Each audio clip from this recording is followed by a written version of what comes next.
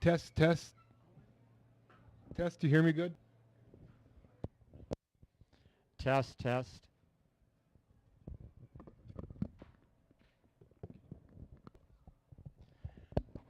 Good afternoon and welcome to the Classic 8 Conference Track Meet here at Arrowhead High School.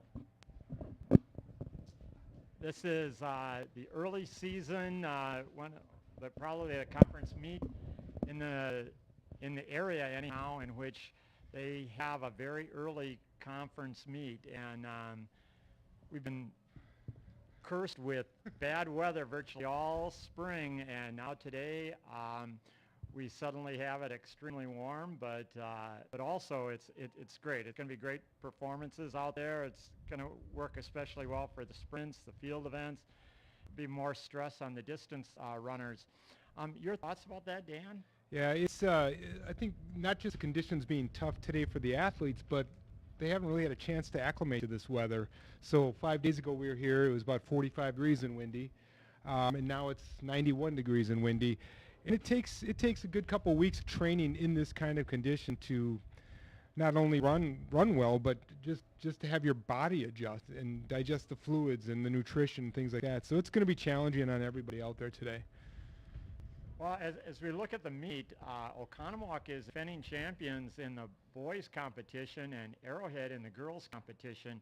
And in spite of maybe what the performances were indoors, early outdoor season, when you get to this conference meet, it is always just a Donnybrook out there that teams are competing so hard and squeezing performances out of the athletes, doubles, triples, in order to get the most points that they can. And we expect exactly that again this year. Yeah, the Classic 8, I don't care what sport it is when it comes to a conference meet. You know, I would say track and field, cross country, more gentlemanly type events or sports. But I don't care if it's basketball, wrestling, baseball. When it's Classic 8 up against Classic 8, they are out for blood. So, like you said, Coach Donnybrook, hopefully there's no punches thrown. But I think the kids will be going all out. You know, they're not holding anything back today. The field events are already under competition. We don't have cameras right down on field events. We don't have the wireless capabilities, but I'd like to go through and give you a little bit of information, especially the girls' high jump. The girls' high jump is underway. There are 17 competitors. The top performance is Ella Pixel from McWanago, just a freshman. Ella's best performance this season is 5 feet 4 inches. She's ranked 6th in the state. Also, Emma Eilertson of McWanago is the number 2 jumper, and she's a junior, and she has a 5'2" jump in there. So those are the top 2 performers in the girls' high jump. In the boys' high jump, the top jump right now is also a McWanago, and that is Mason Kelly, a freshman, 6 feet 1 inches. Trip Walsh from Arrowhead has a jump of 6 feet. Indoors, Trip had made 6'4". He's been injured ever since indoor season. This is his first meet back, and so we'll see you know, what the layoff has done. Hopefully he's healed up and he's ready to get well over 6 feet today. Also at 6 feet is Brady Hannes from Waukesha South, a junior. John Kubish, a freshman from Arrowhead, is 6 feet. Gio Anello of McWanago, 6 feet. And Tyron Cook of Waukesha South. Those are the top jumpers. Dan, I'll hand this off to you on the girls' pole vault. Yeah, and Coach, real quick, now, you've been doing this for a long time. I know more in the distance events, but with the wind like it is, it's coming across. Will that affect the high jump at all, in your opinion, or should it really not impact them? I don't think it's going to have a real big impact on them. You know, I think athletes, if they've been maybe at this track, and a lot of them were last Saturday at the Myram Invitational, they're familiar with this runway and kind of how it feels and how they adjusted their steps to the runway last Saturday. I think they will have maybe a little bit of an edge to it. Okay. Going to the pole vault then. So for the girls event, we've got. I'll start with the 10'6" is the 18th ranked Nikki Wilcox from Quantico, freshman. At 11 feet, we have two people: Michaela Pardoon, 12th ranked in the state from Arrowhead; Morgan Lay, 12th, tied for 12th from Oconomowoc. They're both at 11 feet. Kendall Halen from Muskego's at 11'6".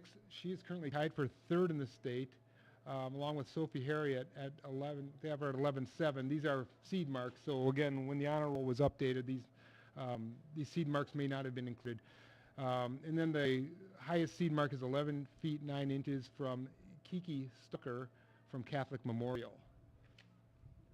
In the boys pole vault, at 15'4" Ashton Moody, who's second ranked in the state, and I believe, Coach, he did that last week here at the Myram on a cold night. So we'll see what he does on a warm day. Max Rabella from Arrowhead at 15'1", and then he's fourth ranked in the state.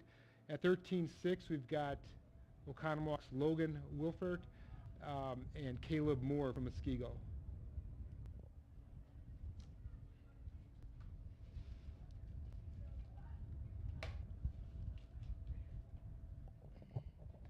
Moving along to the long jump, the girls' long jump, which is underway at this point. The top jumper is Navia Levenhagen from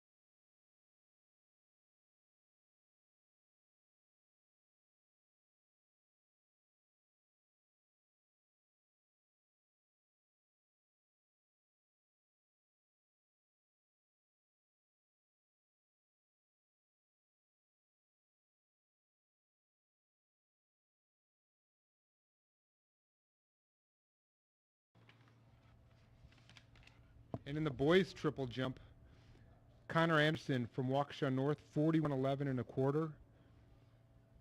The next seed time is 41.5. Waukesha South, Marshawn Robinson, who I know plays basketball at Waukesha South and is extremely good. And I think as a senior, Arrowhead can be glad to see him go. We want to play him next year. They were conference champs. Yep. They were a great team. Yep. And then 40 feet 11 inches, freshman from Oconomowoc, Marcus Dudek. There's two arrowheads right after that, 40 feet 5 inches and 40 feet 4 inches, Colin Argue and Nick Sinelli.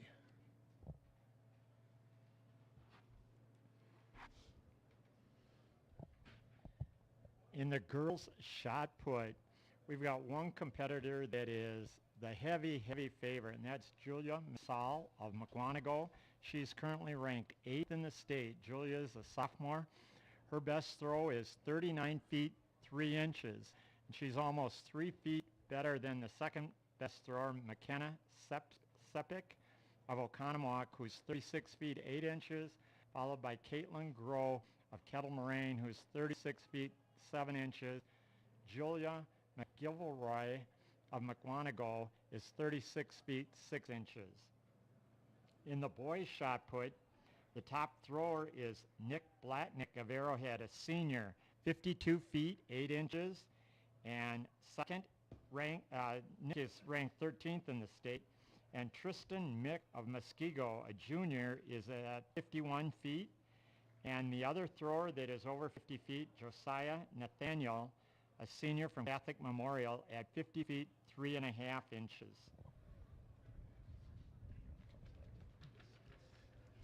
All right, I'll go through the discus now. It looks like for the girls event, we're going to have, at least on paper, a 1-2 battle here. McKenna Sepik from Oconomowoc, 113.11. And then the second seed is Arrowhead's Olivia Wima at 113.7.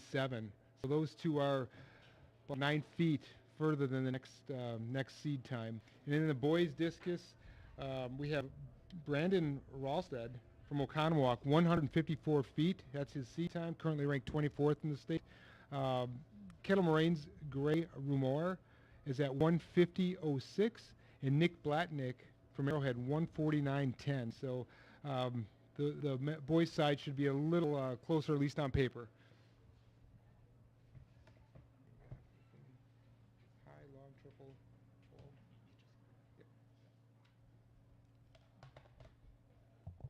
Okay, we're going to do a check on here what the heights are currently at the pole vault for the boys and girls. We've got one camera on that.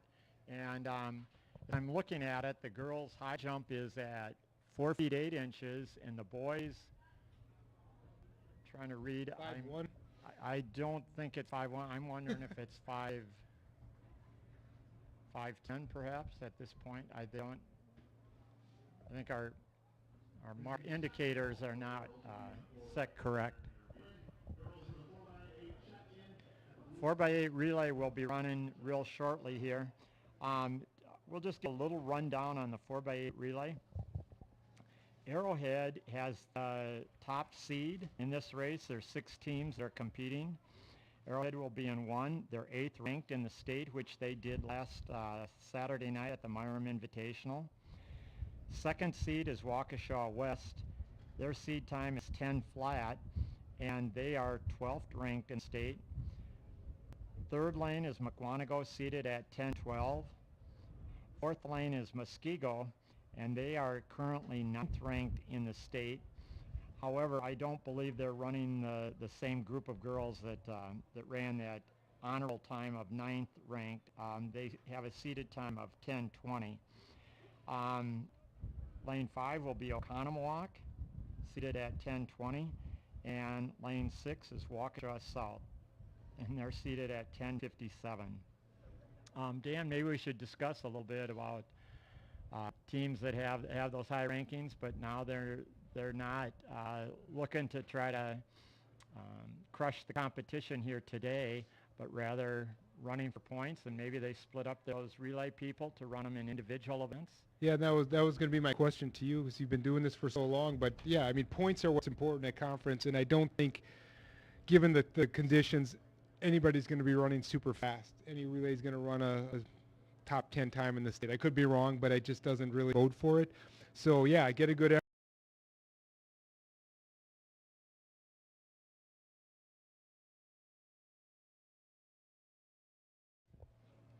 Well, it looks like we're about 8 minutes until they're going to be running the 4x8 relay. Right now we're going to put the cameras on the 2 jump events. So we got a camera on the pole vault and a camera on the high jump. And if we can do a split screen on that, hopefully you'll be able to check out both of those competitions here for the next 7-8 minutes until we get to the track races.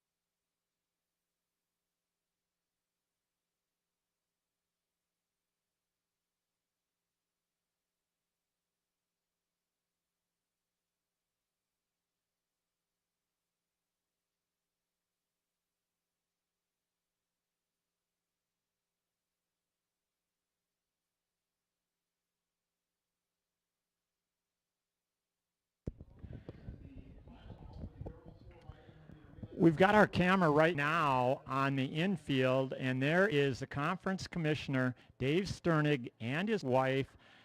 Dave has been the conference commissioner since the start of this conference. He and his wife have helped to orchestrate, to manage the Classic 8 conference as one of the best in the entire state. Maybe we can turn the mic to what the field mic is talking about, but we'll keep the cameras on, and if you want to mic that outside, Dan.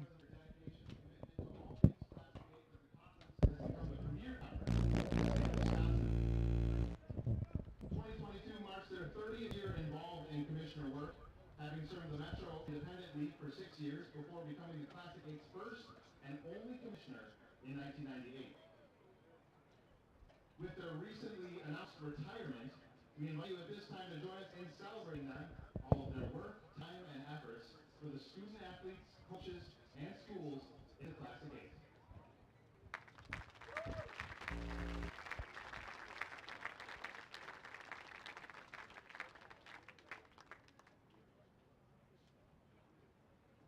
I believe our ADs have something to present.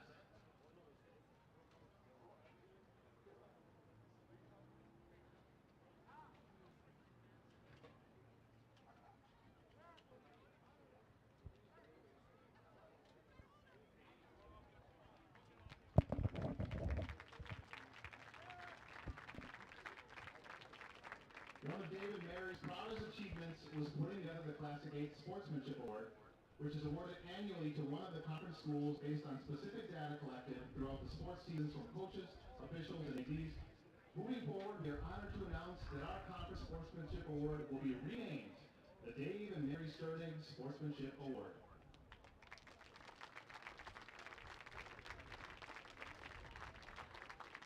Thank you for your service, Dave and Mary. Congratulations and all the best in your retirement. At this time, please rise for the playing of our national anthem.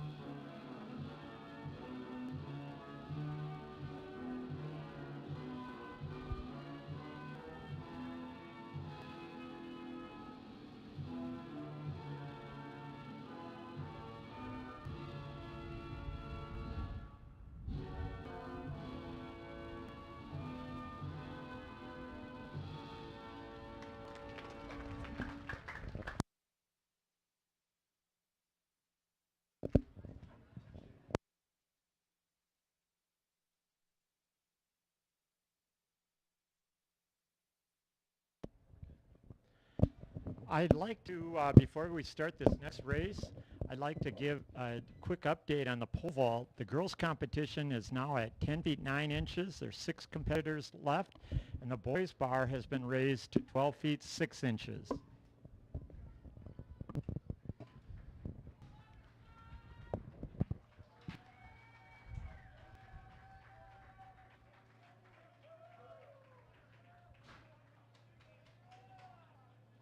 Gotta send that to Dan.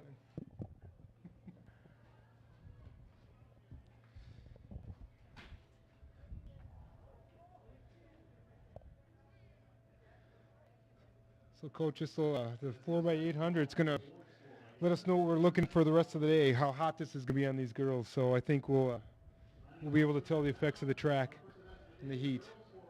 You know, I almost wonder, an 800, and they're out there racing awfully hard for 2.5 minutes. I don't think the heat is going to be so oppressive for a race that distance, or for that 2.5 minutes, but I think it could be the wind also affecting times here. Yeah. We'll see. Then again, they're also young. Nothing bothers them.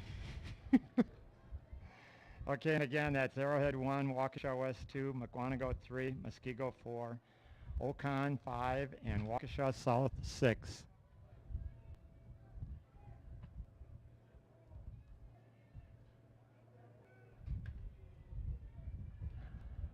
And the back stretch, we can see that's Muskego in first, West in second. Arrowhead is alongside of, is that Oconomowoc, Dan? That's It looks like. yeah, they're I think they have stride for stride. they have a strong wind at their back on that back stretch. So here's where we'll tell if they start bunching up or.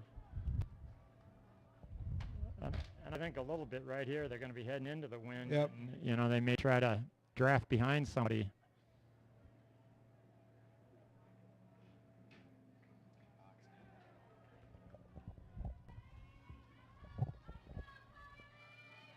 Muskego with about a 5-meter lead. Oconomowoc, West, and Arrowhead.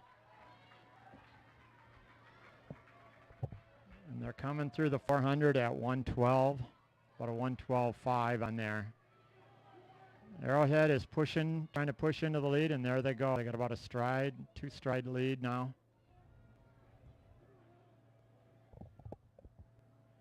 The first 4 teams are fairly close. About 12 meters gap between first and fourth right now.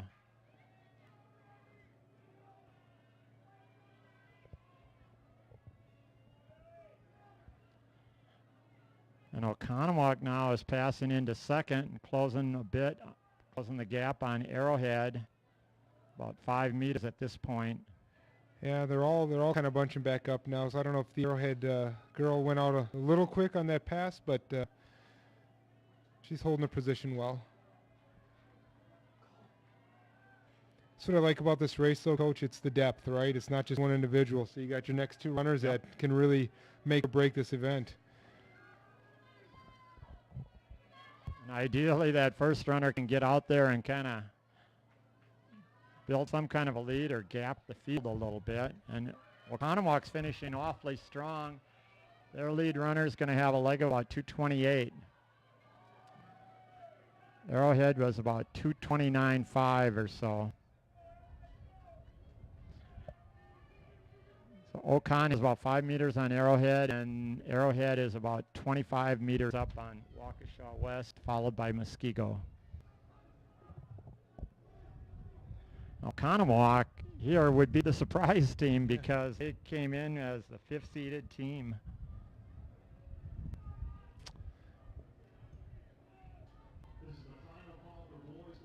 But again, it's kind of where you want to lay your chips, where you're going to run your horses today.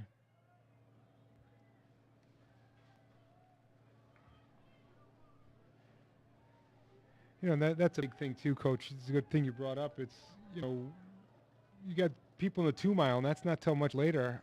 They need to keep hydrated and cool and out of the sun these couple hours leading up to their race. So there's a lot of strategy even outside of the race, just warming up and preparing.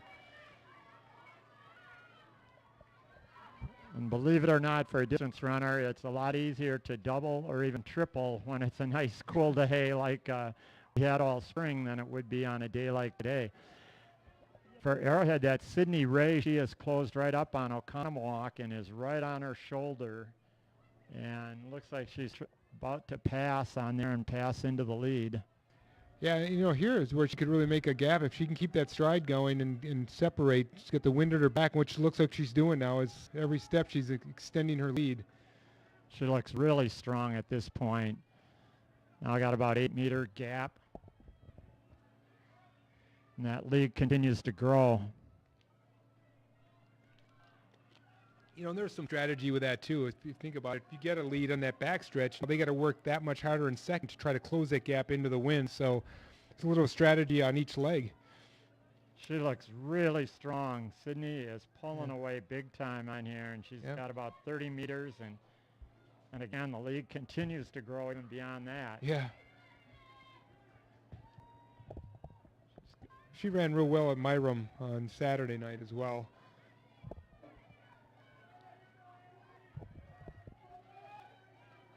And this is Lucy Duhax from Arrowhead. And Lucy has got probably a 40 meter lead at this point. And if she's running another race, she may try to run reasonably strong the first lap and then put a little bit in cruise control the second lap. I don't know. Well, this is where it gets a little dicey for the chase in second. Now, you get the adrenaline going. You want to close the gap. You get the wind at your back. You could have the tendency to go out over your skis here and go a little too quick, too early. She has reeled her in a little bit, but again, it's coming into the headwind that's going to really sort things out.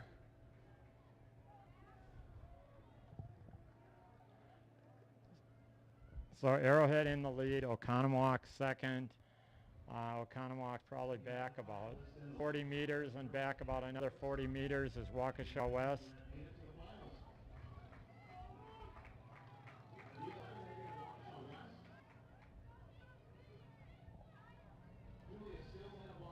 After Waukesha West is Mukwonago and then Muskego. Yeah, West is making a good move here on second.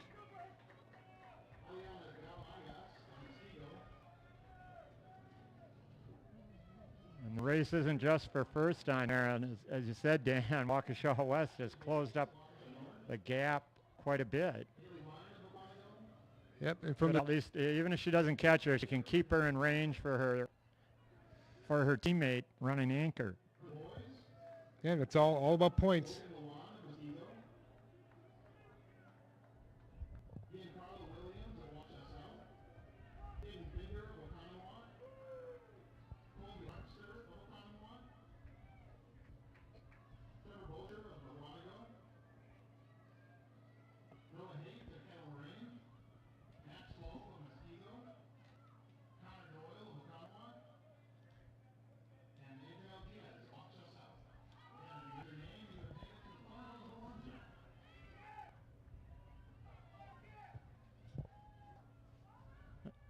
And Lucy continues to grow that lead.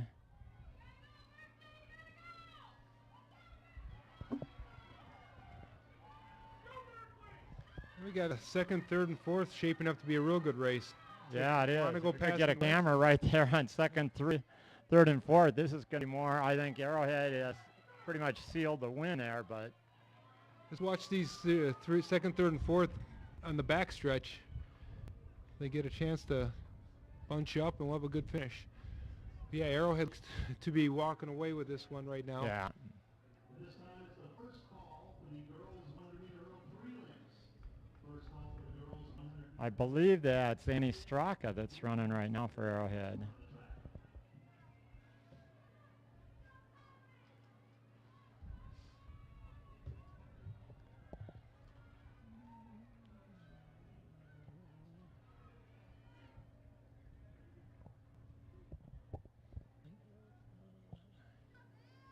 And again, more of the race now is the second, third, and fourth place teams, and they're trying to close up on Oconomowoc, and they have some. Waukesha West and Mukwonago, and West Girl is moving up. Still reachable.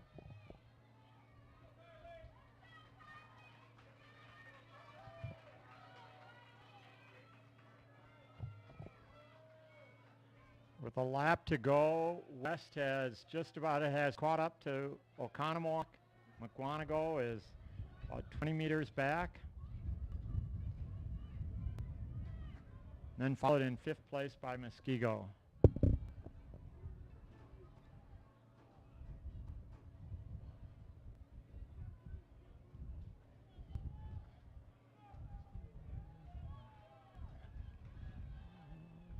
And Arrowhead is just kind of coasting it at this point. Waukesha West has pulled away, and pretty clearly they're going to finish second. Now more of the race is going to be third and fourth, and Mukwonago just passed into third. Oconomowoc's fourth, and Muskego continues to be fifth. Waukesha South sixth.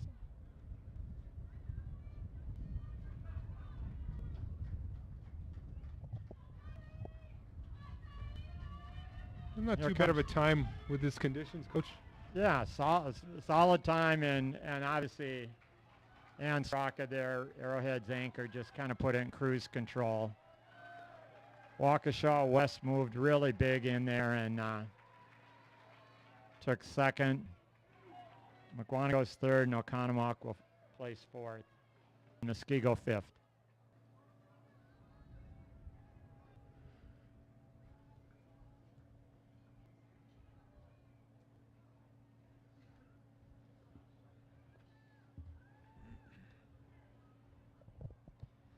Now, with that said, we are going to go to the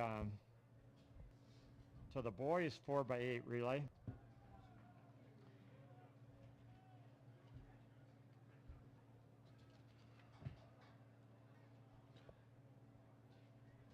And these are the teams that are going to be running. There's 7 teams that are entered in this. Waukesha West will be lane 1.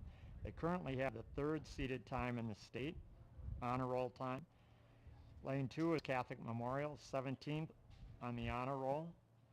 Lane 3 is going to be Arrowhead, 19th on the honor roll, although Arrowhead now is running Ty Getz and Charlie Wesley in there. Lane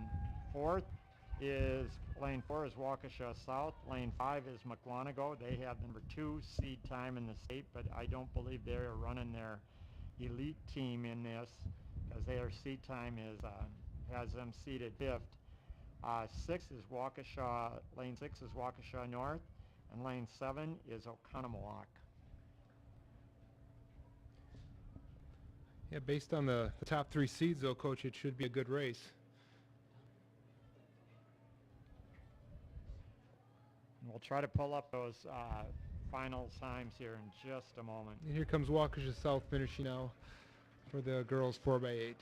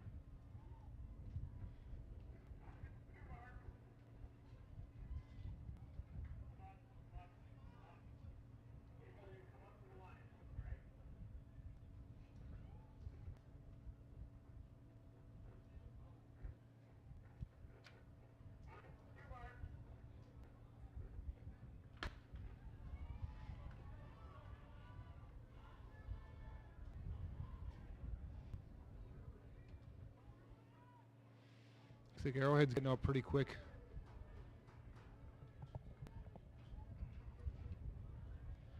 Make the cut to the pole. That looks like Waukesha West in the lead. That CMH in second there. Arrowhead. Everybody's bunched right in there. They were through that first 200 pretty quick, Dan. Now they're going to be coming around and hitting the headwinds here in the home stretch.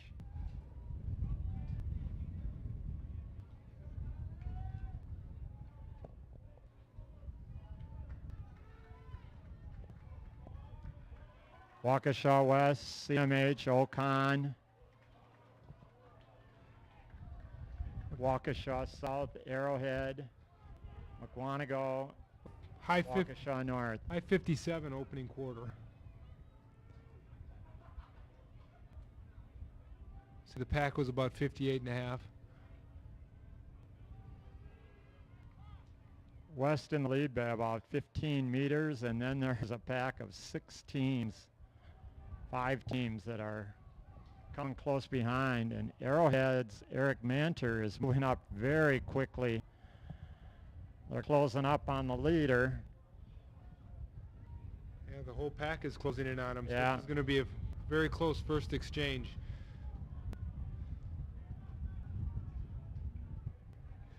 You don't see too many fumbled exchanges in the 4x8, do you, Coach, even if they're close? No.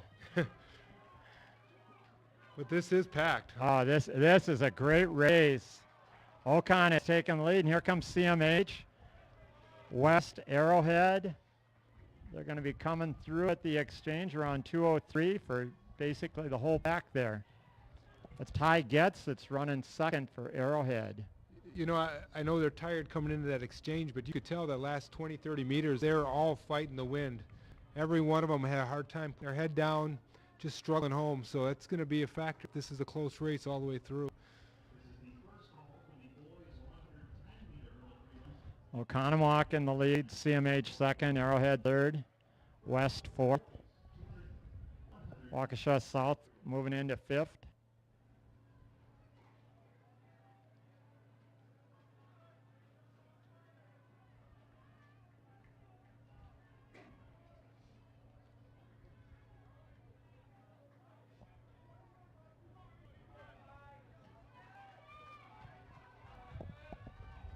Arrowhead's moving into the lead. That's Ty Getz. They're running for Arrowhead.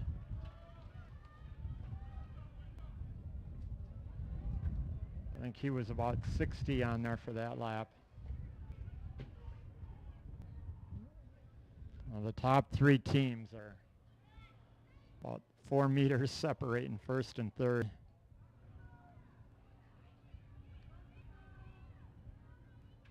I believe that's West and fourth. They're kind of in no man's land, chasing 3 and then 2 behind them. Now there's a break between Memorial and Arrowhead. CMH made a charge, and Arrowhead's Ty Getz held them off. Now they're battling. They're going to be battling right to the line at this exchange.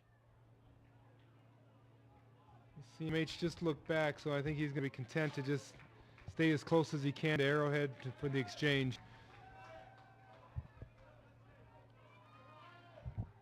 Arrowhead's Josh Frontera, sophomores, running the third leg. So Arrowhead about a 12-meter lead. CMH has about 20 meters on Oconomowoc. Waukesha West in fourth. They're about 20 meters back of Ocon. McWanago in fifth. South sixth. Waukesha North seventh. This is the final call for girls 100-meter hurdles relays. Final call for the girls 100-meter hurdle relays.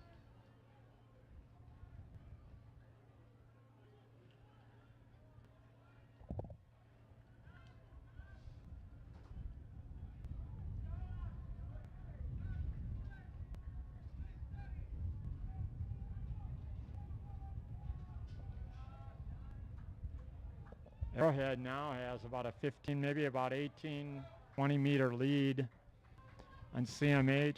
Waukesha West is closing up very strong right here.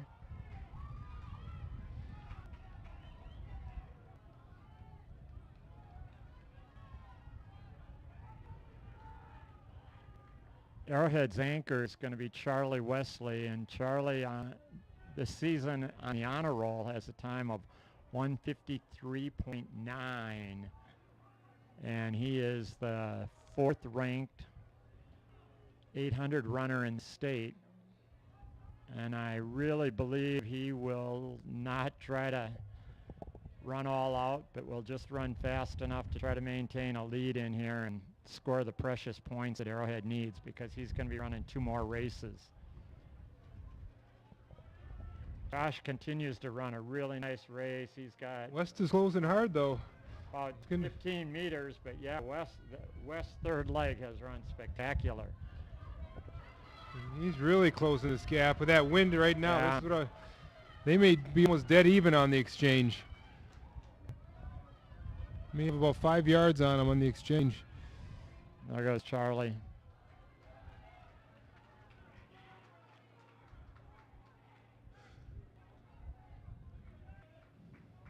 And we'll see what his coach, Razor's on the back stretch, and I'm sure he's going to coach him up or down depending on how much he needs to do to try to maintain the lead and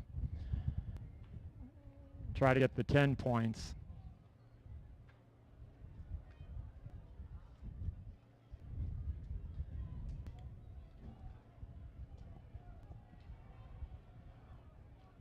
CMH is third.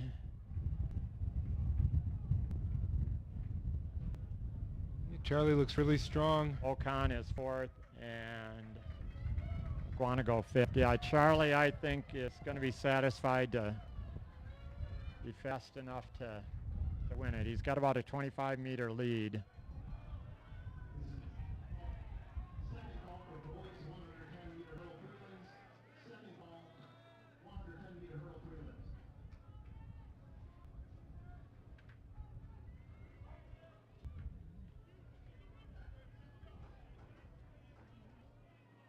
And it seems right now Charlie is kind of put in a cruise control. He's got about 35 meters.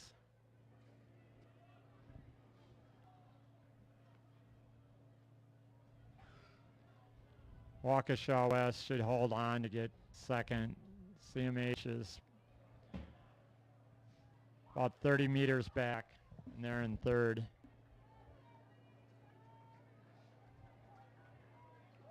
Yeah, he is just running relaxed to the finish. Smart move.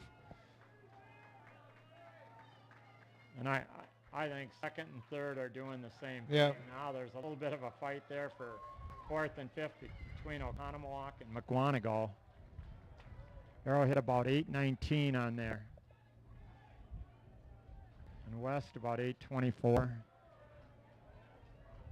And we're going to catch this battle on here for fourth. And it appears that Oconomowoc beat him out. Again, those were not too bad times for the wind and the heat. Good efforts.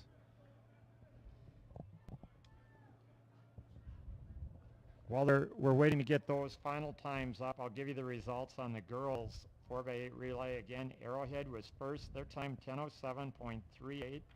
Waukesha West second. They moved up very nice on that last leg. 10:16.2. Third was McGuanago 10:21.2. Fourth, Oconomowoc 10:29.0. Muskego was fifth at 10:35, and Waukesha South sixth at 12:08.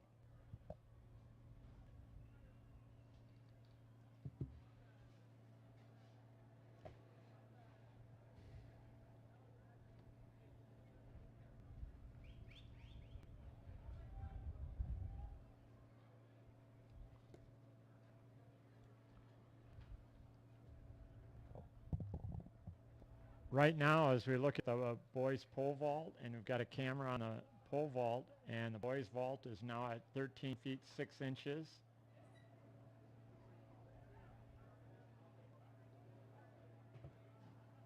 And they're taking a couple of run-throughs, so we've got some athletes that are just coming in at this height. We'll try to update you on the girls pole vault. I cannot see the height markers on there.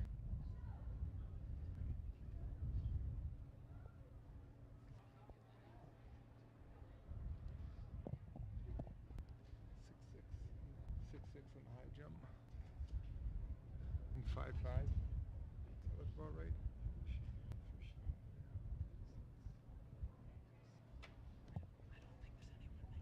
Next on the track, heat one of the girls 100-meter hurdle prelims.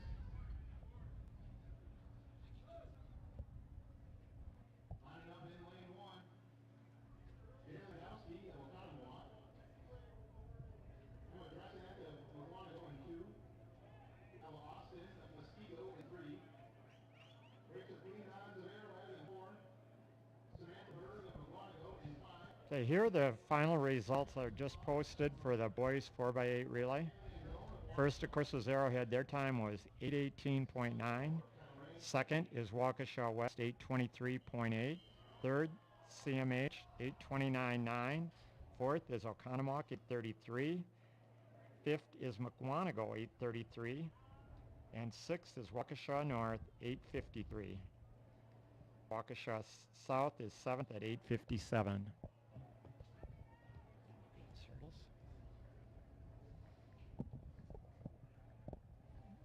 We're now at the prelims for the girls hurdles. Landowski in 1, Dresnat in 2, Austin 3, Kleinhans 4, Soufflon is 6, Burge is 5, Angon is 7, and Delcor is in 8. That's Rachel Kleinhans leading this one. And it'll be heat winners and then the next overall times. So that clearly to me showed that was Rachel Kleinhans in first and Samantha Burge in second. Lining up in heat 2 of the prelims. In lane 1, Keegan Loads of Penryn. Madeline Benos of Oconomowoc in 2. Carly Vermeulen of Arrowhead in 3. Caitlin Lualisa of Waukesha West in 4. Carly Tash of Tego in 5. In lane 6, Emma Elerson of Mukwonago. And in 7, Janae Brown of Catholic Memorial. Heat 2, there are 7 athletes. Carrillo, Waukesha South 1, Reynolds, Kettle 2, Needy Gain, Oconomowoc 3. Oops, I'm giving the wrong. Let's correct that. 1 is Lotus, 2 is Stenhouse, 3 is Vermeulen, 4 is Eulacia, 5 is Tesh, 6 is Eilerston, and 7 is Brown.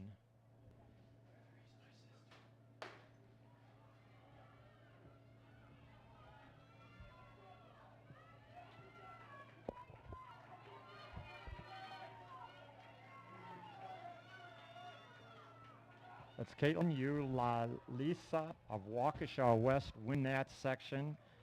Caitlin is a 6th ranked hurdler in the state right now. She cruises her way on to finals. Reset the hurdles for the boys under 10 hurdles. This is the first call for the girls 100-meter dash.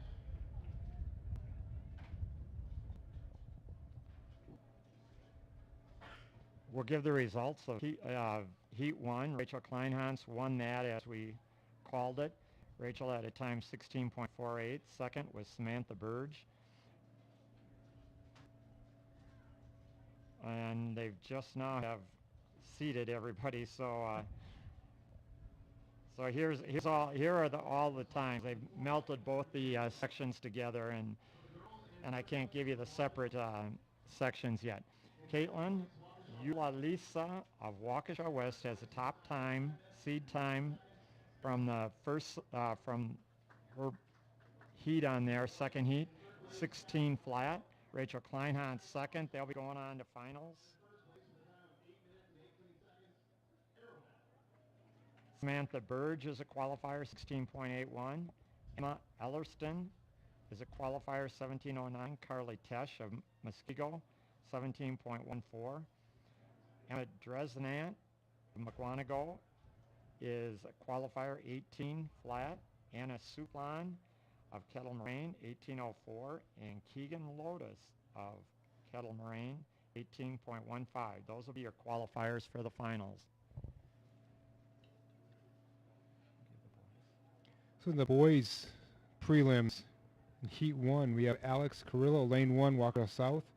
Lane 2, Mason Reynolds from Kettle Moraine. Lane 3, Rodrigo Nakigani from Oconomowoc. Lane 4, Mike Nugent, Arrowhead. Lane 5, Zach Pitzel from Mukwonago. In lane 6, Kyle Yankee, Arrowhead. Lane 7, Carter Seawright from Muskego. Mike Nugent is currently 17th on the state honor roll.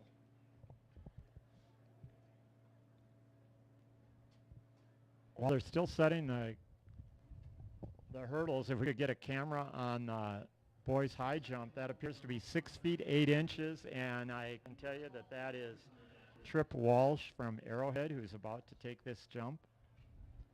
And I believe that might be the lead jump in the state if he makes this.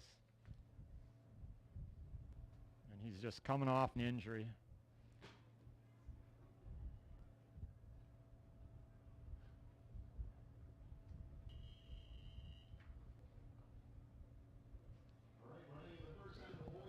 Okay, here we go to the hurdles.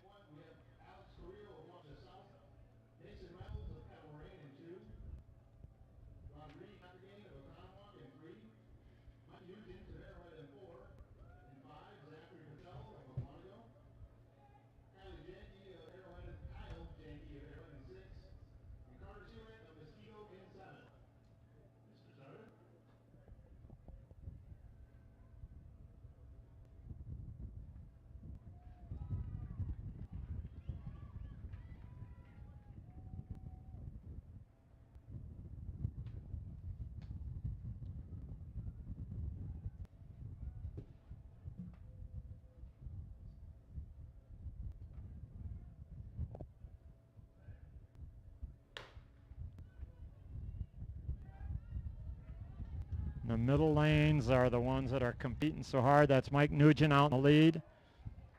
Oconomowoc second, Arrowhead third. Mike Nugent wins that section.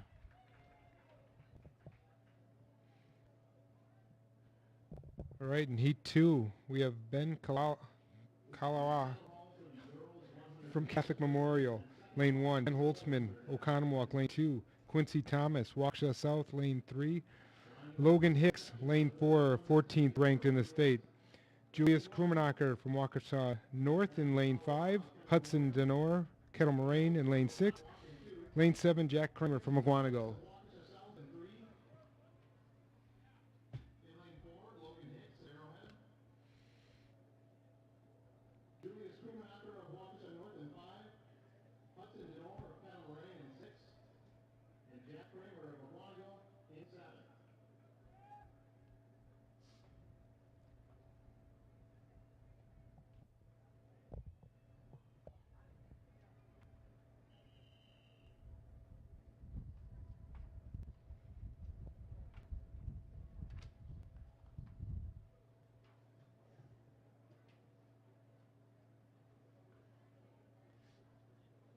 Logan Hicks is the top seed in this section by over half a second, so look for him to be a qualifier.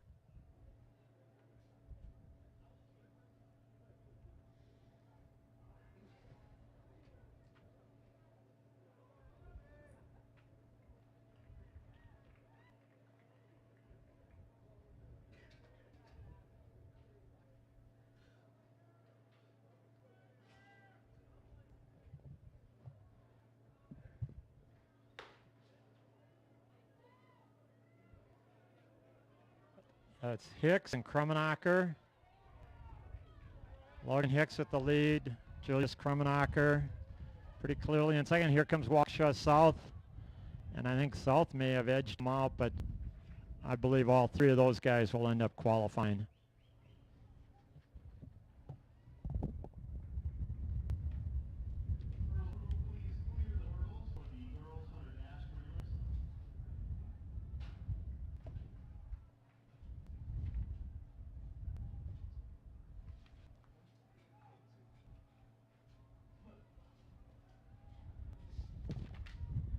In the first section, Mike Nugent won it 15.63.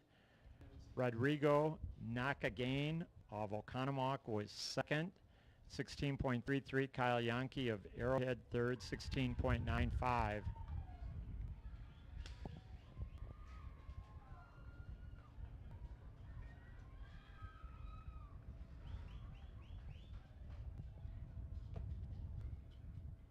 We see the girls' pole at this point is 11 feet 9 inches, and the boys' vault is at 14 feet 6 inches.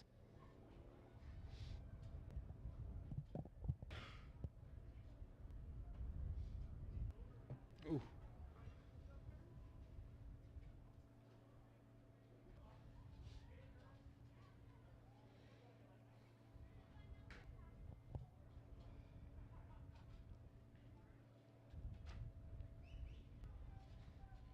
Excuse me.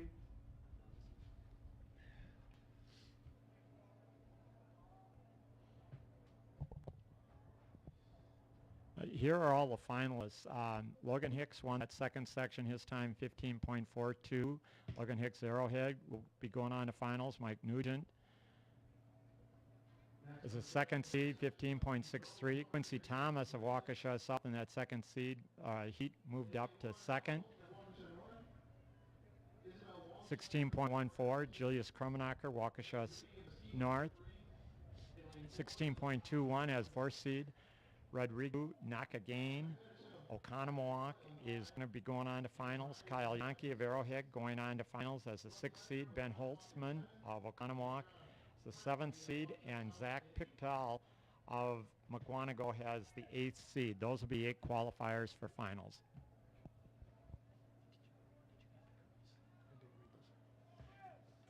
So in the 100-meter prelims, heat 1 of 3, lane 1, Ella Hultman, Waukesha North. Lane 2, Isabella Walschlager, Kettle Moraine. Lane 3, Megan Reedy, Muskego. Lane 4, Lily Cobb, Mukwonago. Lane 5, Annalena Peterson, Catholic Memorial. Lane 6, Megan Reinders, Arrowhead. Lane 7, Brooke Flegner, Oconomowoc. And lane 8, Adriana Beckley from Waukesha South.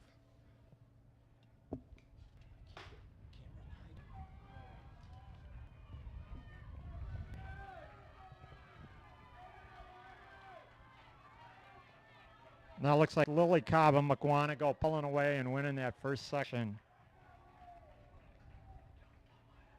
Annalena Pearson of Catholic Memorial appeared to be second in that section. We'll see what the photo timing will give us. And up next in heat 2 of 3, lane 1, Sophia Kramer from Catholic Memorial. Lane 2, Ellison Semborski from Oconomowoc. Lane 3, Grace Lundy, Muskego. Lane 4, Ella Sivak, Kettle Moraine. Lane 5, Nevia Levenhagen from Waukesha West. Lane 6, Addison Weber, Waukesha South. And lane 7, Julia Carson, Mukwonago.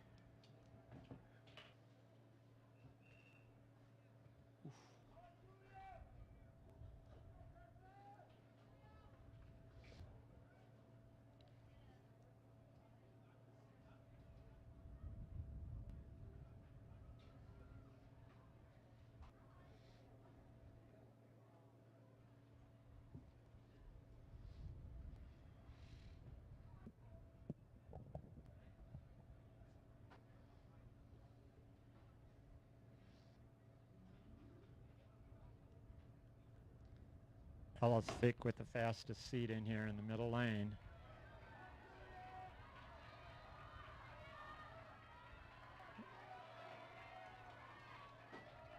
That looks like Semborski of Oconomowoc appeared to have won that section. Just a freshman. She doesn't pay attention to seed times, Coach. That's right, 5th seed, and she's winning that section. Nice race. No better time than now to hit your peak. All right, heat 3 of 3.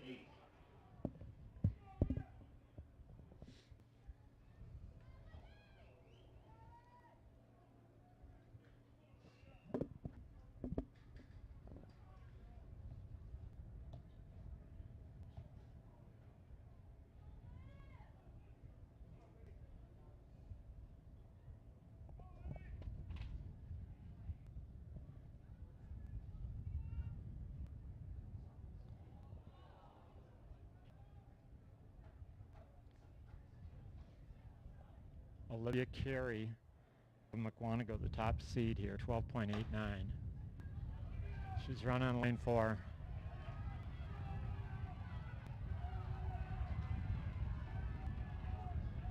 Grace Rank of Kettle Moraine. I think that might be Oconomowoc.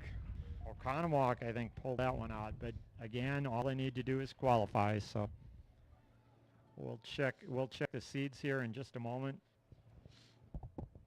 While we're waiting for that, in Heat 1 of the boys 100-meter dash prelims, Lane 2, Sam Knott and Kettle Moraine. Lane 3, Sam Vargas, Arrowhead.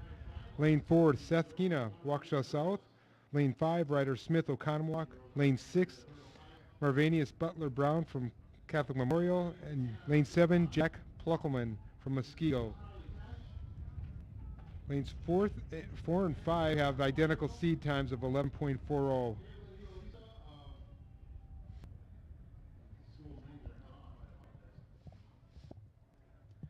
Here are the qualifiers from the girls 100-meter dash from the first 3 sections.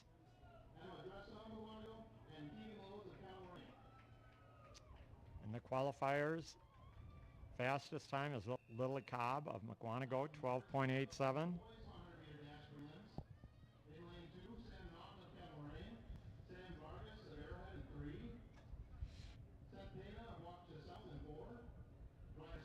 Annalena Peterson, Catholic Memorial, 12.91 qualifier. Ellison Zambor, 12.94. Megan Reedy, Muskego, 13.15 is the 4th qualifier. My screen just went blank. Here we go. The next qualifier is Navia Levenhagen, Waukesha West. Ella Civic of Kettle Moraine.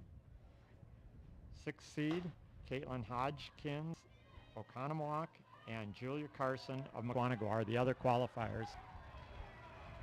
Looks like Pena and Smith and Vargas coming up on the outside.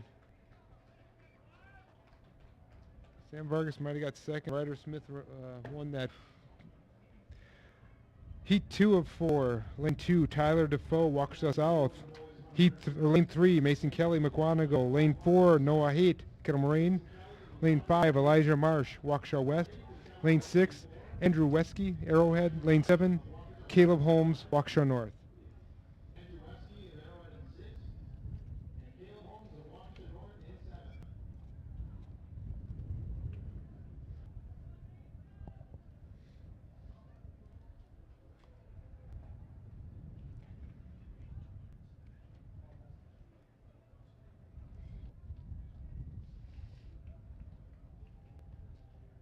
Again, qualifiers for the finals are going to be the heat winners automatically make it on out of the 4 sections, and then the next 4 qualifying times overall.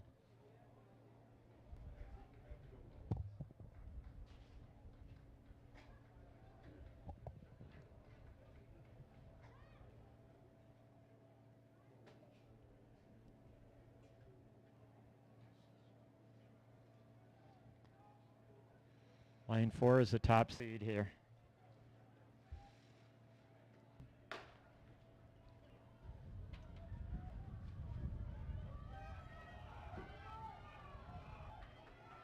It looks like Elijah Marsh winning this one.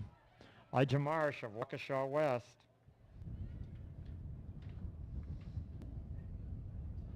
Heat 3, Lane 1, Nola Lorenz, Waukesha North. Lane 2, Aiden Woodring, Waukesha South. Lane 3, Connor Doyle, Oconomowoc. Lane 4, Eddie Jones, Catholic Memorial. Lane 5, Riley Wernis from Mukwonago. Lane 6, Jack Watke from Waukesha West. Lane 7, Max Schneider from Muskego.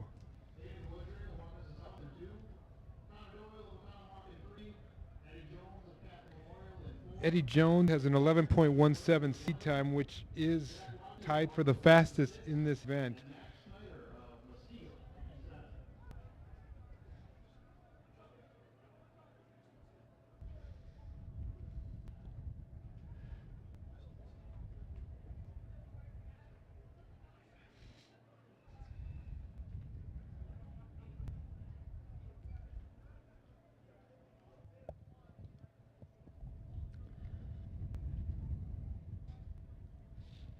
Eddie Jones's seed time is 25 hundredths better than the second seed in this race, so we'll see. The seeded lane hasn't necessarily been the winners in these Right. last several races, have they, Dan? No, but I think Eddie's up for it. I think he's ready.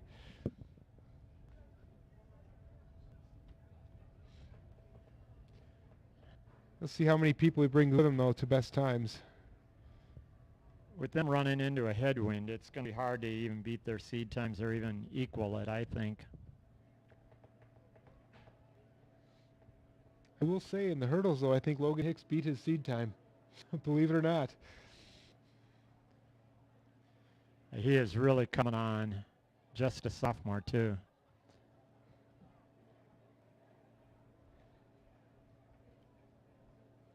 You had the good fortune to be his coach, didn't you? Yep. Talked to him last night, actually, and he said he likes the cold weather. This is close, Coach. Eddie Jones, Connor Doyle, Well, he brought Riley Werns. Boy, those guys were very tight finish. Appeared that Eddie won that. He brought two with him, though. Those two may get through. And in Heat 4 of 4, Lane 1, Riley Van Ness, Muskego. Lane 2, Brady Foster, Waukesha West. Lane 3, Jace Weber, Arrowhead. Lane 4, Corey Smith, Catholic Memorial. Lane 5, Colin Viola, McWanago. Lane 6, Riley Nicholson, Kettle Moraine. And Lane 7, Kyle Nelson, Waukesha North. And again, in this heat, Corey Smith has an 11.17 seed time, which was the same as Eddie Jones had in the last heat. Corey's seed is 28 hundredths faster than the next best seed in here, but right now I don't know that necessarily makes him the favorite, even though that's a pretty wide margin. Didn't we say something like that in the last heat? I think we did. I'll tell you what, the final's going to be dang close. The best of the Classic 8. You're watching it right now. Throw the seat times out the window and just compete.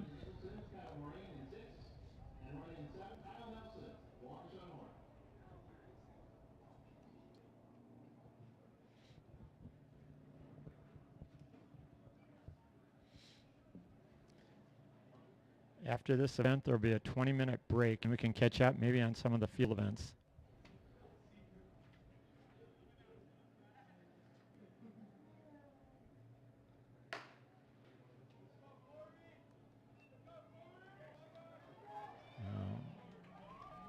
Corey's removing all doubt here. Corey's going to coast to the win.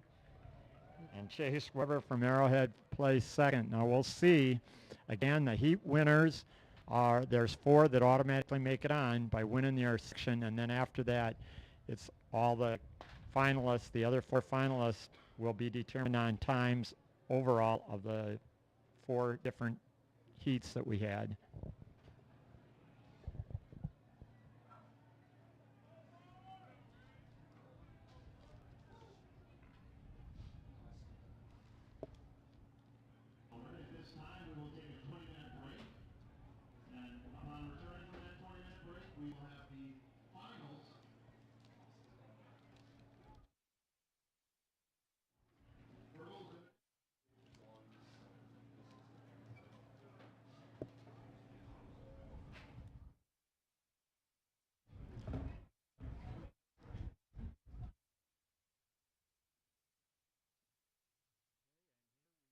Immediately have our results. They're coming to us pretty quickly.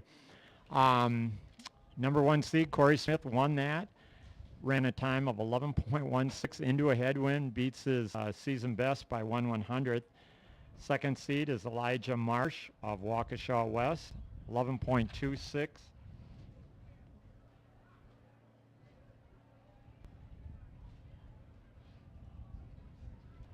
My screen just disappeared. We got it back now. Third seed is Ryder Smith as a qualifier. Fourth, Eddie Jones. Riley Werns from McWanago. Connor Doyle of Oconomowoc.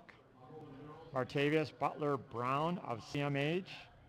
And Jace Weber of Arrowhead. Those are the qualifiers for the finals. And again, there's going to be a 20-minute break until we come back and then every event after that will be finals.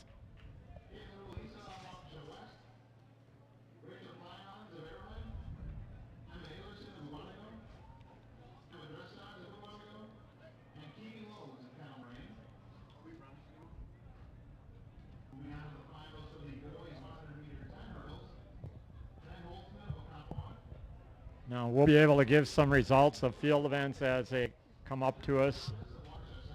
It appears that the girls' pole vault has finished, and I think the boys' pole vault might still be going. I know Max Rebella made the last height, which was either 14.6 or 14.9. Both girls and boys' high jump has been completed.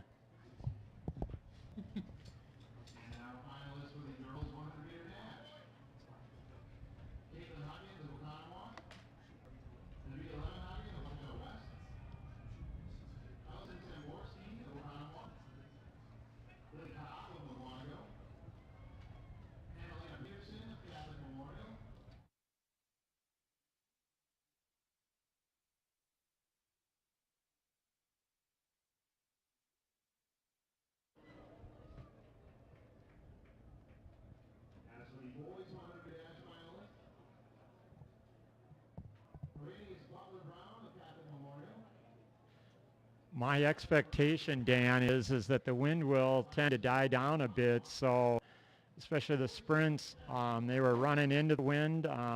You know, I'm sure there's still going to be some breeze, but probably not as strong as 15 minutes ago when they were running the hurdle prelims and the 100 prelims. And they might want that breeze though today to keep cool.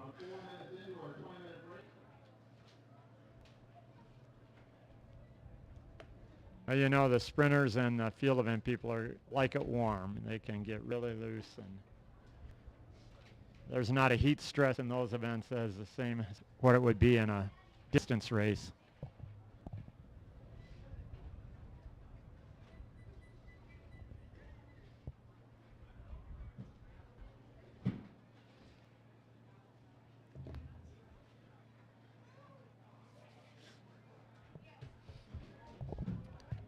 We're waiting for the input of the field events. Again, you can see that both the pole vaults are completed, both the high jumps are completed, and I know that Miles Split, who is doing all the timing and scoring for this meet, will be inputting those results, and they'll be flashing them on live results pretty quickly for us.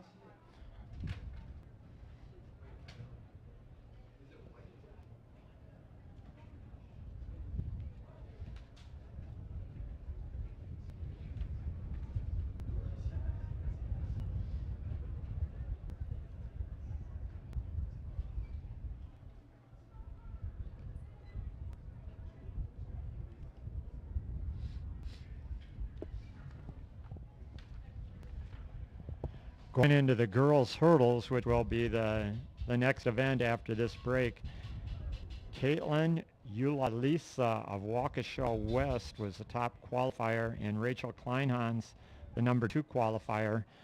Those two went at it in the conference indoor, and they've gone at it in different invitationals this season, and I expect that finals to be a really competitive race, but those two people are the top 2 seeds, and we'll be looking forward to that race. What year are they as Kleinhans? Kleinhans is a sophomore, and Caitlin is a junior. Yes. And the 3rd seed in there, Samantha Burge of Mukwonago, is the 3rd seed. She's a sophomore, 16.81. So those are the 3 hurdlers that are under 17 seconds. So they got another year together, battling it out. Oh, yeah. It's going to make them better. You know, that's what we talked about earlier, though. It's such a competitive conference that nobody's going to give an inch even in the off season. They know what they're facing coming back, and it just makes for better times, better athletes. They finish their workout after an hour and a half, and then they probably stop and think, I wonder what my competitor's doing over at Waukesha West or Muskego or any of the other schools, and they probably go head to the weight room and pound away for another half hour there. You know, it is funny you bring that up, because I know there's a lot of social media sharing of, at least in the distance community, people like sharing what they're doing, what their training log is. There's that Strava, and there's other things that show what you've run, how far, how fast. I'm old school, and I talk to the young kids about it, and I'm always of the opinion, why would I share what I'm doing? I don't want them to know what I'm doing. I want to keep an edge on them, and if I show them I'm doing something they didn't do enough, they're just going to go ahead and either mimic the workout I did or increase their mileage. So it's a give and take. You learn a lot from social media about what others are doing, but as competitive as I am, I didn't want to share my training. Oh, yeah. Yeah, I agree with you, you know, yeah. I mean, Keep them in the dark for a little bit. I'm sure Coach Hazy doesn't put his playbook online for all the other coaches to see. You know, same with football, right? Here's our playbook. So I get it. I understand why social media is important to learn, but I'm much more I keep close to the vest on what I was doing when I was training. And I think too, you know, the state honor rolls, they're great. It's great interest. I think it's motivating, but it's also can be something that you know, works against you a little bit. Yeah. Well, and you did that wonderful series for cross country this year, going to different schools, showing their different workouts. I think that's awesome. But again, as a coach, I'd be a little guarded on what I want to show. But you know, it is the era we're in. So. And I don't know if some of that's used for recruiting, you know, as well, Coach. They see what you're doing online, and that might pique the interest of some college coaches. So I do have the results now for the high jump. First place, Trip Walsh, who has not jumped in the last 6 weeks. I had talked to his coach before the meet, and he said he has just come off of IR. He has just done some 4-step approaches and very little jumping. I would say that he probably responded to the rest awfully well. Wins the high jump, career best, 6 feet 6 inches. We should be able to check that out and see what it ranks in the state, but I'm sure it's a top 10, probably a top 5 jump in the state. Fresh legs, Coach. That's right. Tyran Cook of Waukesha South, a great jump, 6 feet 4 inches for second. John Kubish, Arrowhead, third, 6 feet 2 inches. Brady Hennis, Waukesha South, fourth, 6 feet 1 inch. Fifth is Mason Kelly of McWanago, 5 feet 10. Sixth, Landon Scary of Arrowhead, 5 feet 8 inches. Seventh is Bennett McCormick of Catholic Memorial, 5 feet 8 inches. And also tied for seventh, Troy Kowaleski of Kettle Moraine, 5 feet 8 inches. So some great competition there. And again, I think the big story is Trip Walsh coming back and jumping a lifetime best. Yeah, if he can stay healthy, that's going to definitely help with the state team competition down the road. Oh, and no doubt about that. I'm sure that you talked about social media. You know, I'm sure there's some high jumpers around the state that are probably logging on to that. What's he doing? What are his workouts? Can't be possible, but he did it. Must be the shoes, right? Could be.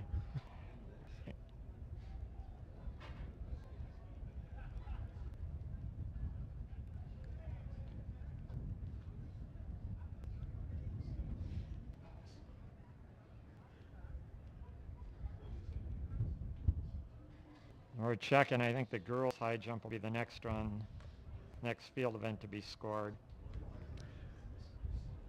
So, Coach, question for you on another topic of track and field. You've heard about the super shoes and the super spikes. Do you see them in high school at this point? Have you heard anybody using the super spikes? And what they are, were they carbon plated? Gives you a little bit more of a rebound. Yeah, the shoes have improved so much. The technology has improved so much in the last couple decades, you know, from back when I was running, when you were running. Yeah.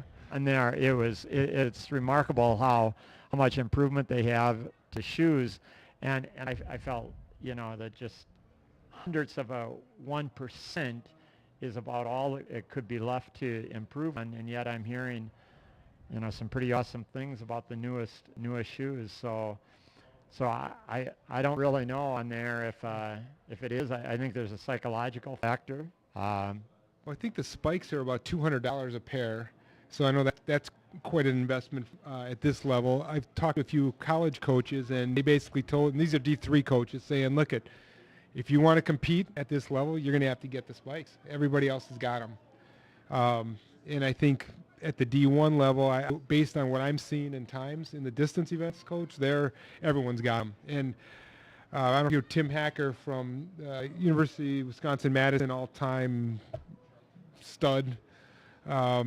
His son just ran 13:19 for 5,000 meters.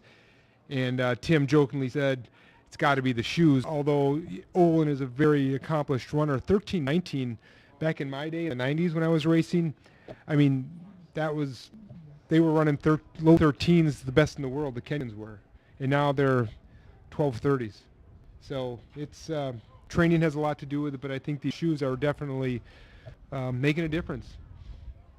No doubt. I talked to Pete Henkes recently, and that was one of the things that he brought up to me, you know, and Pete has a good pulse on all of these achievements that these athletes have been making, and he specifically referred to Olin Hacker as he felt that, you know, Olin had run under 4 minutes one time, I believe, in his career, and then all of a sudden this indoor season, and indoors, which you would expect faster times to come outdoors, and he crushed that 3:59 with a 3:56, and he felt that the shoes were a big contribution to it.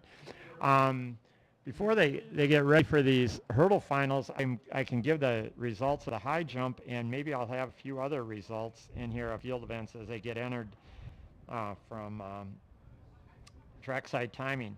I'll pick Cell of McWanago was the top seed, and she won today with a height of 5 feet 1 inch. Her teammate, Emma Eilertson of McWanago was second, 5 feet. Third is Ella Civic of Kettle Moraine, 5 feet. Fourth, Olivia Little of Muskego, 4:10. Fifth is Zoe Roeder of Waukesha South, 4:08.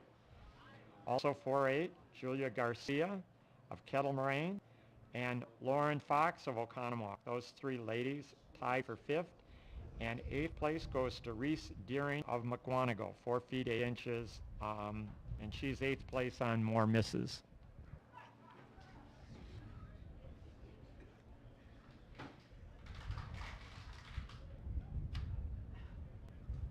And we'll try to get you updated on the other field events. I know the pole vault should be coming in on here for us in a few minutes.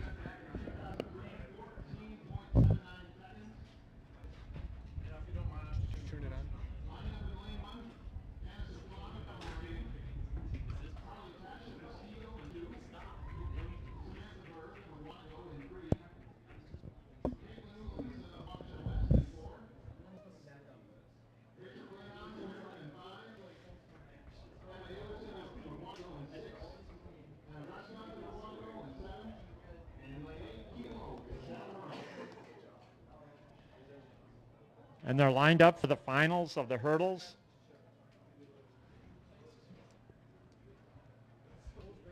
And the top two seeds in here, Caitlin Eula-Lisa of Waukesha West will be running in 4, and Rachel Kleinhans of Arrowhead in 5.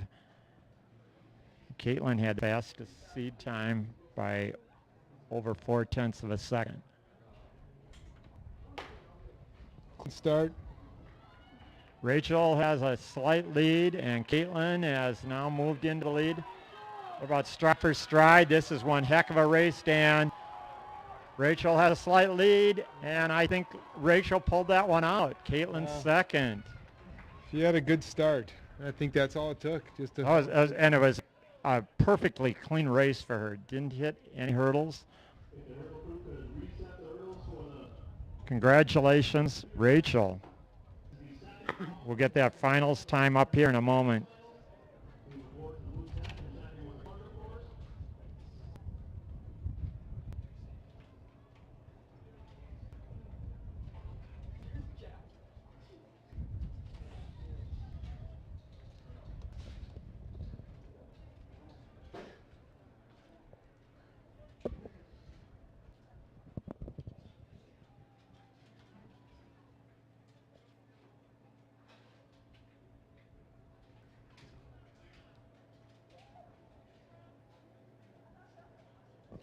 And here we have the final results. Rachel Kleinhans ran an awesome race. She beat her seed time by almost a full second.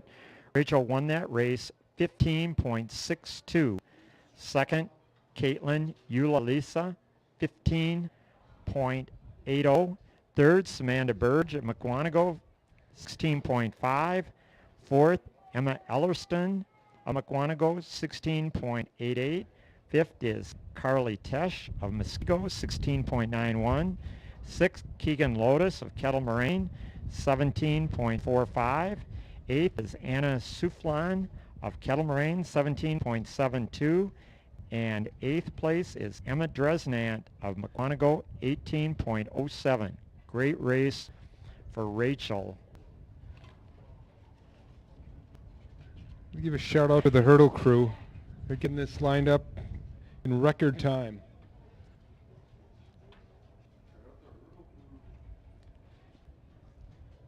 Rachel was 0.04 off of her season best time, and running into the wind, I would say she probably had her best race of the season.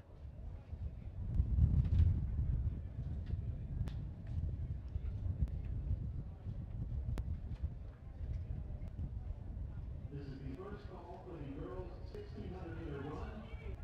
Girls in the 1600, please check in at the blue hat.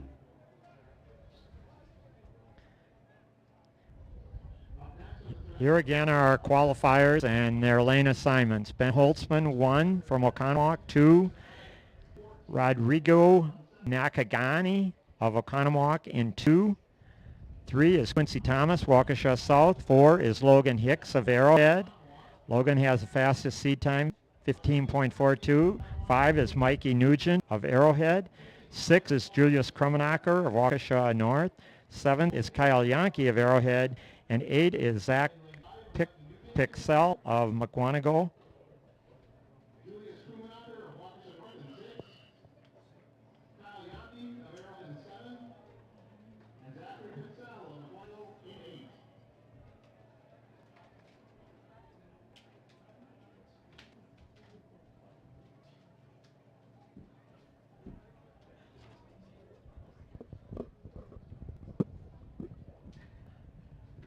This is a big point event for Arrowhead. They've got the top 2 seeds and also the 5th best seed.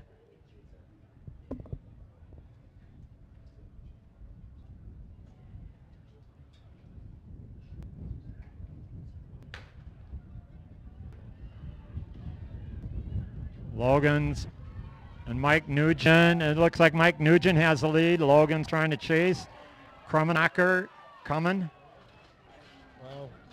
And Logan Hicks over that last hurdle, I think, pulled out the win. It appears that Mike was second, although Thomas moved up very nice for Waukesha South. Now we've got a yellow flag. No, I'm sorry. That yellow flag wasn't for the race. That was just indicating hold up till the next race.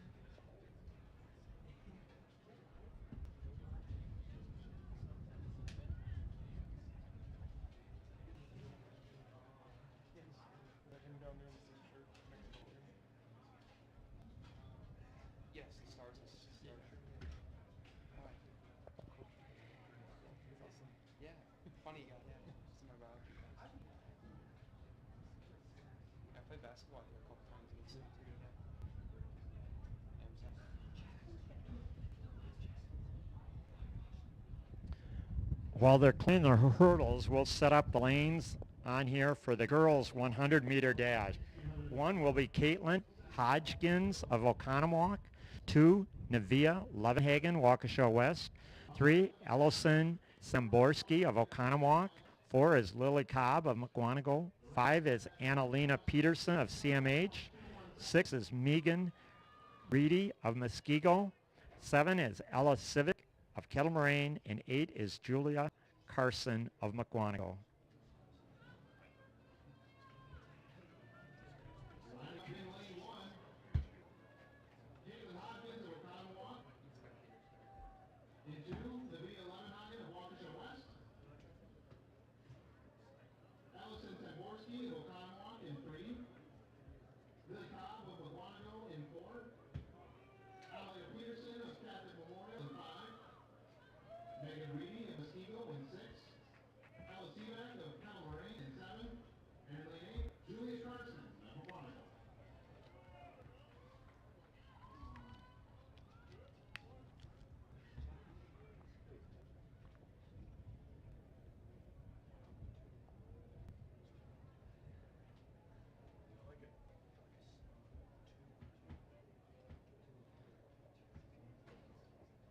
Lily Cobb, lane 4, McWanago, the fastest prelims time.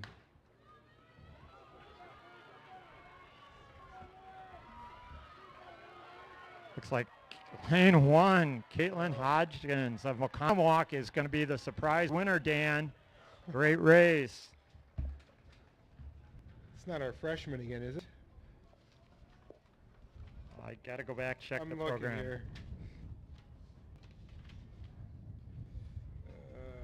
Came in after prelims, had the 7th best time, and wins that race.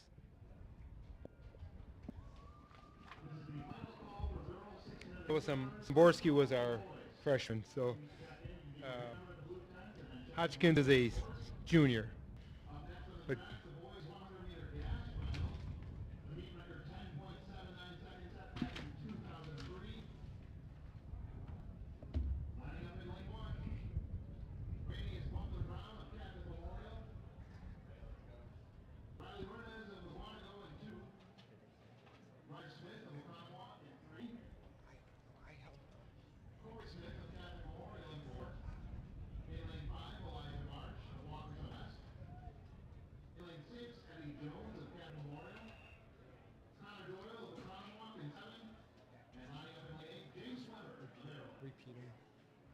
The boys 100 will be a big race for CMH. They've got 3 runners in the finals here. Brown in 1, Smith in 4, Jones in 6. Smith has fastest seed time. In lane 4, Elijah Marsh, Waukesha West. 2nd fastest seed time, prelims time rather. In lane 5.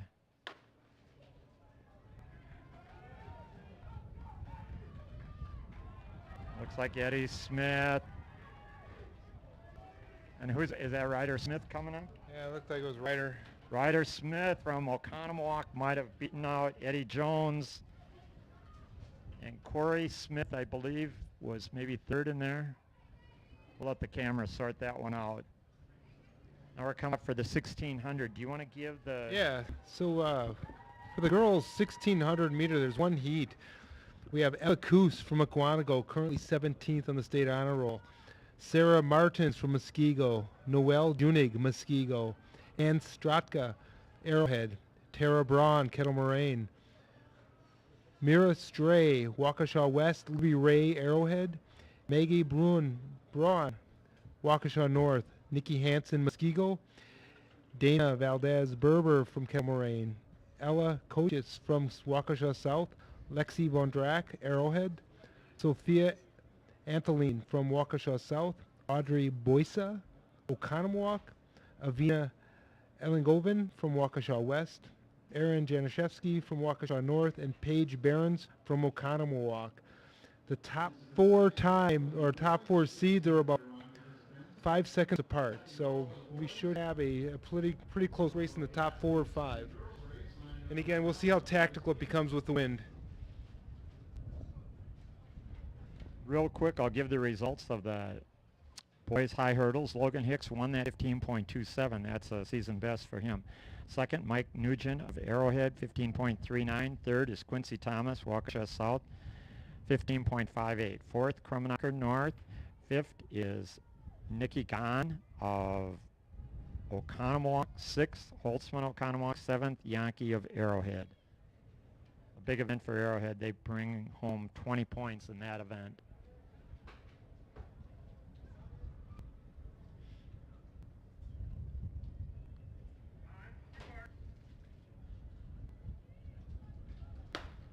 And 17 runners in this race.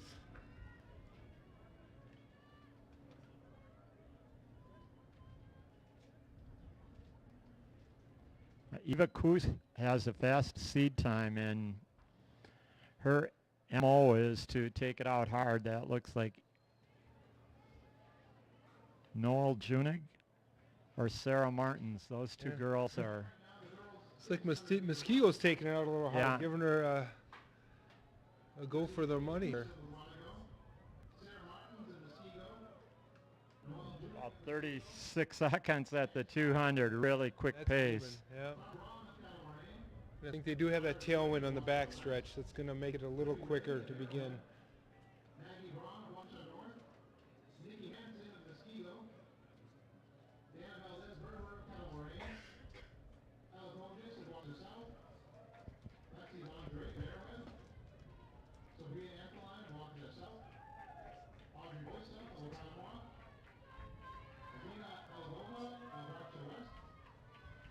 Sarah Martins and Noelle Junig, they're running first and third, and that's Eva Koos in second. They're at about 1:16 for the 400. We'll try to identify the others. I think that's Tara Braun, that's in fourth place. And Myra Stray of Waukesha West, I believe, is in fifth place.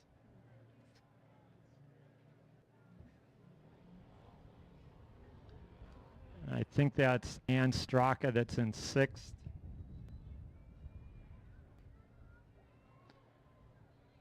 But those two leaders are about 25 meters up on the pack.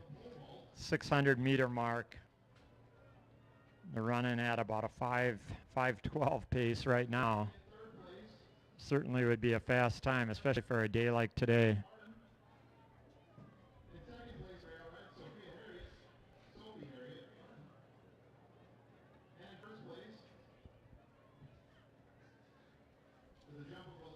You know, Coach, they're obviously familiar with each other. All these runners are, so you'd think maybe just tuck in and go with whoever's going to push the pace.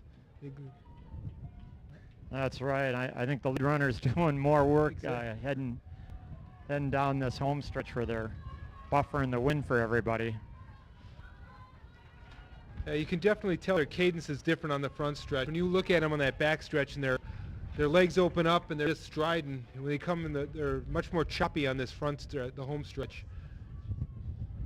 Right about now on the back stretch is where they're going to get that push from the tailwind.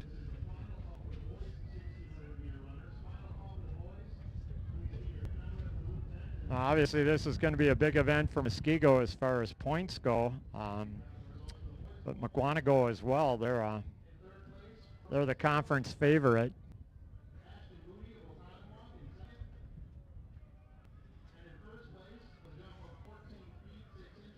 The three runners are within about 2 meters from first to third.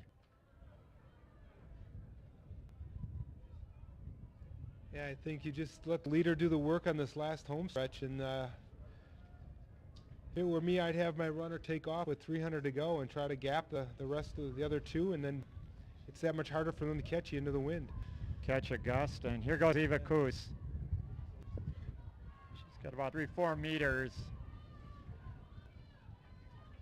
on Martins and Junig. And they're at about a 5:17 pace.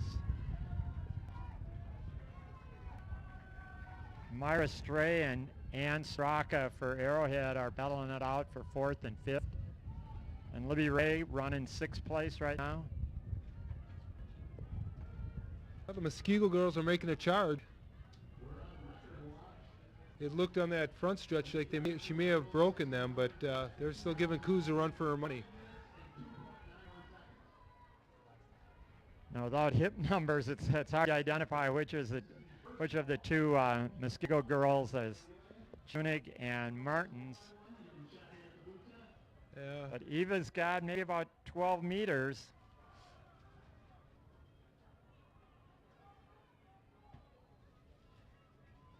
She's holding strong, but her lead hasn't grown. About 3-second lead here with about 100 to go. I think she's going to hang on.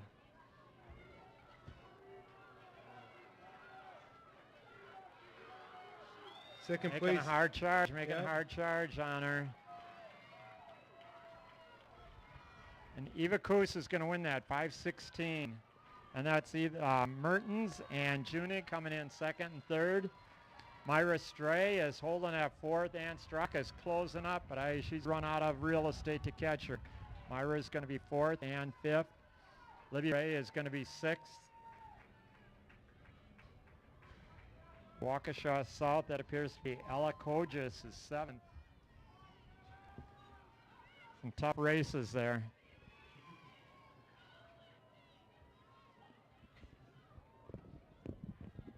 There's going to be 2 heats of the boys' 1,600-meter run. In the first heat, John Giersis from Catholic Memorial, Tyler Hyman from Arrowhead, Matthew Clower from Mukwonago, Cade Ziegler, Kettle Moraine, Michael Warzen from Kettle Moraine, Zach Watson, Waukesha South, Jaden Learman, Waukesha South, Rogan Lestico from Kettle Moraine, Mason Standarski, Waukesha West, and Braden Duberstein from Waukesha West. In this first heat, Giersis has a 4:44 seed time, followed by Tyler Hyman with 4:44.8, Matthew Clower 4:44.82, Cade Ziegler 4:45.46. So it's definitely going to be a competitive race. Well, we've got a moment. I give you the results of the 100. You witnessed that 100, and here we go. The girls' 100, that was won by Caitlin Hodgins out of lane 1, 12.74. Second was Lily Cobb, Mukwonago. Caitlin's Oconomowoc. Third was Annalena Peterson of CMH. Fourth was Ellison Zamborski of Oconomowoc, 12.92. Fifth was Ella Navina Levenhagen, Waukesha West. Ella Civic of Kettle Moraine 6th. Megan Reedy of Muskego 7th. And Julia Carson of Mukwonago 8th.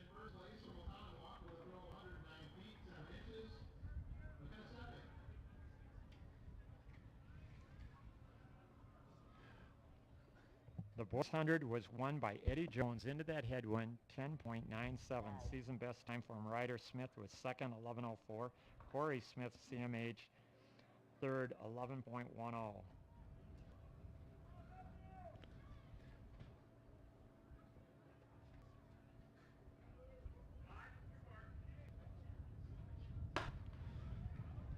So, Coach, we saw Tyler Hyman run a really strong 2-mile on Saturday night in the cold temps.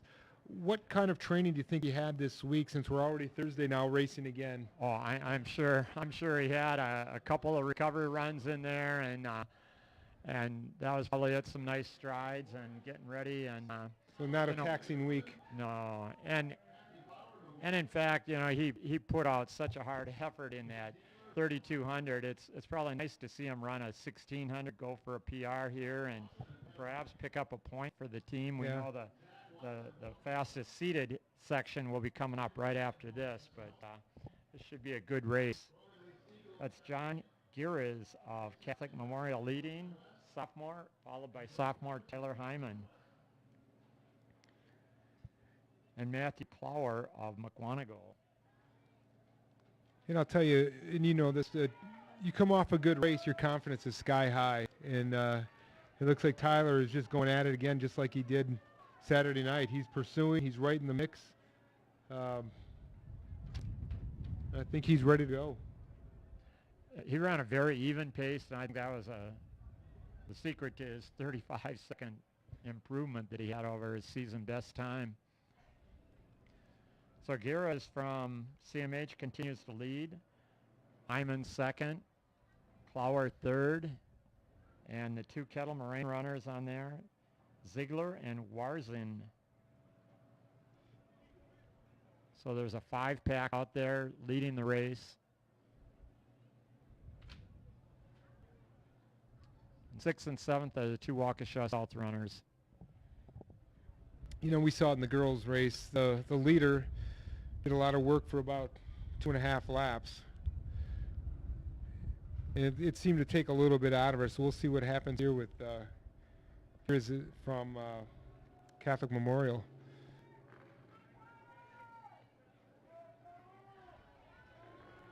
Tyler's right alongside of Gires now, not even trailing him any longer. It looks like he's going to take the lead about a stride. They're about 2:20 at the 800.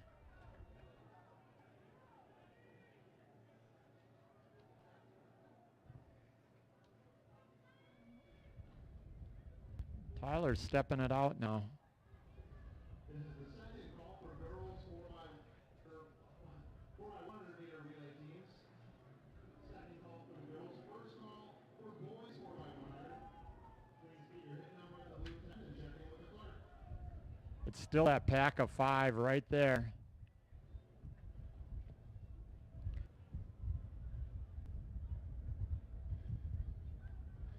Yeah, if you're not going to break the pack here, it's not bad to get past right here and do a little drafting on the front stretch.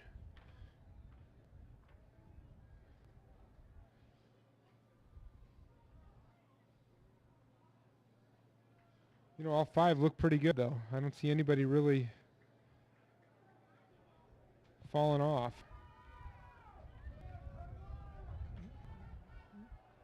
You can tell the way they're leaning into that wind on there. They're feeling some draft.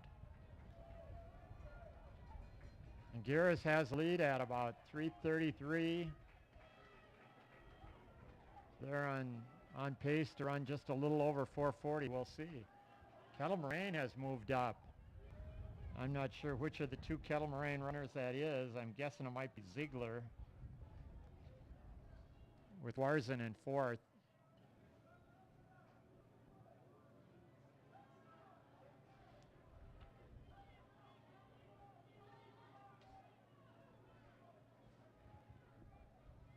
They're all still, the lead's a little bit, 5 meters, 6 meters, but they're keeping contact, so it's going to be a good finishing kick here. I think right off this curve is where they got to go if they're going to catch the leader. Here goes Tyler. Hyman's making his... Matthew Clower of McWanago. Tyler's making his move. Tyler's doing the home stretch kick one more time, Dan. Yeah. Oh, he looks so good right now. Gires has moved right back into 2nd place. 442 high, 443, great time. Yeah, very good race for Tyler. It's a little bit hard to get a read on here as to, you know, that may have been their hardest, best effort of the season, and yet maybe not their fastest time. So we'll have section 2. It's going to be Zach Vance from Oconomowoc, Hayden Trebold, Oconomowoc, Kyle Gires from Catholic Memorial, Brandon Gang, Waukesha West, Noah Kulis from Waukesha South, Nathan Cluck, Arrowhead, Diego Sereno, Muskego, Joe McNulty, McWanago, Ryan Murray, Muskego. Joe Kierzik, Muskego. Bryce Hohensee, Catholic Memorial. Zach Vance, ninth time on the state honor roll. Hayden Treble, the 10th fastest time on the state honor roll. And Kyle Gear, Coach, if I'm saying that correctly, he's got the 16th time on the honor roll. So this should be a good race. Seed times 4:22 for Zach Vance, 4:23 Hayden Treble, 4:25 Kyle Gears, and 4:28 for Brandon Gang. Actually, Noah Koulis has a 4:30, as does Nathan Clark. So expect it to go about 6 or 7 deep in this early going. And Oconomowoc runners are doubling back in 3,200, so this may be one of those races where they're going to try to run for the best points they can get as a team, and knowing that they've got another event. Yeah. This is the final call for the girls 4x1. Final call. Really teams, please check in at the booth. Second call for the boys 4x1. Try to identify. I think that's Joe McNulty out in the lead. Zach Vance is sitting second. And I believe Kyle Gears is running third. Here comes Hayden Treebold up there with his teammate.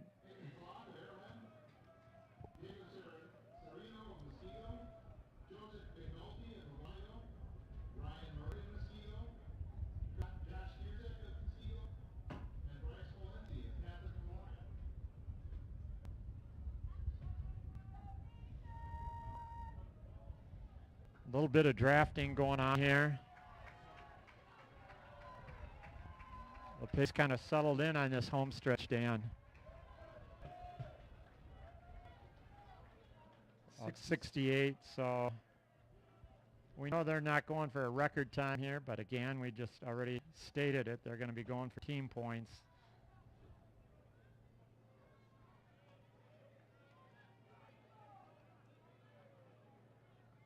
Now they get on the backstretch and they're opened up a little bit. Yep. Catch the tailwind. Got to keep contact. That's the whole key here. It's hard too if you're behind somebody who loses contact. That gap can come on you before you know it.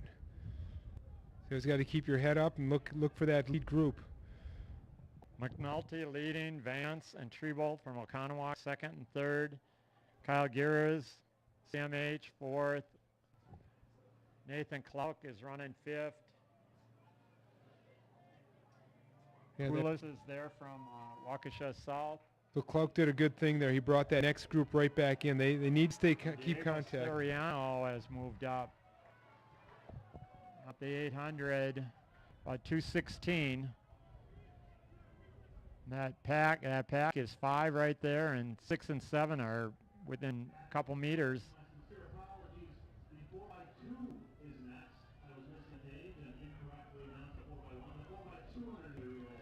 Is this Zach Vance taking the lead? Yeah, Zach is stepping it out now a bit. Trying to get a little separation. And now it is stringing out, as you can see. Vance, Treebold, McNulty, Clark, Soriano, Koulis, and McNulty trying to hang in there.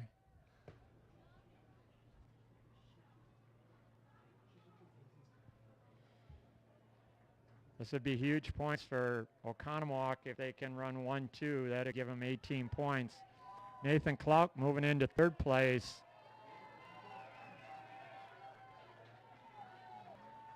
Vance and Treebold, and third is Clark. It's about a 66 lap.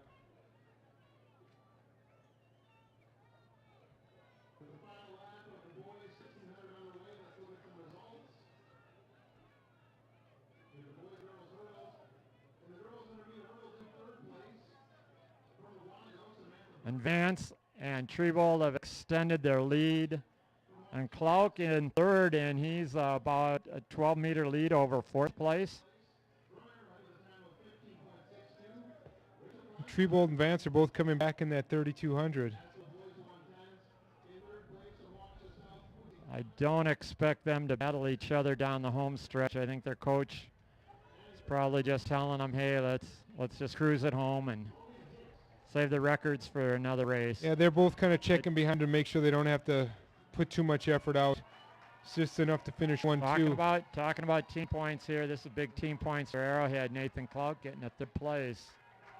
427 and a 429. First and second, Clark at 432. Clark, a big PR, 432. Diego Soriano, fourth.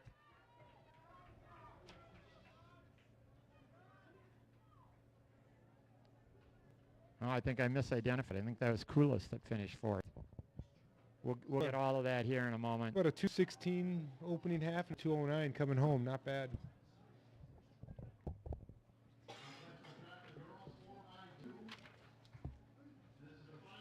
All right, in the 4x200, lane 1, Waukesha West. Lane 2, Kettle Moraine. Lane 3, Oconomowoc. Lane 4, Mukwonago. Lane 5, Muskego. Lane 6, Arrowhead.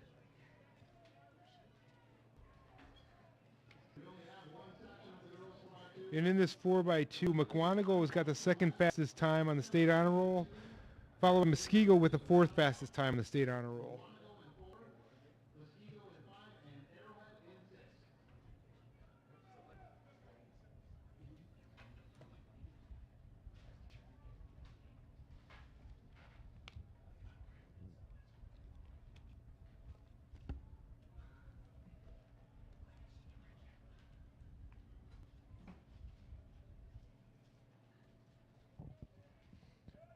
While they're setting the exchange, we'll give you some results. The girls 1600, Eva Koos 1, Martins 2, Junig 3, 515, 516, and 520 for those runners. Fourth place was Myra Stray, 529. Fifth, Ann Straka of Arrowhead. Myra from Waukesha West. Junig and Mertens from Muskego, and Eva Koos from Mukwonago. Fifth and sixth are Ann Straka of Arrowhead and Libby Ray of Arrowhead, 530 and 534.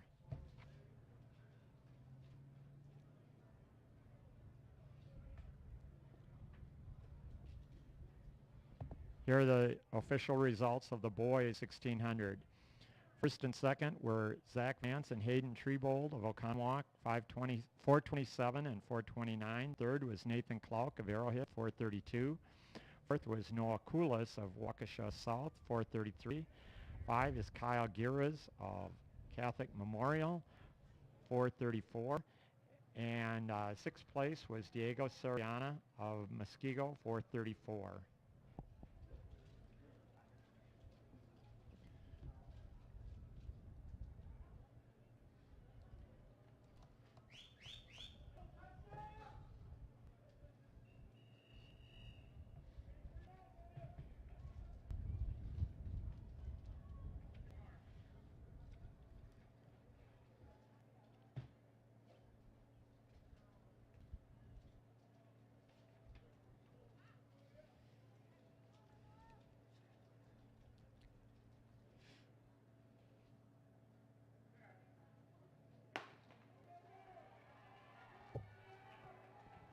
The favorite in this one is Mukwonago, and they're the clear favorite. They've got the fastest seed time by over 4 seconds. Mukwonago running out of lane 4. Muskego in lane 5 is looking good. Yeah, they are. As well, Oconomowoc in 3, but we'll see when all the stagers sort themselves out. Yeah. Second leg from Mukwonago is running really strong.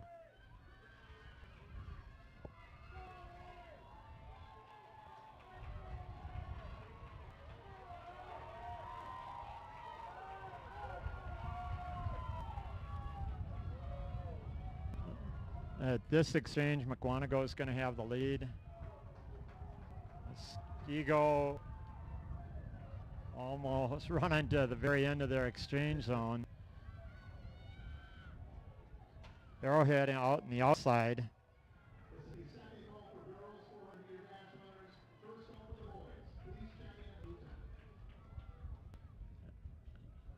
And Oconomowoc appears to be in second, but Mukwonago, as we expected, was clearly out there. They're going to win this one.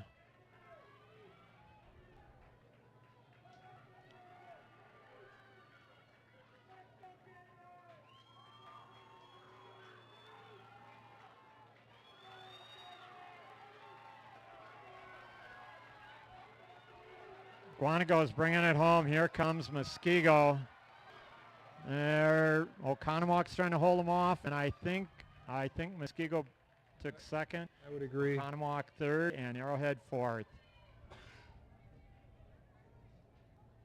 Waukesha West 5, and I think that's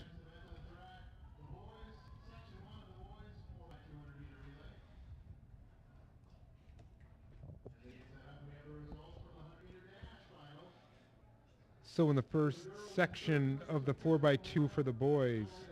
Lane 3, Waukesha West. Lane 4, Waukesha North. Lane 5, Kettle Moraine.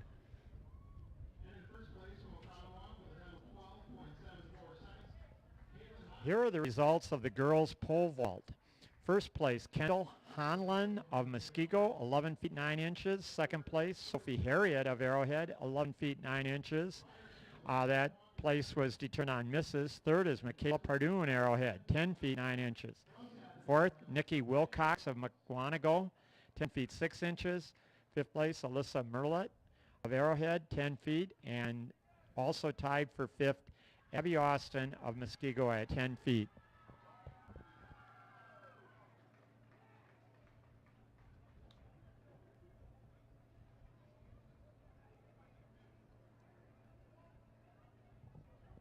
Boys pole vault. First place, Max Rabella of Arrowhead, 14 feet 6 inches. Second, Ashton Moody of Oconomowoc, 14 feet. Third, Caleb Moore of Muskego, 13 feet. Fourth, Connor Boyle, Waukesha South, 12 feet 6 inches. Fifth is Nate Woida of Muskego, 12 feet 6 inches. And sixth, Logan Wilford of Oconomowoc, 12 feet 6 inches. Seventh, Colton Harriet for Arrowhead. That's a big event for Arrowhead. They scored 12 points in that. And eighth was Nathan Williams of Kettle Moraine at 11-6.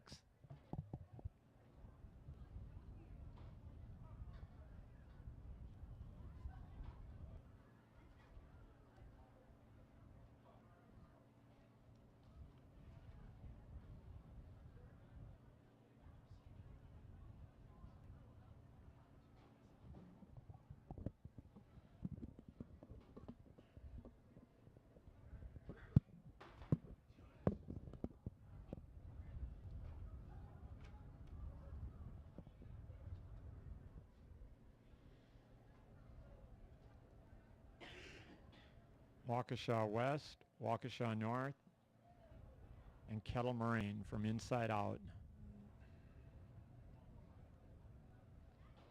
North made the first exchange. Oh, baton drop. Waukesha West looked like.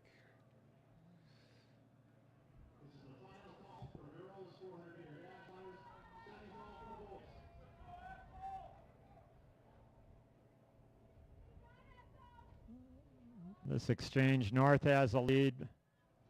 See how the exchange goes.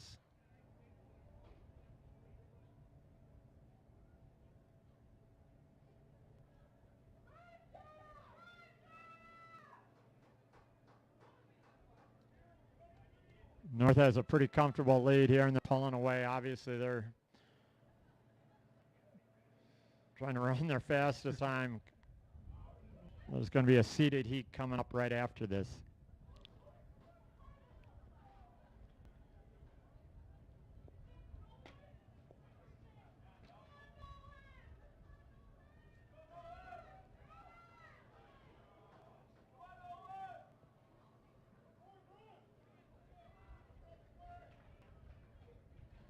North wins this race about a 133 high. Kettle Moraine second. Waukesha West third. So in section 2, we've got Muskego in lane 2, Mukwonago lane 3, Arrowhead lane 4, Catholic Memorial lane 5, Oconomowoc lane 6, Waukesha South lane 7. Mukwonago in lane 3 is currently 8th on the state honor roll. Arrowhead in lane 4 is currently 2nd in the state honor roll. Catholic Memorial is 23rd, and Oconomowoc is 25th. And it kind of goes back to what we said earlier, the grudge match between these classic eight foes. I expect Mukwonago to give Arrowhead everything they can handle. Oh, they always do, and you know, this is one of those things too. It's a chess game to figure out how loaded you're going to put your relay per se, because you're trying to squeeze out the most points, and sometimes pulling out one person and replacing them with someone that's not quite as fast, but will still give you a solid time. And you're not going to maybe equal your season best time for the relay, but overall you're going to score the most points for yourselves. Moquanago in 3, Arrowhead in 4, Catholic Memorial lining up in 5, Oconomowoc in 6, and Waukesha South in 7. But I think even the Catholic Memorial, they may have the 23rd ranked time compared to the second of Arrowhead, but they line up and there's nothing saying they can't beat them in their minds. Oh yeah, I mean you got Corey Smith and Eddie Jones, Right. Two of the 3 fastest guys in the conference from the 100. So Yeah, good exchanges and anything can happen. and Arrowhead's going to be leading off with Logan Hicks, who just won the high hurdles.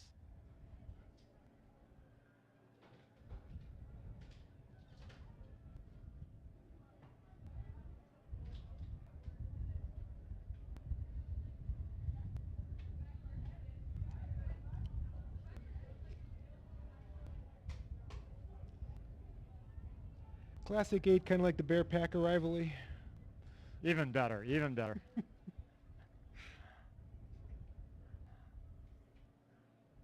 No name calling, but they compete just as hard as they can.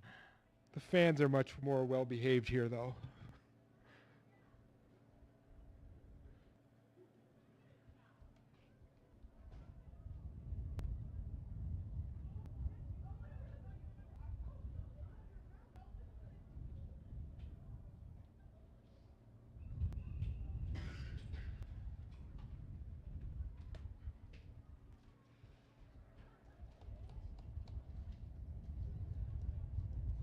They're in their blocks.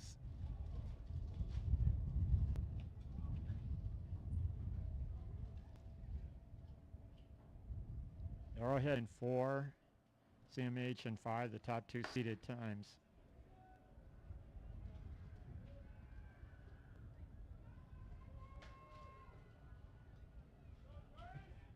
Look at Logan going. We'll see who's making the exchange first. Give us some idea as to who has a lead.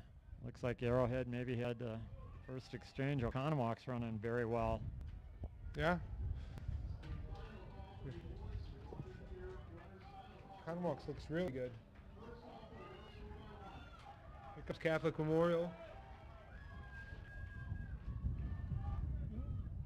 This exchange, it's pretty even.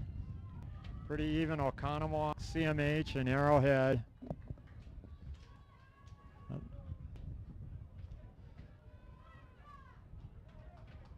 It's going to come down to this anchor leg, I believe, Dan. Yeah, crucial exchange here. Mike Nugent finishing really strong for Arrowhead, and it's going to be Sam Vargas. Good exchanges all around.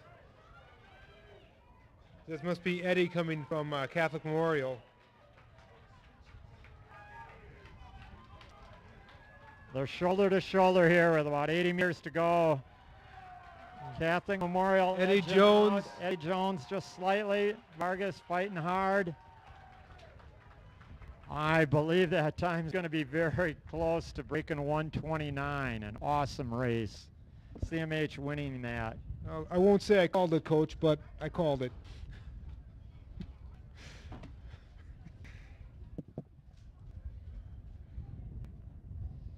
That was a very good race.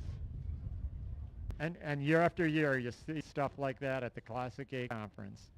Heck of a race. We'll get those times to you in just a moment. Yeah, so next up on the track is the girls' 400-meter dash. In the first section, 1 of 2. Lane 1, Alyssa Germain from Catholic Memorial. Rebecca Lohman, Catholic Memorial. Lane 3, Marinda Muffler, Waukesha North. Lane 4, Morgan Cardenas from Oconomowoc. Lane 5, Valerie Brott from Waukesha West. Lane 6, Devon Zalocha from Waukesha South. In lane 7, Tegan Waples from Kettle Moraine. And I've got some results from the girls 4x2 relay. McWanago beat their seed time, beat their season best time. They ran 144.55 in order to win that race. Second, Muskego, 147.6. Third, Oconomowoc, 147.8. Fourth, Arrowhead, 148.9. Fifth, Waukesha West, 156.5. And sixth was Kettle Moraine, 157.0. And we'll try to get the results up here for the guys 4x2. Yeah, that was probably the tightest race we've seen today, that 4x2 in the boys. If you want to check what the conference record is on the boys 4x2, the winning time for CMA, 128.44. Arrowhead second, 128.86. 128.42. 2/100ths off the conference record. One heck of a race for CMH.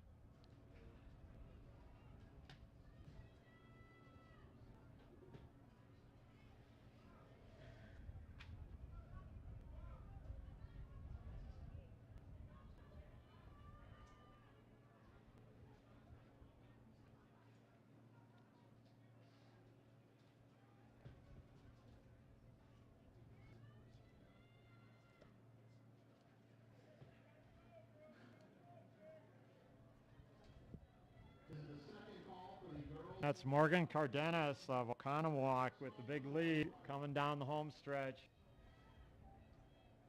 Alyssa Germain, Catholic Memorial, running second right now. She's feeling that win though, Dan. Yep.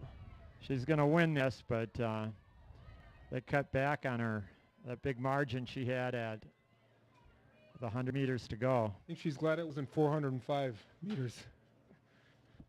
So in section 2, we have in lane 1, Julia Fisher, lane from McWanago. Natalie Enerson from Muskego in lane 2. Lane 3, Jamila Beard from Waukesha West. Taylor Timish in lane 4 from Arrowhead. She is 6th in the state honor roll. Grace Lundy from Muskego in lane 5. She is 14th in the state honor roll. Lane 6, Jordan Haney from Oconomowoc. Lane 7, Madison Hook from Arrowhead. Lane 8, Ellie Lundy from Muskego. Taylor Timish is at 59.1 seed time. Grace Lundy, 59.5. So lanes 4 and 5 should be a pretty close battle. In the boys 4x2 relay, Catholic Memorial won that 128.44. I believe that's fastest time in the state. They're a D2 school. That's fastest time overall, all divisions. Second, Arrowhead, 128.86. I believe that's the second fastest time in the state. Third, Oconomowoc, 129.18. 3 times under 130. Quantico fourth, North fifth, South sixth, Muskego seventh, and Kettle Moraine eighth. I'm not belittling it, Coach, but this is just a conference meet, and we just set some of the best times in the state. A conference meet on a Thursday afternoon. That's amazing. 2 words to say, Classic 8.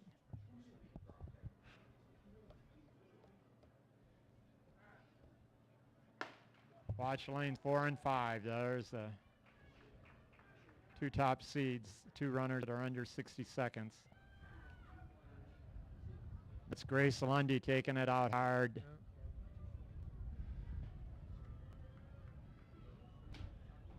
You know, it's so interesting. You watch them on the backstretch and everybody is just flying. And then it's that last 80 meters is really what makes this race.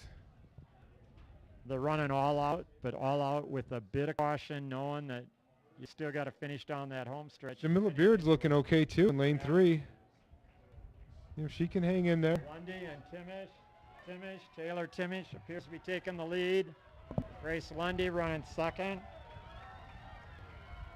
Julia Beard third, and it looks like that's the way they're going to finish. Taylor Timish is going to finish about, I think she's under 59. Yes. That'd be a new PR for her.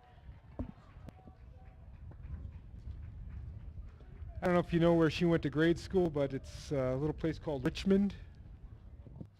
Great athletes come out of Richmond.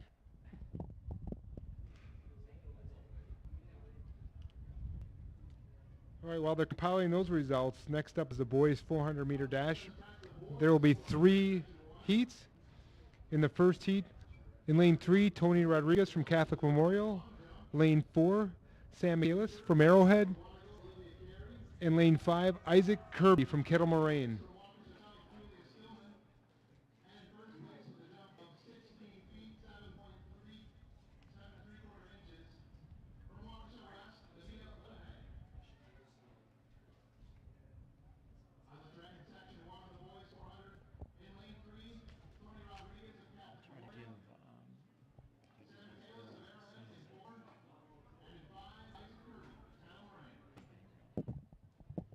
Real quick before that race starts, the girls 400, the winner, Taylor Timsh of Arrowhead. Season best time, 58.55. Second, Grace Lundy of Muskego, 59.38. Third, Jamila Beard of Waukesha West, 1:00.04. Fourth, Jordan Haney of Oconomowoc. Fifth, Julia Fisher of McWanago. Sixth, Natalie Enerson of Muskego.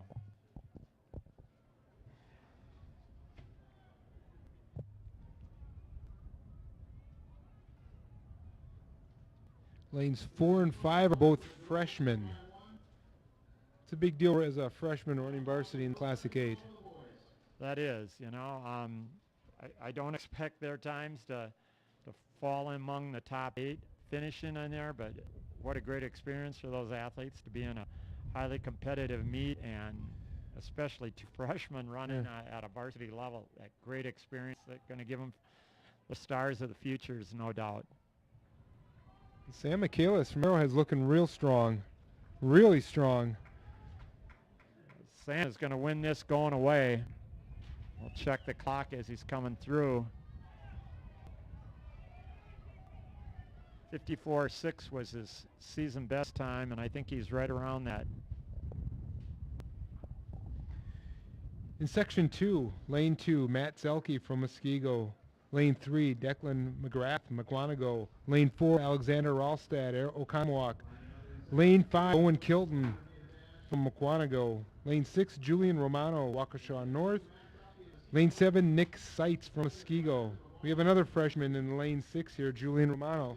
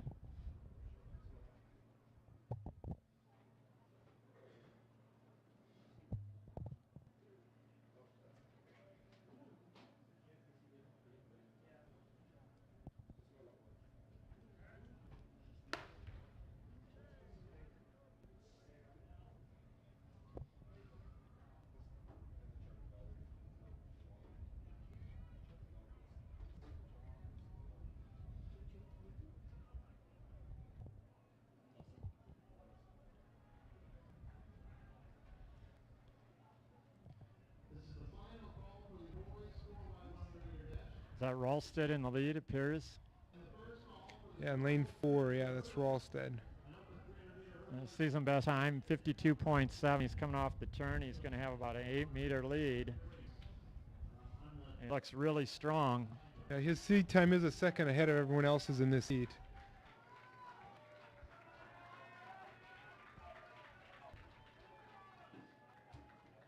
Soki Muskego appears to be second. Ralsted won that one. Section 3 of the 400-meter dash. Lane 1, Ryan Peter, Waukesha South. Trevor Boucher, McWanago. Lane 3, Harrison Cull, Oconomowoc. Lane 4, Chris Nicholas, Catholic Memorial. Lane 5, Michael Nicholas, Catholic Memorial. Lane 6, Riley Van Ness, Muskego. Lane 7, Jacob Fink, Arrowhead. Lane 8, Jaden Doms, Oconomowoc. Real quickly, we'll give you the results of the boys long jump. First place, Logan Lawan of Muskego, 21.6, beating out Giancarlo Williams of Waukesha South by a quarter of an inch, 21.5 3/4 inches. Third is Caden Finger of Oconomowoc, 21.1 Fourth, Connor Doyle of Oconomowoc. Fifth, Colby Harpster of Oconomowoc. Big event for Oconomowoc. Sixth, Trevor Boucher of Mukwonago.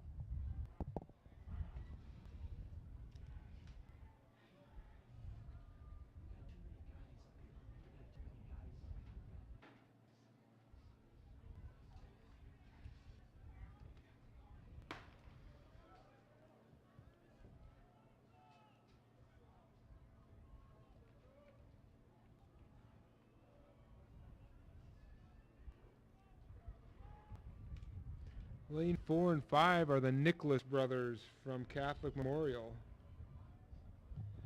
Harrison Cole looks to have the lead right here.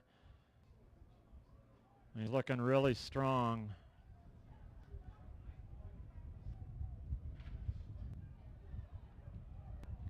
Come off the turn, all the staggers will have been evened out. Cole has the lead, and here comes Jacob Fink out in lane 7. Jacob is closing. I think he can smell that finish line, but Cole is going to hang on and win that. Great racer Harrison as well as Jacob. Good time, under 51 for the winner.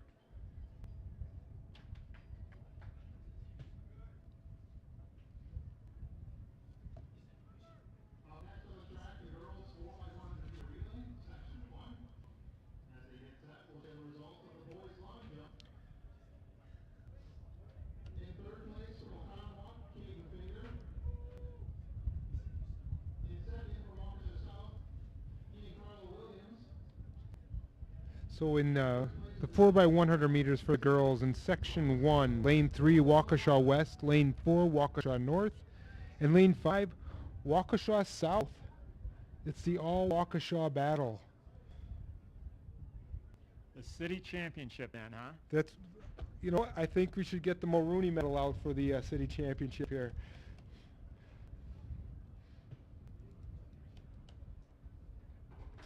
In section 1 of the girls 4x1, we have Waukesha West in lane 3, Waukesha North in 4, and Waukesha South in 5.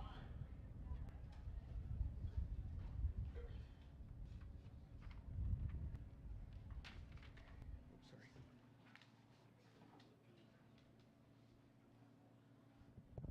Real quickly, I can give you the results of that 400 for the boys. Harrison Call, we call it, was the champion.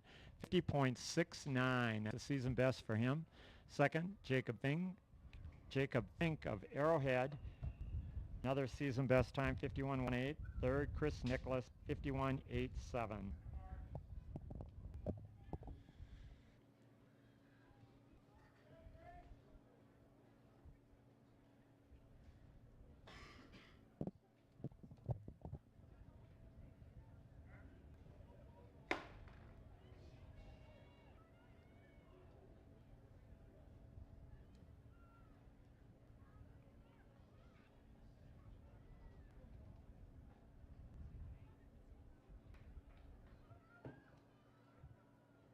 Clean on the first exchange.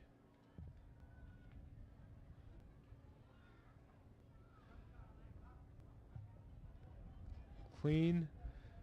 Looks like Waukesha West might be leading in the city battle coming into the third exchange. A great leg by Waukesha South. South, yeah, on that, Great leg. that turn.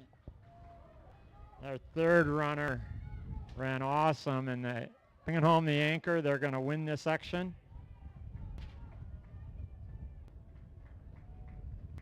So City of Waukesha Championship goes to Waukesha South.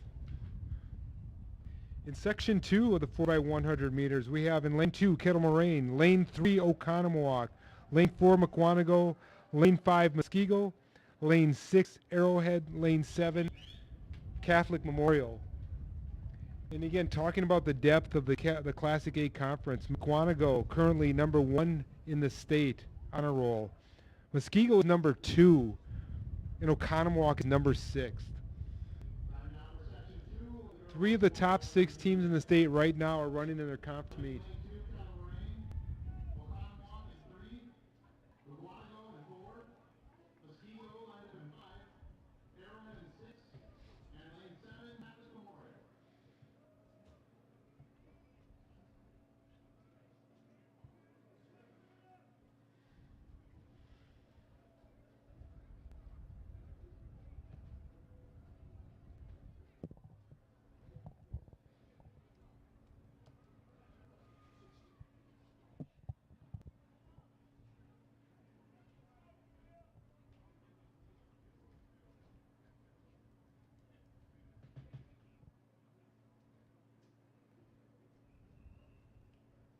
We saw McWanago win that 4x2 relay, and I think they're running most of those same people in this 4x1.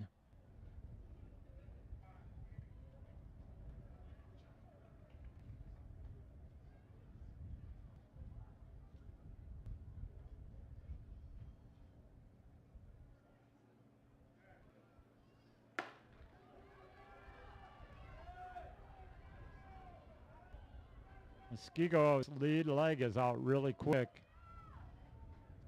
They're going to be making the first exchange. Good exchange. Again, Muskego's got the second fastest time in the state.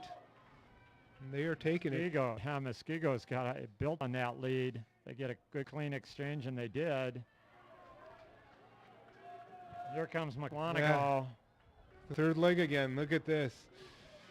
And Olivia's their anchor again, and I know she really brought it home in that 4x2. McWanago, Muskego's coming up. Here comes Ocon. And Olivia's going to hold them off. Heck of a race. Probably about 15 hundredths of a second separating first and third there. Again, those 3 teams that you just saw are 3 of the top 6 fastest times right now in the state. 4x100 meters, first of 2 heats. Lane 3, Waukesha North. Lane 4, Muskego. Lane 5, Kettle Moraine.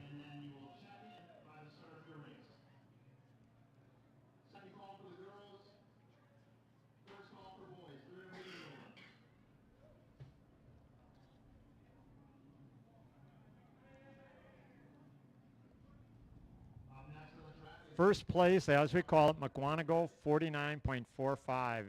Heck of an anchor leg on there from Olivia Carey, both the 4x2 and 4x1 relays. And their third leg that really moved on that turn, Logan Fritsch, we need to give praise to her. Second place, Muskego ran a heck of a race, 49.61, and third, Oconomowoc, 49.72.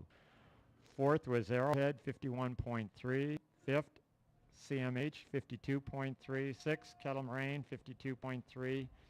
Seventh, Waukesha South, 52.8. And eighth was Waukesha West, 53.5.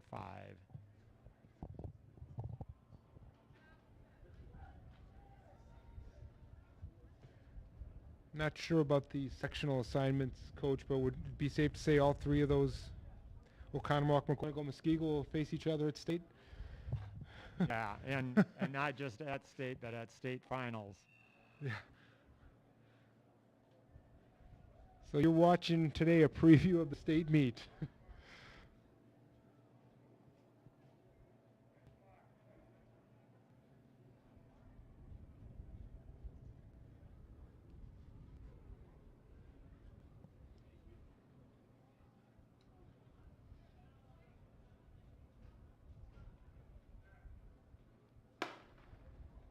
Got North, Muskego, and Kettle Moraine.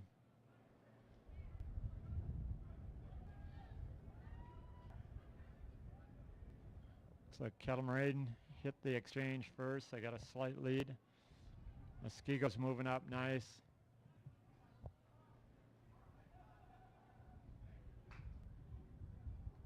Kettle Moraine in the outside has a slight lead. Here comes Muskego. We'll see who's making the exchange first, and it's Kettle Moraine. Muskego. Muskogo's moving up on Kettle Moraine. They're moving. They're about even. That, And the camera will have to sort that one out. I was going to say a tie, but I think Muskego might have got the lean. Very close. All right, second heat. Lane 2, Waukesha South. Lane 3, Arrowhead. Lane 4, Oconomowoc. Lane 5, Mukwonago. Lane 6, Catholic Memorial. Lane 7, Waukesha West. In Lane 3, Arrowhead's got the 23rd fastest time in the state. Oconomowoc has the 4th fastest time. Mukwonago the 12th fastest time. And Catholic Memorial the 16th fastest time in the state. I would expect all 4 of those to battle them out. Yeah, this is going to be a heck of a race. Those exchanges have to not just be clean, they have to be near perfect if you're going to win this race.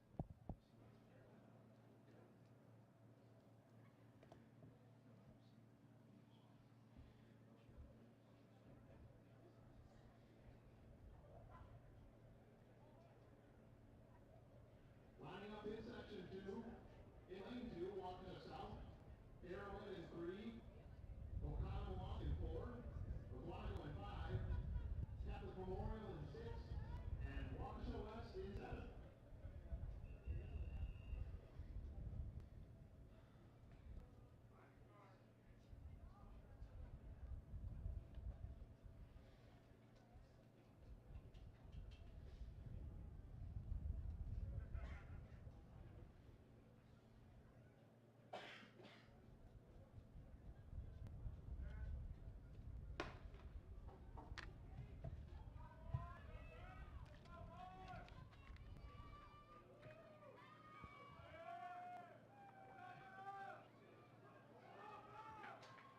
Very even. It looks like CMH has a bit of a lead.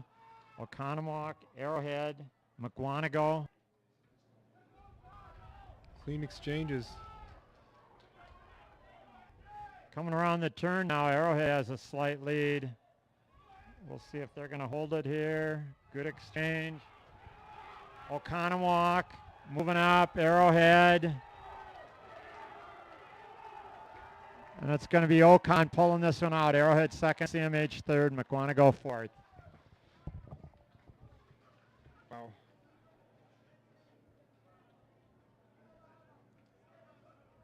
Hurdle crew to your positions. Hurdles go on the red marks. Next event of the directed girls, 300-meter hurdles. At this point, we'll try to give some team scores. So in the girls' side of it, Mukwonago leads with 103. They were the team favorite, and they've got a almost 30-point margin over second. Arrowhead, 74.5. Muskego, third at 73.5. Oconomowoc, fourth at 57. On the boys' side, the scoring is Oconomowoc, 91. Arrowhead, 90. Catholic Memorial, 50.5. And Mukwonago, 46. You know, it's kind of interesting as you look at the Oconomowoc Arrowhead's team scores now. So the next event with the 300-meter hurdles, Arrowhead's going to have some good points. And then in the 3,200-meter, you got Vance and Thibault. Yeah, they all, and Arrowhead's got the Open 8. Yeah. It's going to be a big event for them. So we'll see. You know, sometimes you look at somebody being down by a fair margin, and we saw that at the Myram Invite when all of a sudden some of those field events came in, the throws specifically for Kimberly, and Arrowhead's 15-point lead evaporated pretty quickly. Yep. So in the girls 300-meter hurdles, 3 heats. First heat in lane 3, Sophia Sila from Catholic Memorial. In lane 4, Stella DeClore, Kettle Moraine. Lane 5, Caroline Weyer from Catholic Memorial.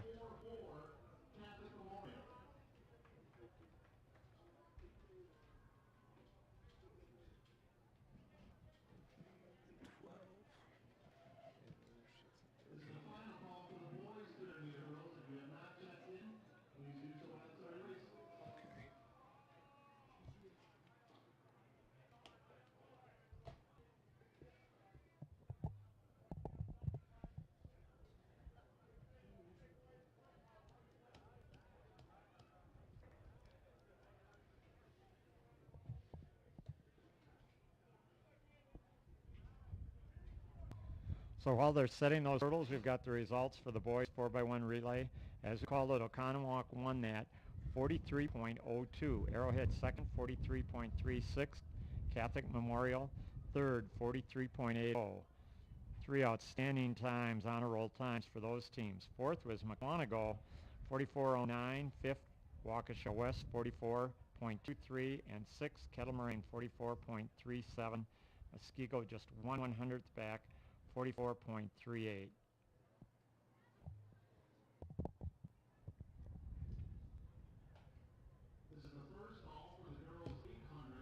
So just checking the temperatures, it looks cooler out now that the sun's going down, but it's still 81 degrees out there with a little bit of a breeze. So, but it must feel a lot cooler with the sun not beating down on them.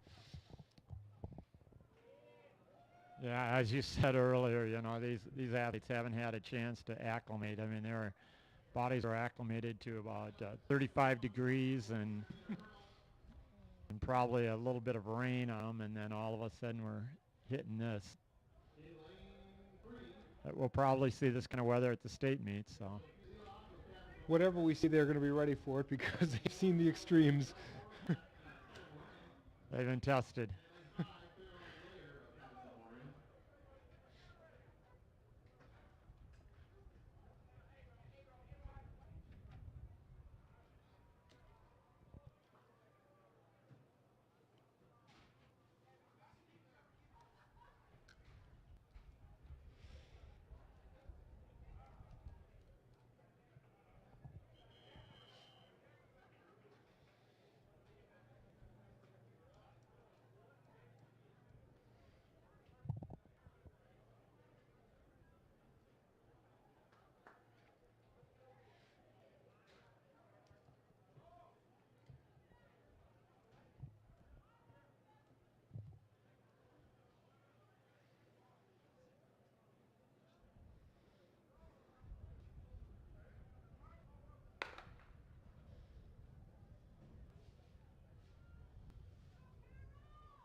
Seeloff, Delcor, and Wire.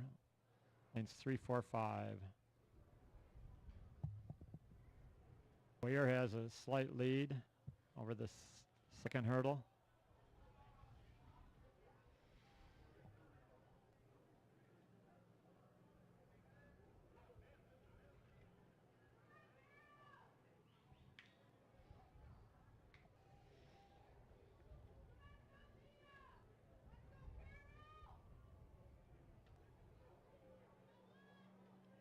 Delcor just moved past Wire on that sixth hurdle.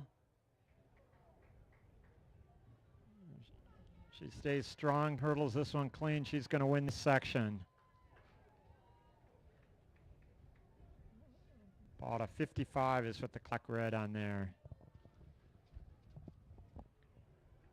All right, in section 2, lane 1, Madeline Thenas from Oconomowoc. Lane 2, Reese Deering, Mukwonago. Lane 3, Abby Menahaw from Waukesha West. Lane 4, Carly Vermeulen, Arrowhead. Lane 5, Ella Austin, Muskego. Lane 6, Jayla Landowski, Oconomowoc. And lane 7, Kaylee Angone from Waukesha West.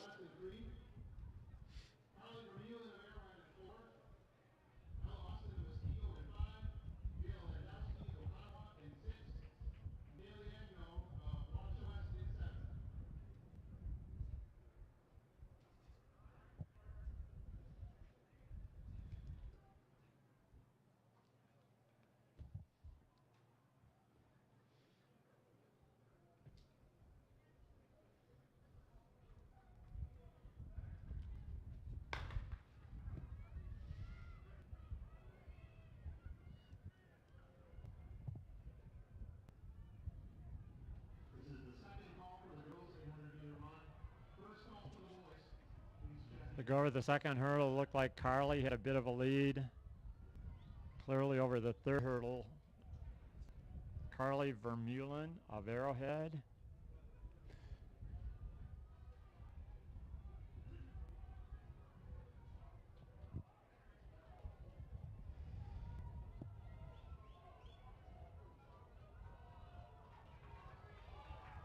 She can hit these last two hurdles. So it's Mukwonago, Samantha Burge moving up.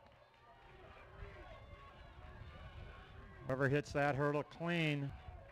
Looks like Carly. Yep. Yeah, Carly pulled that one out. She was a little smoother off that last hurdle. It looked like Reese Deering in lane 2. All right, section 3, lane 1, Keegan Lotus from Kettle Moraine. Lane 2, Samantha Berge, Quantico. Lane 3, Abby Sologa, Waukesha South. Rachel Kleinhans from Arrowhead. Lane 4. Lane 5, Caitlin Ulalisa, lane from Waukesha West. Lane 6, Emma Eilertson from Quantico. Lane 7, Carly Tesh, Quantico. And lane 8, Anna Souflon from Kettle Moraine. The 3 middle lanes in here are going to be something to watch. All 3 honor roll runners. Rachel on lane 4 has the fastest seed time.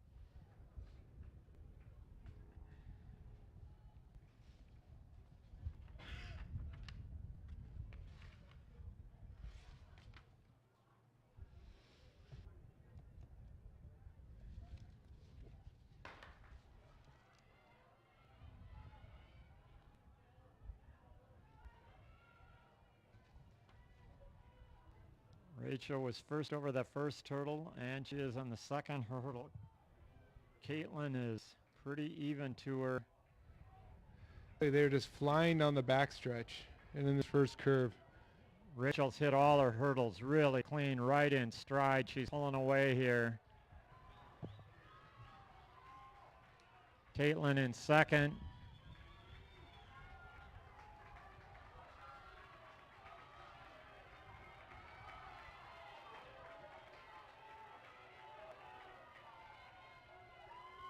Caitlin Kleinhans wins her second hurdle race, double conference champ. Congratulations.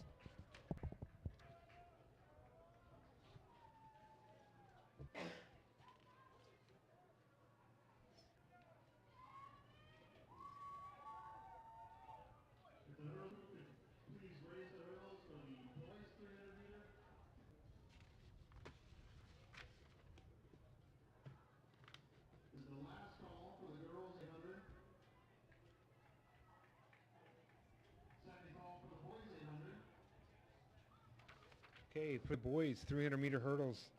2 heats. First heat, lane 2, Quentin Byer from Quantico. Lane 3, Jack Weber, Catholic Memorial. Lane 4, Kyle Nettesheim from Quantico. Lane 5, Mason Reynolds, Kettle Moraine.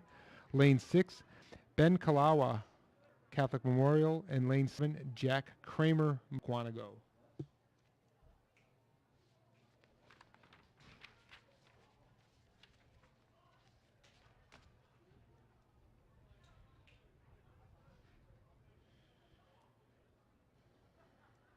Running section 1 of the boys 300-meter hurdles. In lane 2, Quentin Bayer of Quantico. Jack Weber of Catholic Memorial in 3. Kyle Nettesheim of Quantico in 4. Mason Reynolds of Kettle Moraine in 5. In 6, Ben Kalawa of Catholic Memorial.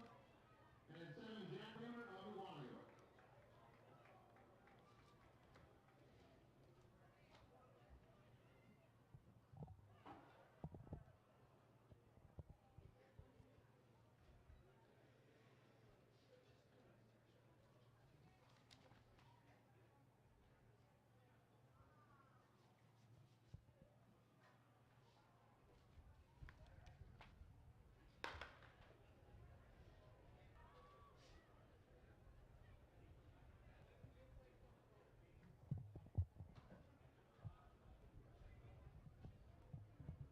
Well, looks like Kyle Nettesheim in the lead, Dan. Yep.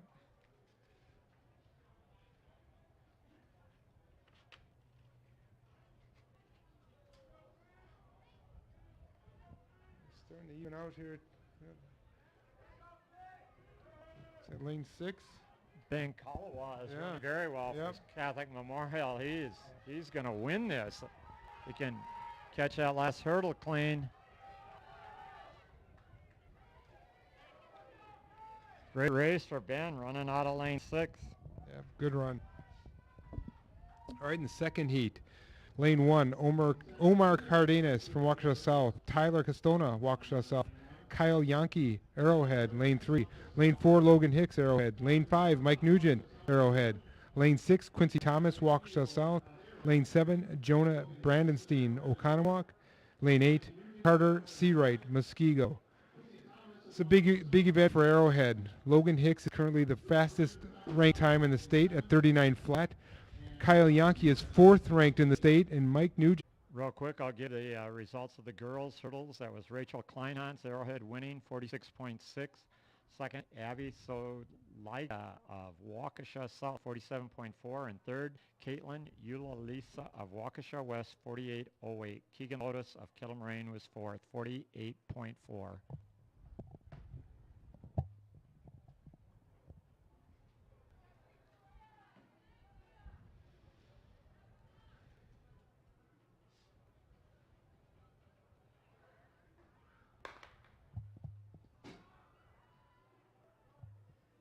Easy to pick out Arrowhead in the white jerseys.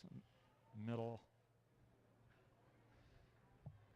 Logan Hicks is out awfully hard. He looks really good.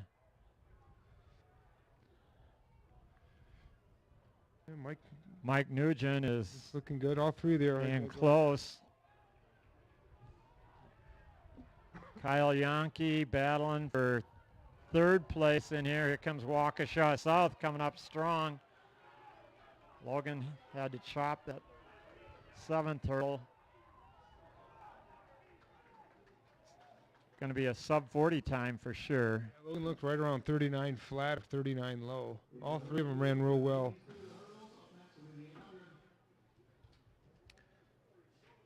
So the next event is the girls 800 run.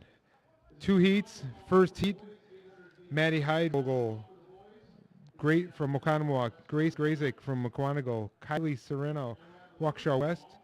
Megan Frosch, Oconomowoc. Dana Valdez Berber from Kettle Moraine. Erica Henderson from Kettle Moraine. Alyssa Germain, Catholic Memorial. Ayla Acre, Waukesha South.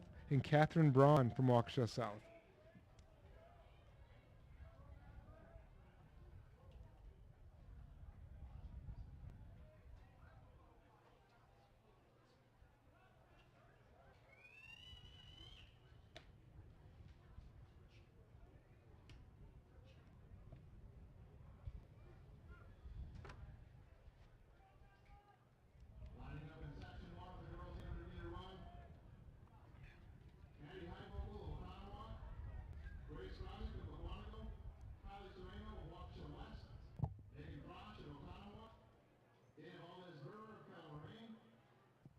And we've got the results of the hurdles. Logan Hicks first, 39.43. Second, Mike Nugent, 40.21. Kyle Yankee third, 40.6. That's 1, 2, 3 sweep for Arrowhead, so that's huge points for them. Fourth was Quincy Thomas, moved up really nice. Waukesha South, 41.07. And fifth, Jonah Brandon Sign of Oconomowoc, 41.78.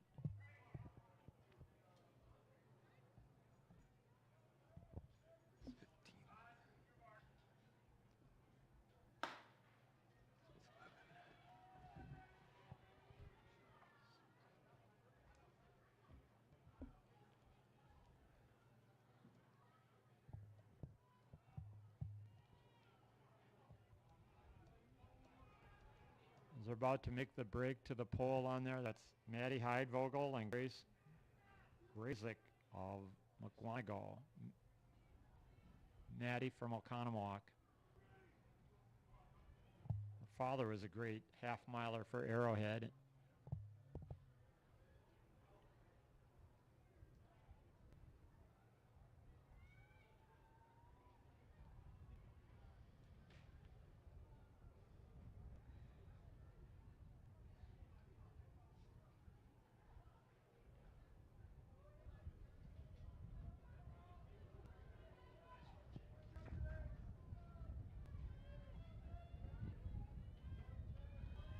Grace is now moving into the lead on here. It's Maddie Heidvogel and Grace Grazik. Grace is looking strong. Just a freshman, 112 at the 400. Wow. She's feeling it. Yeah, if she can keep this lead or extend it a little bit on that back stretch, I don't think she'll get caught coming home. That headwind.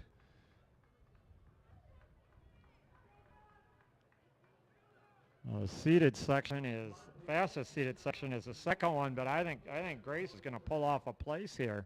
Clearly, she's winning this one big time.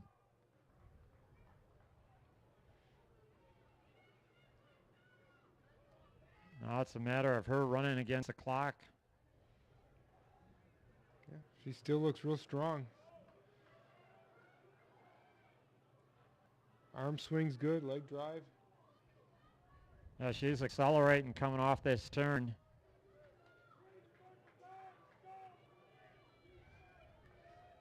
Got a lot of fence support here. Yeah. To your point, Coach, she might sneak into a place. Oh, I think pretty certain Wow. she is. She's going to be about a 225. Great race out of Grace.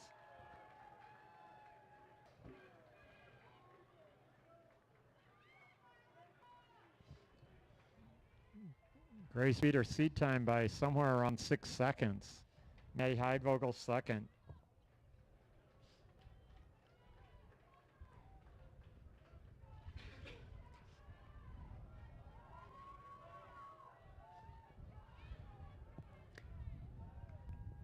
Heat 2 now coming to the starting line. We have Eva Koos from Mukwonago, who's got the 15th fastest time in the state. Grace Bisworm from Catholic Memorial. Alyssa Nielsen, Arrowhead. Berkeley Krell, Waukesha West. Ellie Brunner from Arrowhead. Noel Junig from Muskego. Kylie Anderson, Waukesha West. Olivia Serdinsky, Muskego. Maddie Armour, Muskego. And Libby Ray, Arrowhead. So 2:21.88 is the fastest time in this race by Eva Koos. Eva Koos is coming back trying to win the distance double here. She already won the 1600. I think wasn't Noel Junig in that race with her? In that 1600? The two Muskego girls chaser? Yes, she was. Yes. Yeah. They've got a number of athletes. Grudge match. No Yep, redemption. Coming back and doubling.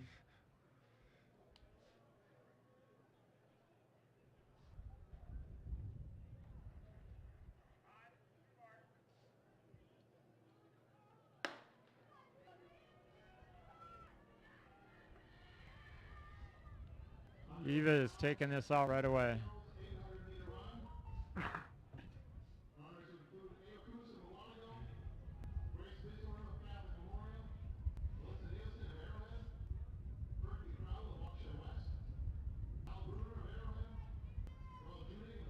Berkeley Krell from Waukesha West is settling into second place. She ran a great leg in the 4x8 relay.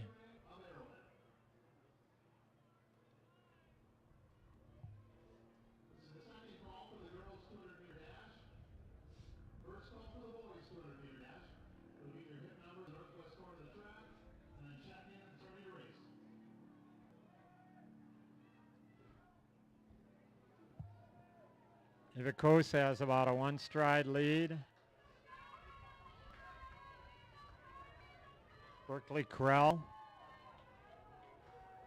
Kylie Anderson moving up now for Waukesha West. They were both in the 4x8, weren't they? Yeah, I believe so. I think Kylie was the anchor. She's running strong. Those three are battling really hard, but Kylie made Libby a nice move there. This is from Arrowhead. Who's that moving up? Is that Libby Ray trying to go after him?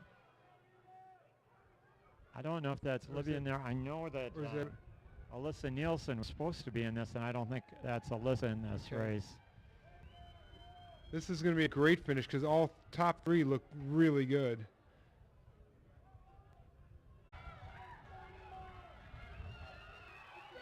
Eva's running strong. Berkeley's not giving in anything. And it looks like Eva's going to win her second conference championship. 219, 220. You know what, Coach? The winner of the second heat is going to be fourth overall. Wow. Or the first heat. The winner of the first heat. That was a great race.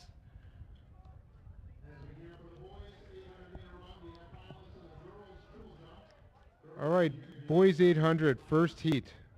We have Keegan Brott from Waukesha West, Jaden Sales from Oconomowoc, Dominic Curatola, Muskego, Benjamin Babcock, Waukesha South, Ethan Weber, Waukesha South, Sean Cook, Muskego, Alexis Rivera, Waukesha North, Brody Tumanier, Catholic Memorial, Adam Langrader, Kettle Moraine, and Rogan Listico, Kettle Moraine. 2:05 is the fastest time in this heat by Keegan Brott from Waukesha West.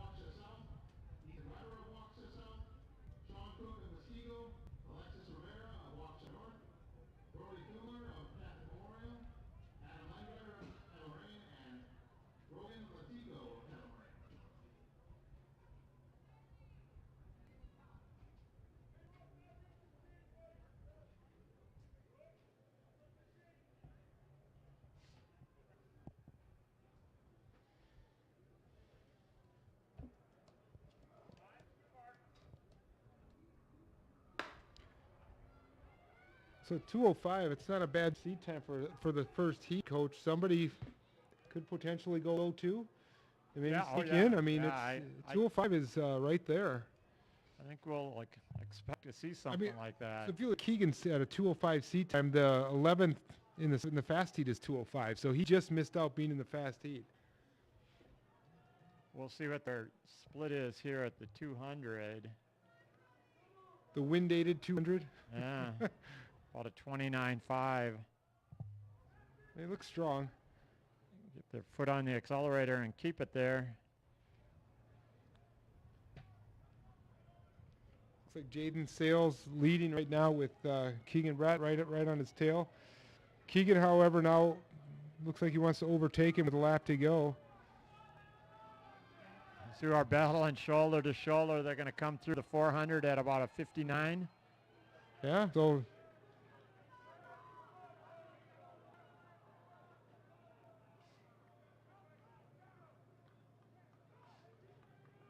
looks like Jaden's going to try to overtake him on the 300. They keep pushing each other like that. They're going to have a quick time.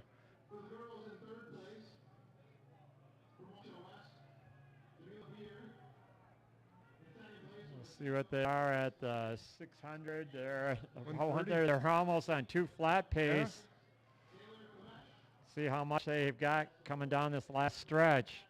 I tell you, it's gonna be close because Jaden looks like his form's going a little bit, but who's got the kick?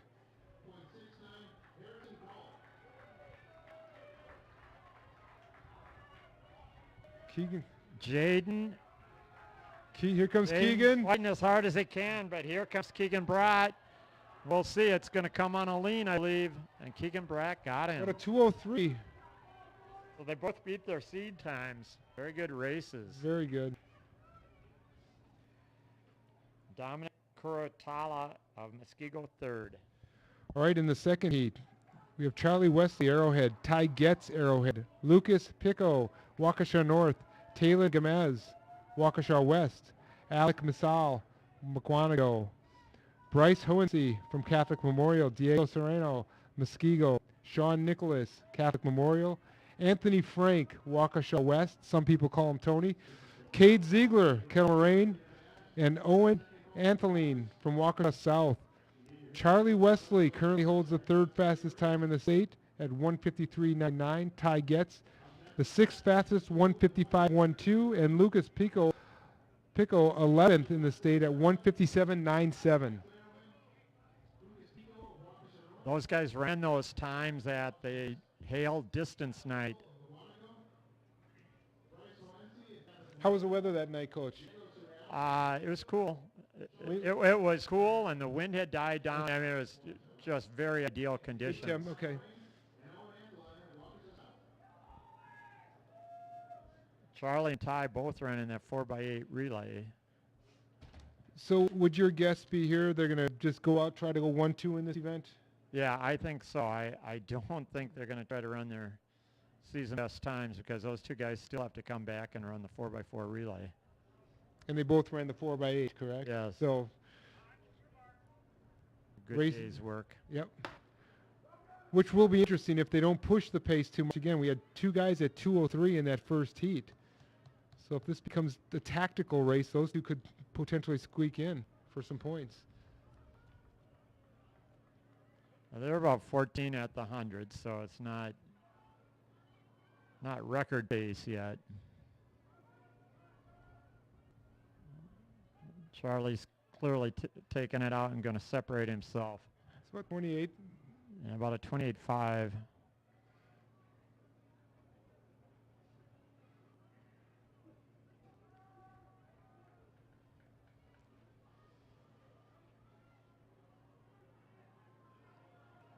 Charlie's got about a 12-meter lead over Ty, and Ty about a 3-meter lead over Lucas.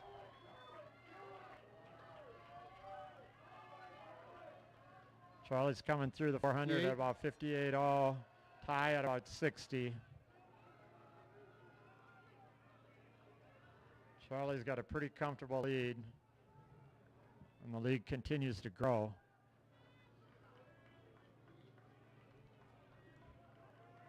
And the wind has died down if you look at that flag. So this is like ideal temps right now. The race for second could be any one of about 5 people there. Ty usually is a fast closer, so we'll see. And as you say that, he starts to go. He listens to me. Well, who doesn't?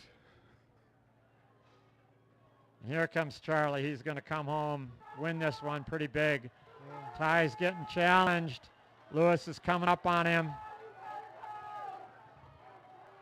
Charlie's winning this, and Ty and Luis Pico. Luis Pico has a slight lead on Ty Getz. And Luis Pico is going to be second. Ty Getz third.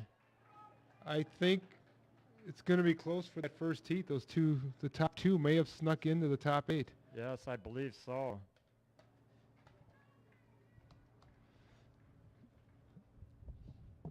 That was a good race. Okay, next up we have the girls 200 meters. In lane 1, Mallory Eberhardt, Catholic Memorial. Lane 2, Kylie Sundquist, Waukesha North. Lane 3, Delaney Eldridge, Kettle Moraine. Lane 4, Emma Rathie, Arrowhead. Lane 5, Alexis Strickland, Kettle Moraine. Lane 6, Ariane Ebel, Catholic Memorial. And lane 7, Jasmine May, Waukesha North. The results of the girls 800. Eva Koos was first, 2:19.7. Berkeley Krell second, 2:21.0. Kylie Anderson of Waukesha West, her teammate, third in 2:22.6. Fourth was Grace Grazik of McWanago, 2:25. Fifth, Noelle Junig, Muskego, 2:28. And sixth was Grace Bisworm of Catholic Memorial, 2:28.7. Team scores are McWanago 123. This is on the girls' side. McWanago 123, Arrowhead 88.5, Muskego 81.5, Waukesha West 67. On the boys' side, Arrowhead 138, Oconomowoc 108, Catholic Memorial 60.5.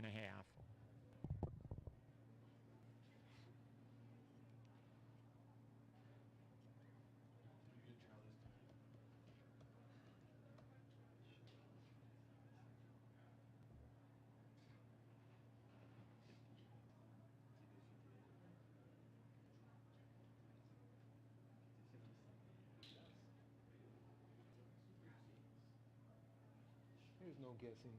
No guessing here. And now the results are up for the boys. The official results, Charlie Wesley won at 157.8. Luis Pico, Waukesha North, 200.6. Ty Getz, Arrowhead, 200.8. Alec Massal, McWanago, 202.5. Keegan Bratt from the first section, 203.2. And Jaden Sales of Oconomowoc, 203.4. Fifth and sixth were out of the first section, the slower of the two sections.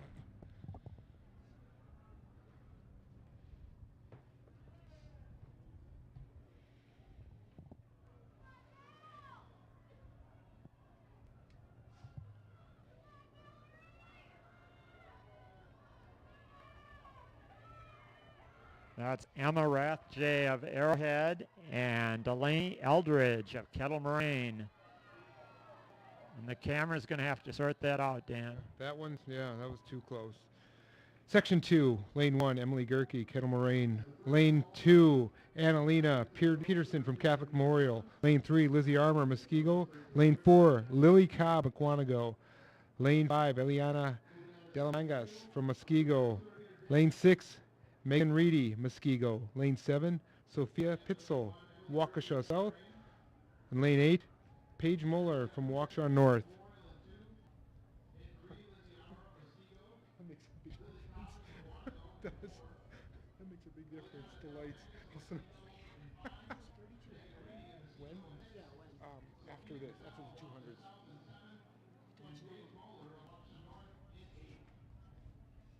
200s and then the.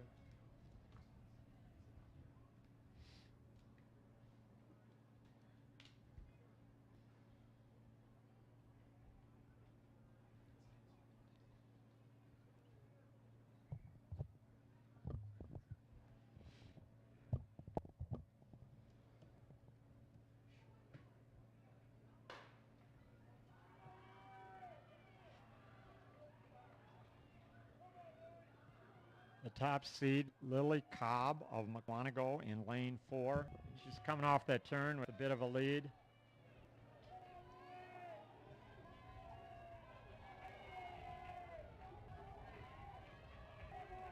And her teammate, Annalena Peterson, right there with her.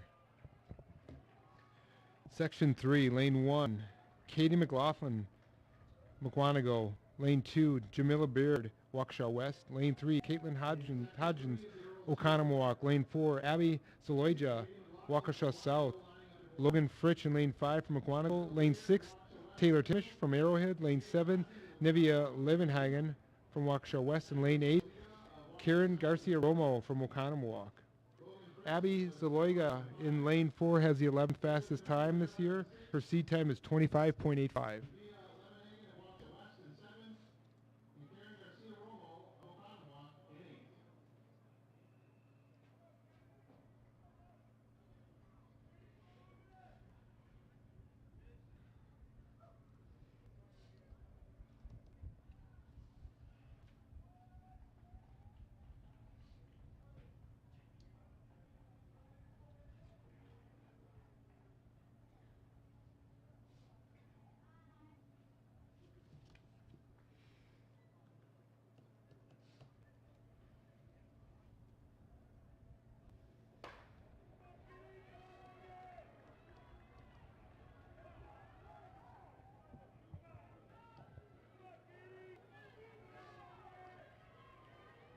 Taylor's looking good.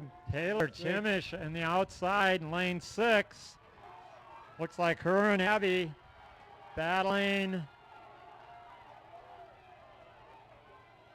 And Abby's going to pull ahead slightly.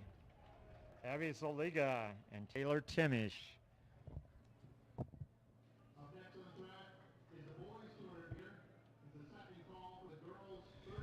In the first heat of the boys 200 meters, lane 3, Aiden Woodring from Waukesha South. Lane 4, Drew Wagner from Kettle Moraine. Lane 5, Tyler Defoe from Waukesha South.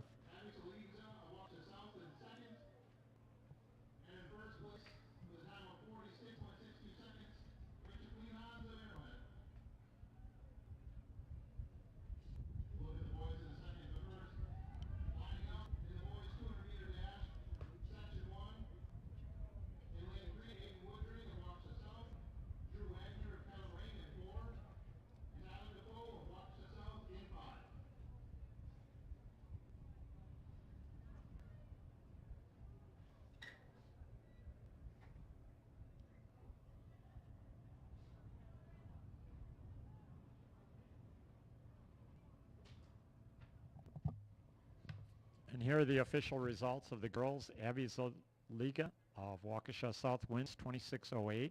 Taylor Timish of Arrowhead second, 26.27. And third, Lily Cobb of McWanago at 26.29.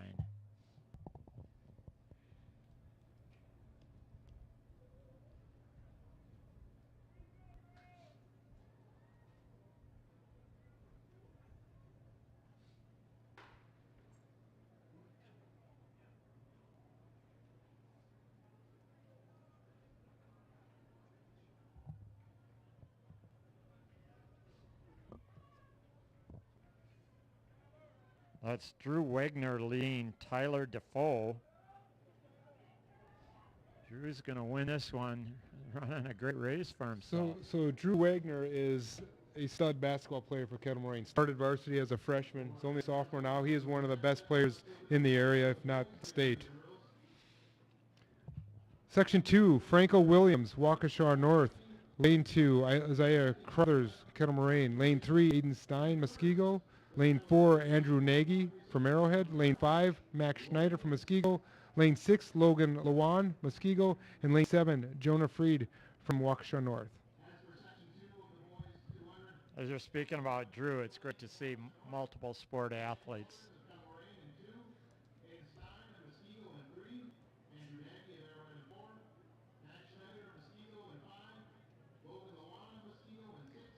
You know, I think that's Kimberly's secret too with their football team. Most of those guys are doing the field events, and that's where they're cleaning up. Yeah, absolutely.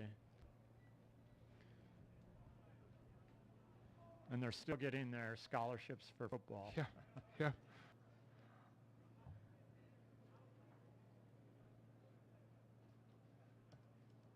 Caden Finger in 4 is the top seed here.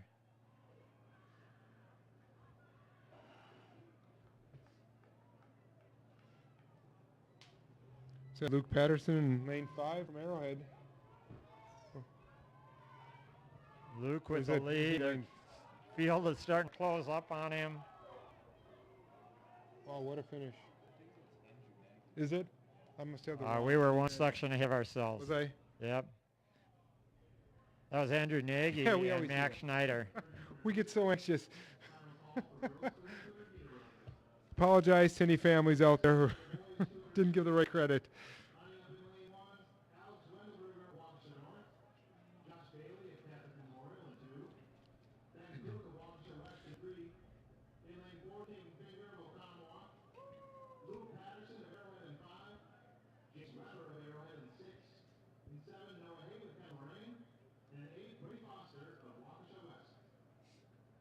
So again, Wandelberger lane 1, Bailey 2, Cook 3, Finger 4, Patterson 5, Weber 6, Haight 7, and Foster 8.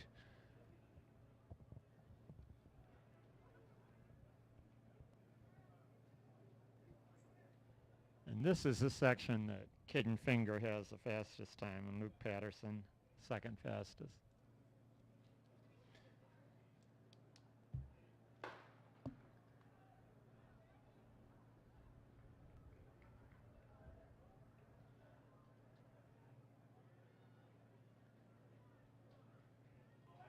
Fingers coming off the turn with a bit of a lead. Jace Peterson's moving up pretty good.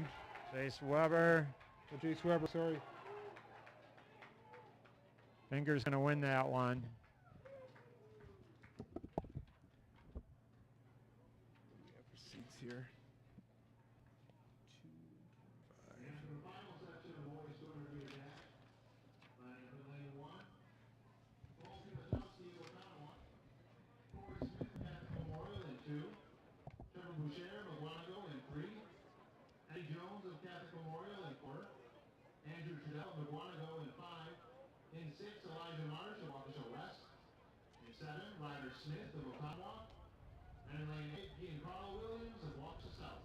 So hopefully you heard the lineup there. Eddie Jones in lane 4 has got the second fastest time so far in the state. Elijah Marsh in lane 6 has the 25th. But also look at lane 7, Ryder Smith, as well as Corey Smith in lane 2. I expect this one to be close. And fast.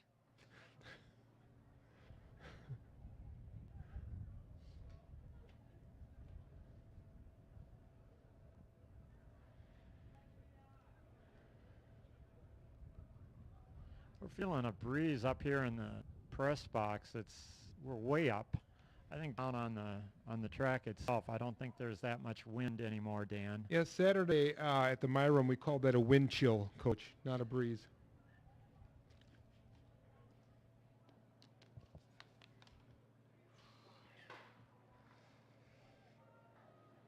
Eddie Jones with the fastest seed time, and he is out quick. Eddie Jones in lane 4. Look at Ryder Smith. Ryder Smith out here on the outside. Eddie Jones has a slight lead over Ryder. I think he might have been under 22. A great race out of Eddie Smith. Outstanding sprinter. All right, girls 3,200 meters next on the track. One heat. We have Tara Braun from Kettle Moraine, Myra Stray from Waukesha West, Presley Hansen, Arrowhead, Nicole Major, Waukesha West, Zoriana Zembrowski, Muskego, Annalise Rasmussen, Mukwonago, Isabel Pratt, Oconomowoc, Casey Gale from Catholic Memorial, Julia Baker from Mukwonago, Rebecca Barnes, Arrowhead, Annie Lofi, Oconomowoc, and Lily Ryan, Catholic Memorial.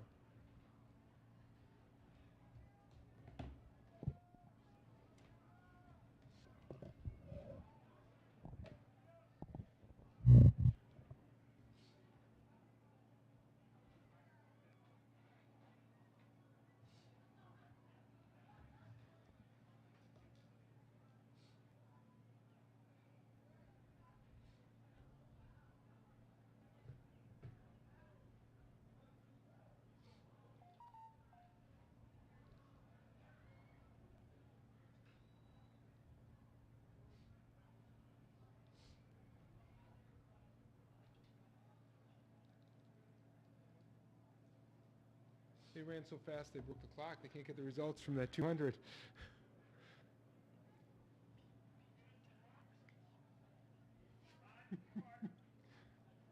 Plug 'em.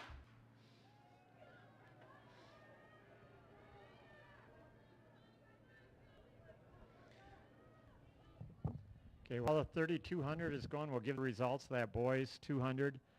Really fast times here. Eddie Jones, 22:02. First, Ryder Smith second, 22.31. Third, Elijah Marsh, Waukesha West, 22.53.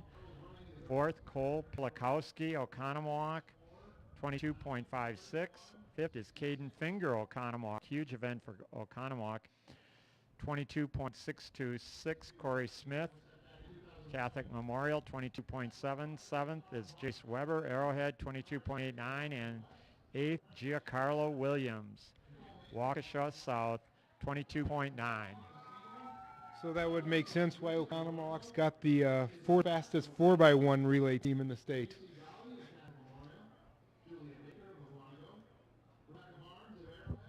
After that event on here, the boys' scores are Arrowhead 150, Oconomowoc 125, and Catholic Memorial 78.5. So those three teams are out ahead of the field.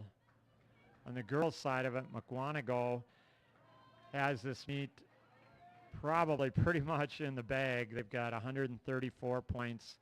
Arrowhead second, 96.5. Third is Muskego, 82.5.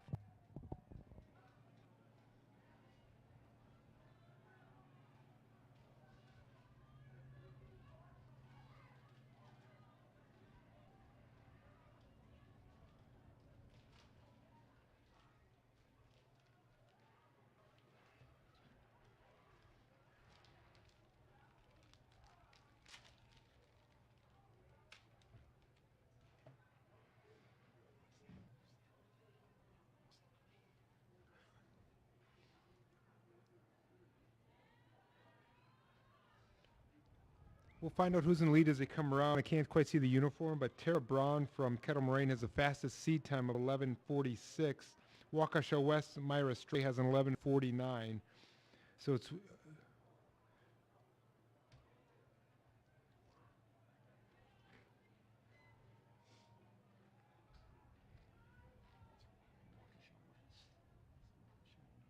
looks like Waukesha West leading. All right, it's either Stray or Major, but I'm thinking it's Myra Stray.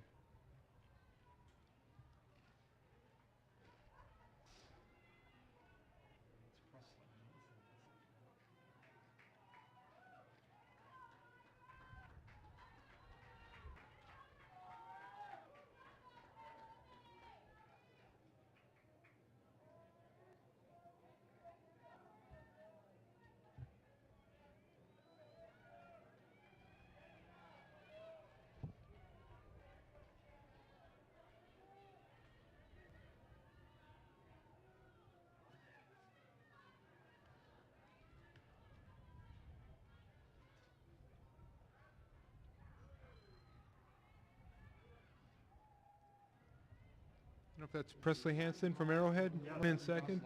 She looks like she's making a bit of a move to try to close the gap between the lead runner. I don't believe Tara Braun is in this race. She had the top seed time, but I know that she had been battling a hamstring injury earlier. Yeah, I don't see a Kettle Moraine uniform up in the top 4.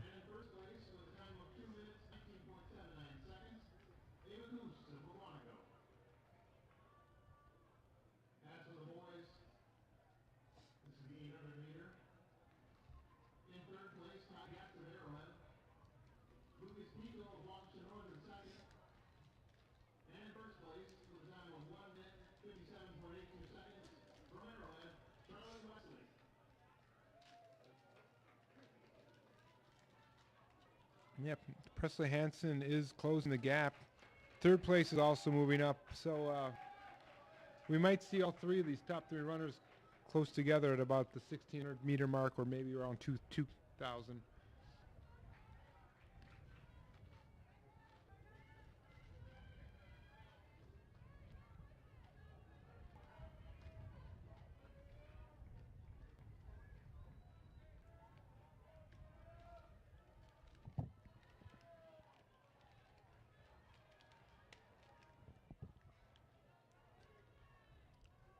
There was a sizable gap between the first 3 runners, probably about 40 meters between first and second, and 40 meters between second and third. And they're running about the same pace because nobody's really pulling away or falling off.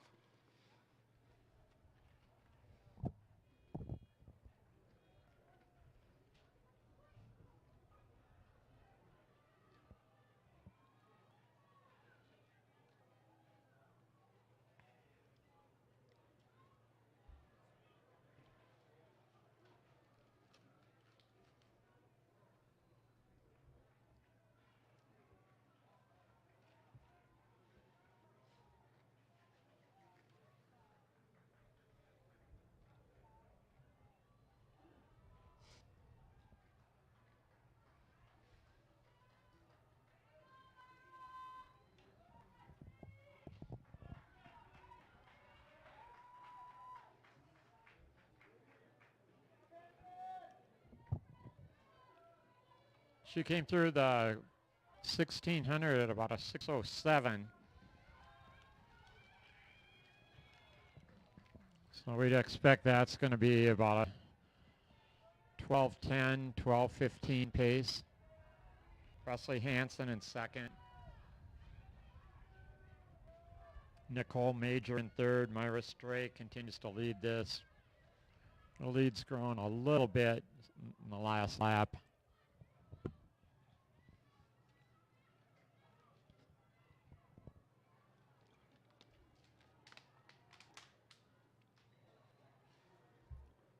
So when you were coaching and you had a 2-miler that was their only event, 3,200 meter runner, coach, would you have them be at the meet right in the beginning, or would you have them come maybe a little later so they're not in this environment the entire time waiting 2-3 hours before they run? If it's a local home meet. Yeah, if it's a local home meet, yeah, not to come early. And sometimes they would come early and then just go back in and camp out, maybe just in the school, listen to some music, have a light meal. Try not to get too caught up in all the excitement of the meet and try to stay calm and save energy. Yep.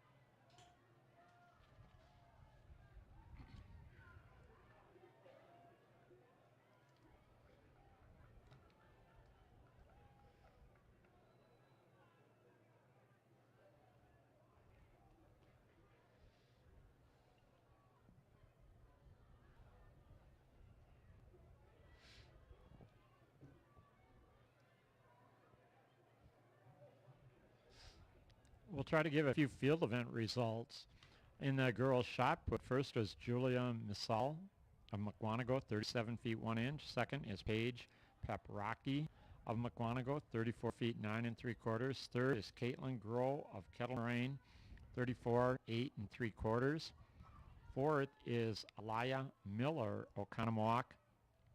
Exactly the same throw, but on the tiebreaker, Caitlin gets third. And fifth place is Kate Tessmer, Oconomowoc, 34 6 1/2. Fourth, Isabella Boyd of Arrowhead, 33 10 3/4.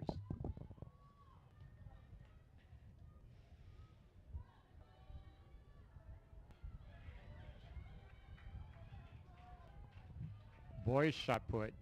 There's another 1-2 finish for Mukwonago. They won the girls, and a 1-2 finish in the girls shot put, and now 1-2 finish in the boys. Ethan Resman of Mukwonago first, 52 11 1/2. Second was Nathan Roy of Mukwonago, 50 feet 5 inches. Third, Steve Wauer of Muskego, 49 feet 11. Fourth, Brandon Ralstead of Oconomowoc, 49 11. And fifth, Nick Blatnick, Arrowhead, 49 10. Sixth was Josiah Nathaniel of Catholic Memorial, 48 7 1/2.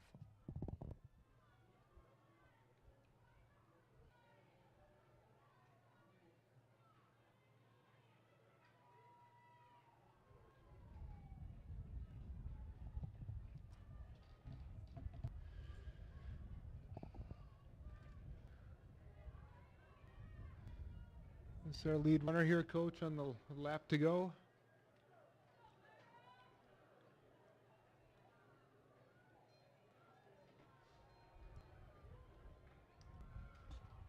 Looks like she's run a pretty evenly paced race.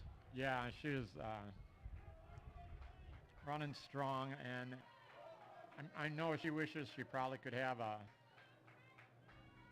other competitors around her to push her, but I think also she knows she's ran a 1600 and now running this. Yeah.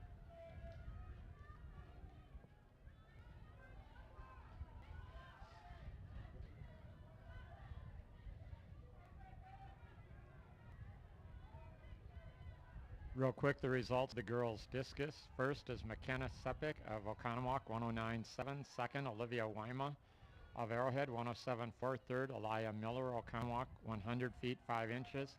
Fourth, Caitlin Groh, Kettle Moraine, 98.9. Fifth is Julia Misal of Mukwonago, 98.8. And sixth is Paige Paprika, Mukwonago, 97.10.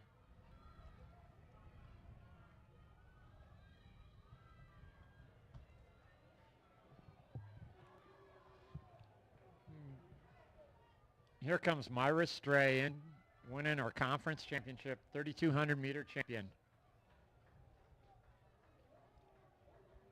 In fact, I think she kind of negative split that one. Yep. I think about a 6:06 and about a 6:02. Yep, looked really good. I think she could have gone faster, like you said, with some competition.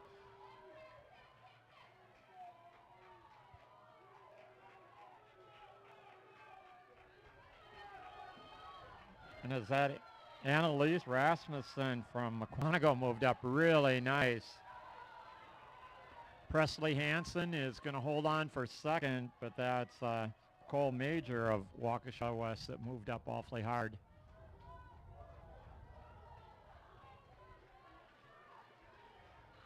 Ziora Zambrowski of Muskego. And Rebecca Barnes from Arrowhead.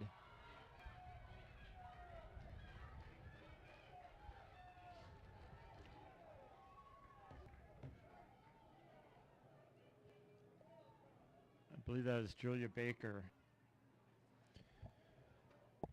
So now on to the boys' 3,200 meter event. We have Patrick Wills from Waukesha North, Hayden Trebold, Oconomowoc, Zach Vance, Oconomowoc, Joe McNulty, Mukwonago, Brandon Gang, Waukesha West, Kyle Gears from Catholic Memorial, Ethan Blishke, Waukesha West, Keegan Bratt, Waukesha West, Noah Kulis, Waukesha South, George Spurka, Muskego, Owen Danahel from Muskego, Michael Warzen from Kettle Moraine, Cameron Lenz, Catholic Memorial, Charlie Soper, Catholic Memorial. Peyton Treebold from Oconomowoc. Noah Kraus, Arrowhead.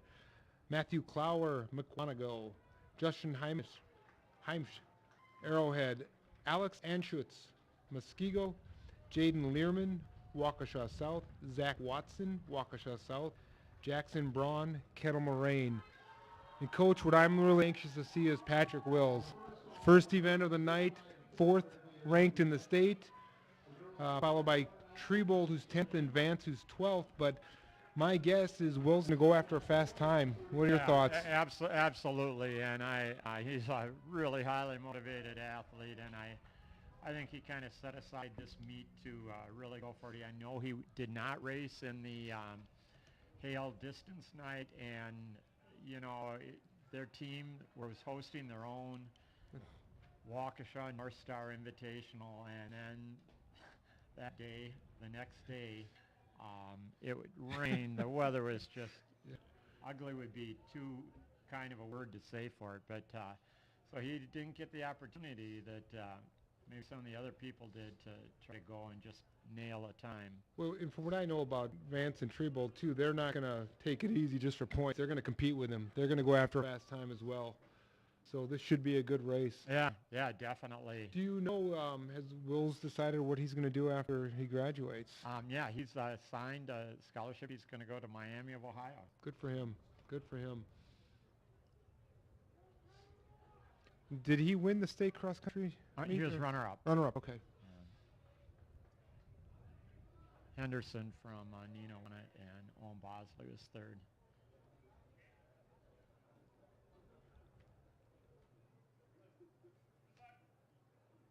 Crowded field, but I do expect that it's going to string out pretty quickly. Yeah, we have 22 entrants.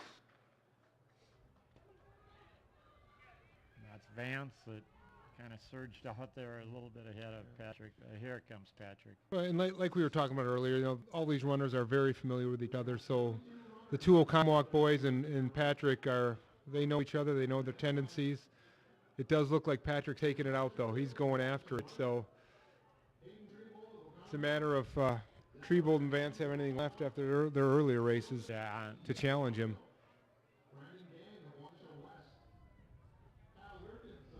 8 places are going to score in here, but I think an awful lot of these athletes, it's a field of 22, they're trying to get in there and run personal bests and try to set themselves up for trying to qualify maybe through the regionals into the sectionals.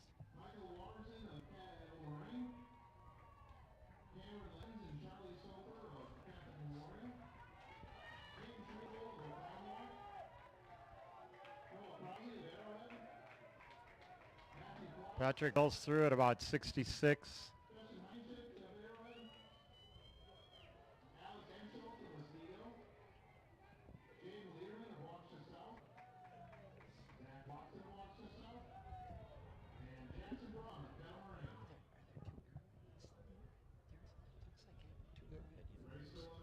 Back there in the second pack.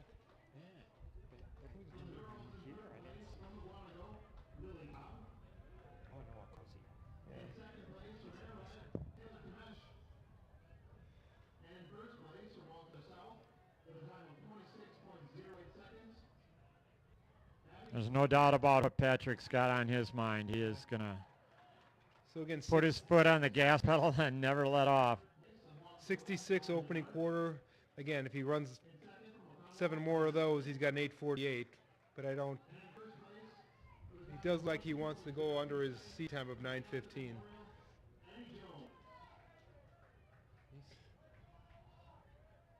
.214. And here comes Vance and Treebold starting to pursue.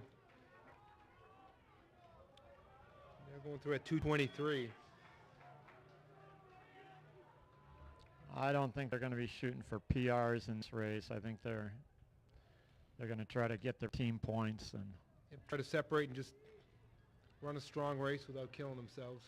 Yeah, Patrick on the backstretch. He is all in.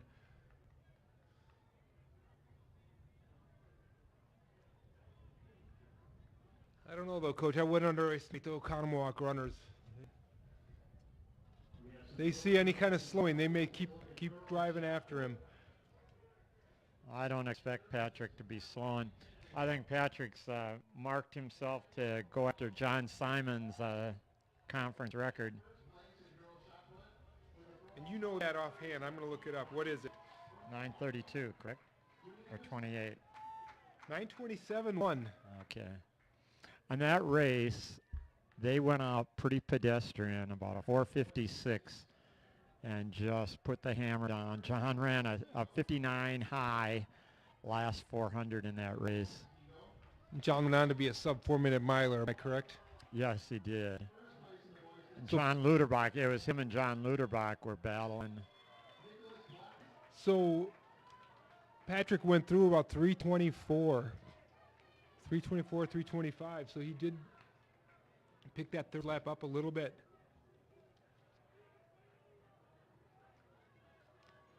This is the second call for the girls 4x400-meter relay. First call for the boys.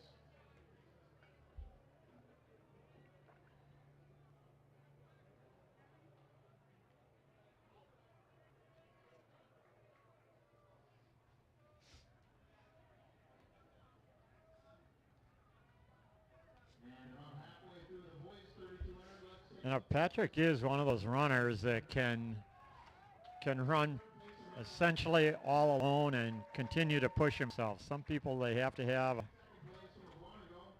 really talented field around them, but 4:35. the time of 12 minutes, 8.94 seconds from Waukesha West, Myra Stray.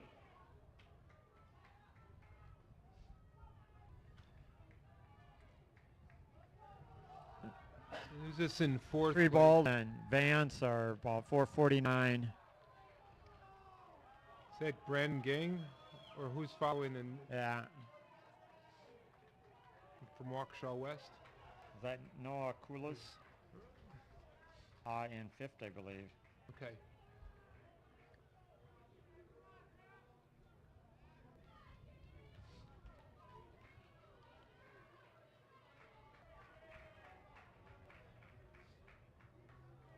I think this crowd might give him a little boost as he comes through here.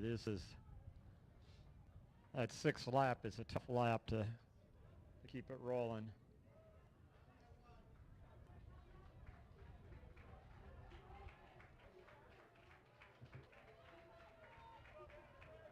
He's going to have about a 100-meter lead right now. It's about a 73-second lap. Again, it's hard to do by yourself, but he still looks good. He looks strong.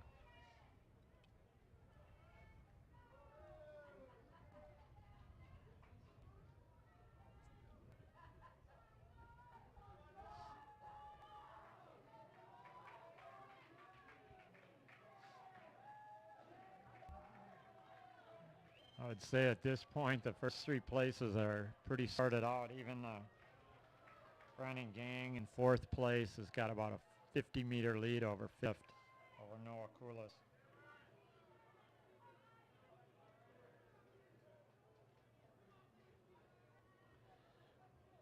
I think Patrick might gain a little motivation chasing down some of these other runners that he's about to lap.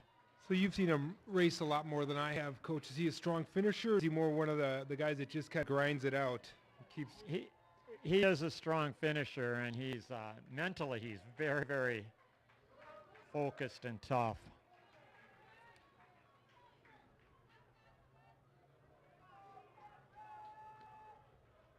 .702. If he comes back and can run about 70-70 for these last two laps, he's going to have the conference record.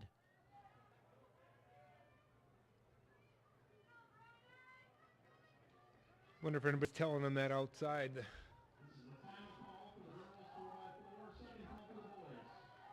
Set in at the Northwest Corner track.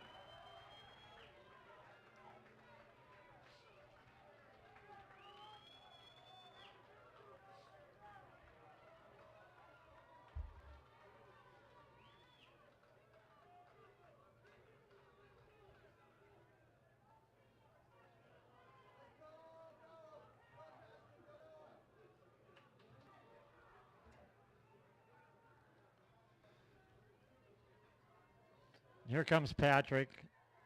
He's got about 500 meters to go. I think the crowd is going to get him going on for this last lap.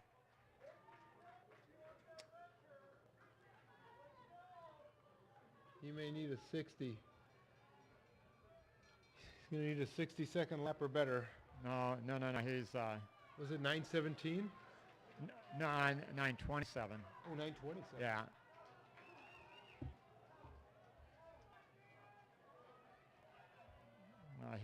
Hayden has just passed Zach Van, so I think Hayden wants to get the silver medal. And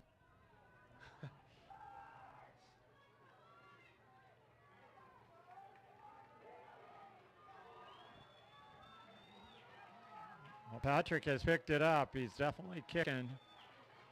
He's looking ahead at a runner he can try to lap.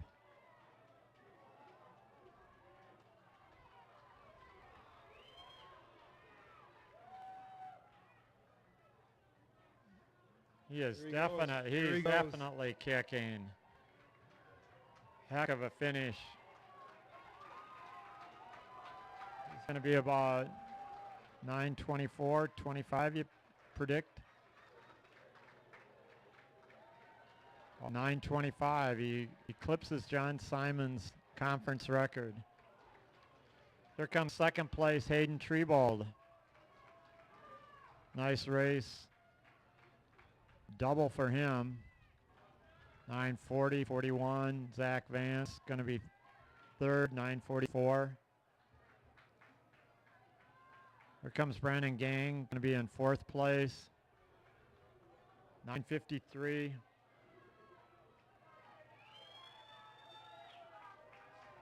Is this Noah Koulis here? Oh, right here, I think was. Oh no, that's Muskego that Muskego. passed him. Yeah. George Spurka? Yeah. It was either George or Owen. Yeah. The field lights are just that, field lights. They're not lighting up the track that much. Strong finishes out of these guys.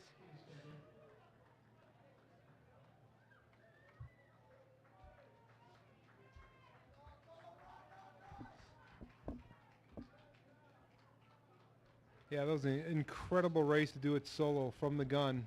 Start to finish instead of conference record.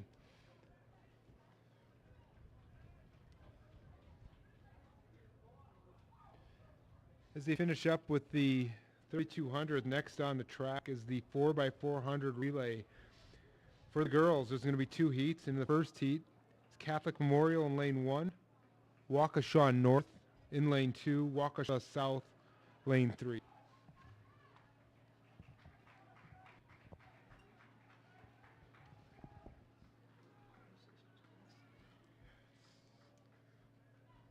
See, I could stay all night now.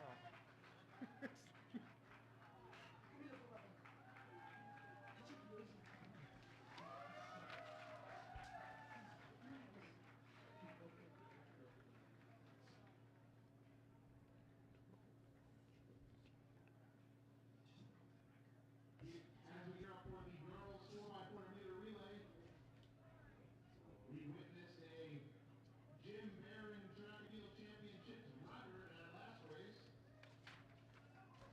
The 3200 meter run record was 9 minutes and 47 seconds, set back in 2009.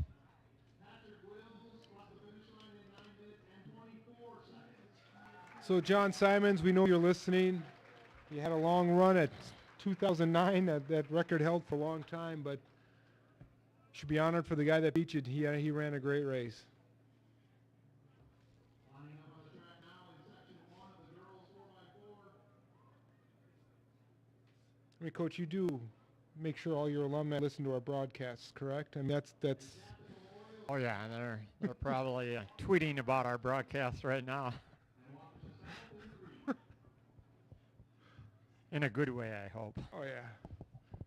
I'm sure Ryan Adamski's tuned in. Tim Huckey for sure. Huckey, yeah, Huck's out there. I don't know if Russ Sambold gets this out in Boston, but I is think he in he's Boston now, or he's in the West Coast now. He was in the East Coast. Yeah. He's out in Seattle.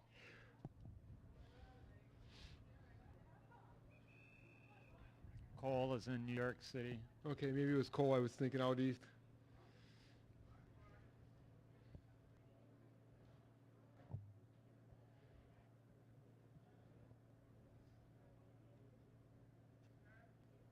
A little trivia, I did see Tom McFarland out here watching the 1600. Tom is current Arrowhead record holder in the 800, Joe McFarland's dad. Am I correct there, Coach? That's right. So Joe, I know, or Tom, I know you're listening. It's good to see you. Stop up at the press box next time. Got a granola bar for you. Tom is part of a Monday night trivia team.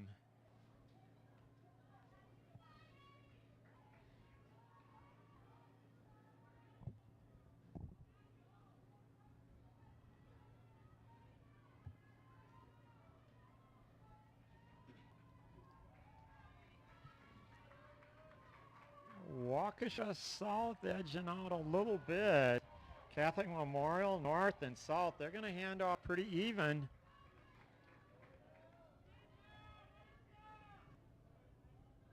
Well, looks like Memorial had just a little bit of a lead at the exchange.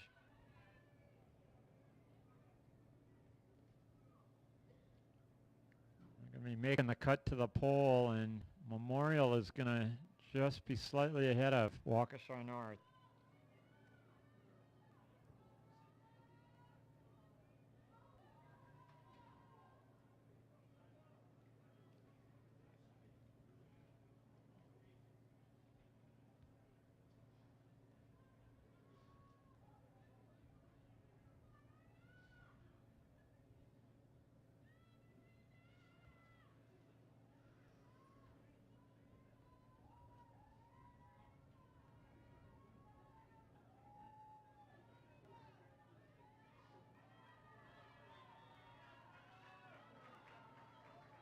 I think Memorial with about a 15-meter lead coming up on the second exchange. The North about 15 meters over South.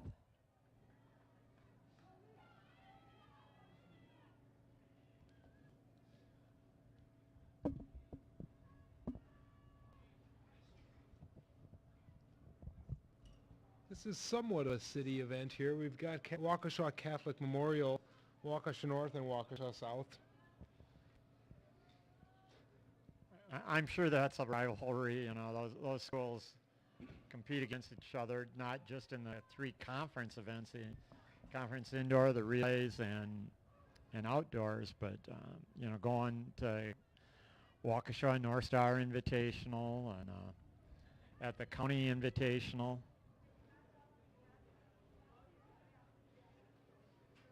And those kids have competed against each other in grade school, track and field, and now high school, so they know each other very well. CMH has a pretty sizable lead. I'm sure they're just trying to run as fast a time as they can to place where they will be against the fastest seeded section.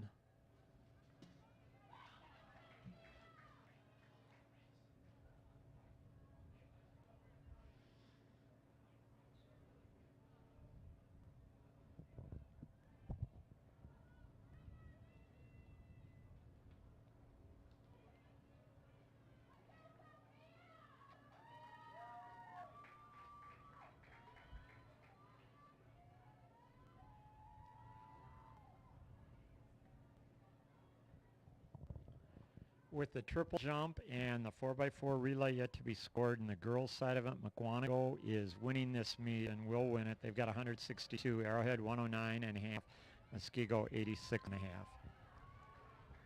And here's Catholic Memorial bringing it home. And they're going to be just over 420, 421.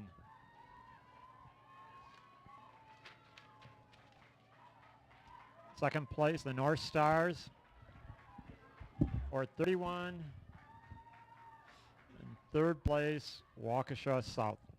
In section 2 for the 4x400 is lane 1 Arrowhead, lane 2 Muskego, lane 3 Waukesha West, lane 4 Oconomowoc, lane 5 McWanago, lane 6 Kettle Moraine.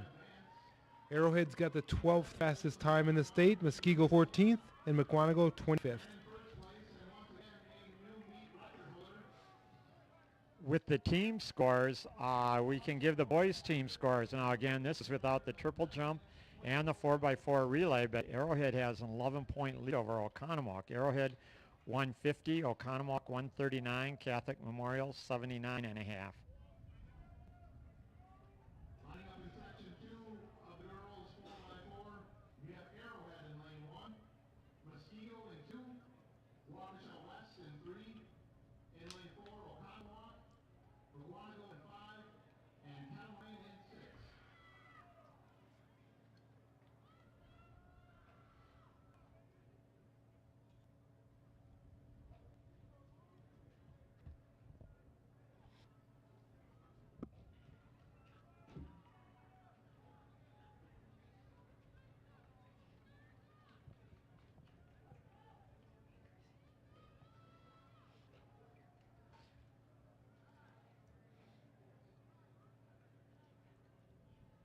And Arrowhead will be leading off with conference champion, 400 champion, Taylor Timish. Obviously, they're going to try to get out there and get a lead and make teams try to catch them.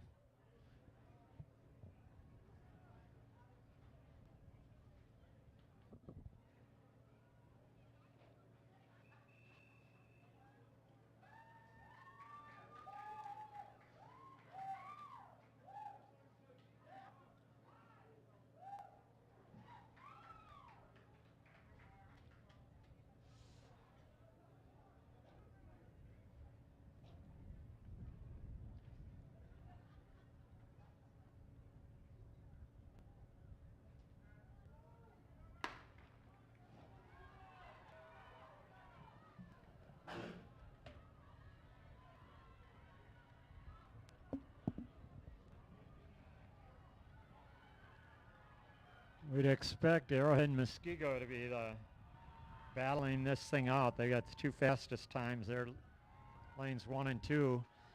And again, Arrowhead is leading off with their fastest leg, Taylor Timish, and I'm sure they're trying to get out, get a lead, and force other teams to try to catch them.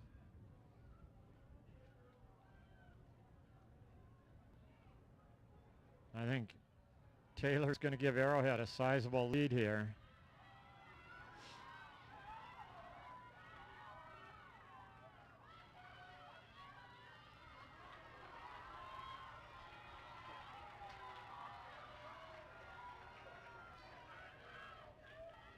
About a 59-second leg out of Taylor. I got about a 5-second lead on Muskego.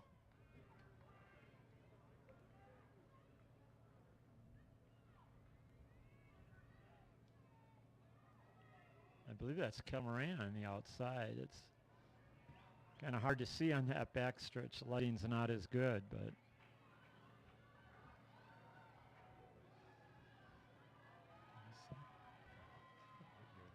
I'm no better than you.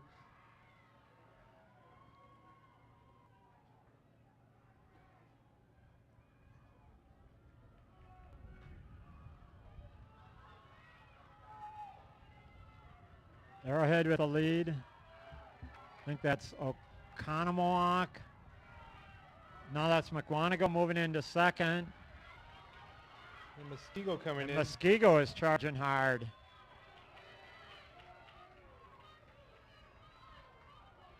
Arrowhead still has about a 4 to 5 second lead.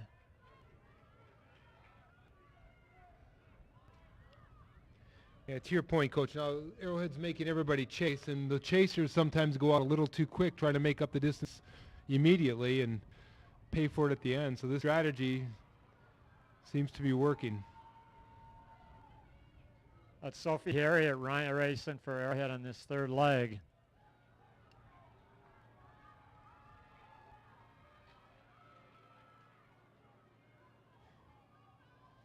And Arrowhead's fastest time this season is 4:11, so we'll see how this is going to compare.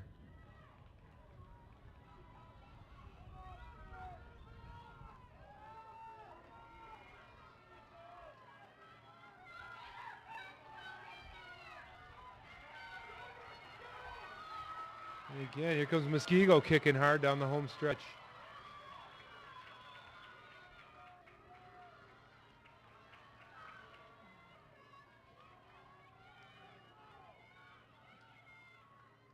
They get a 63-second lap out of their anchor, Bella Sams, then Arrowhead is going to have another PR and perhaps dip under 3:10. They're going to be real close to it.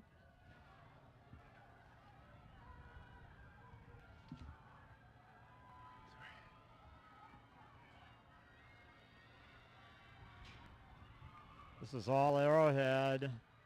Muskego second, and here comes Waukesha West. Anchor leg for West is running awesome. Valerie Bratt.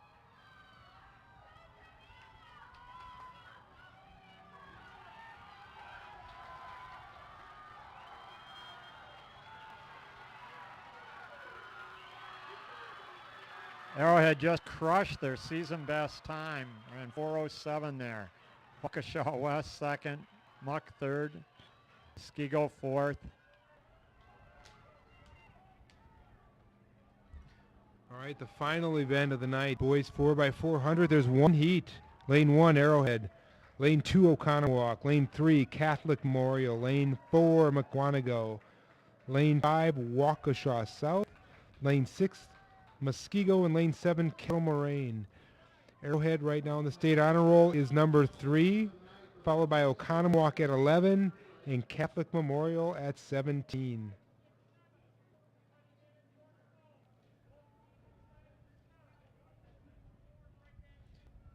Coach, looking at the team they have listed for Arrowhead, those aren't the 4 that set that third fastest time. Is that correct? Yeah. This is. Oh, wait a second. And we've got Nathan Koch in here. Yeah. So Nathan did not run when they set that fastest time. Ty Getz was running in there, but Nathan's a awesome 800 runner, and it's going to be great for him to drop down a race, drop down a distance, and sharpen his speed and see what he can do under pressure. Yeah, so it should be a pretty top 3, pretty close.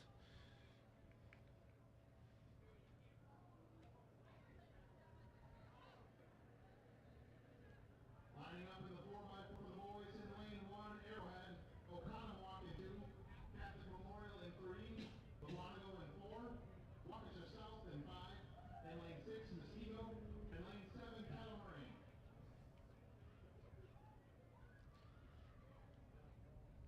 This Kyle Yankee is going to be leading off. This is his third race. He placed third in the intermediate hurdles, 6th in the high hurdles.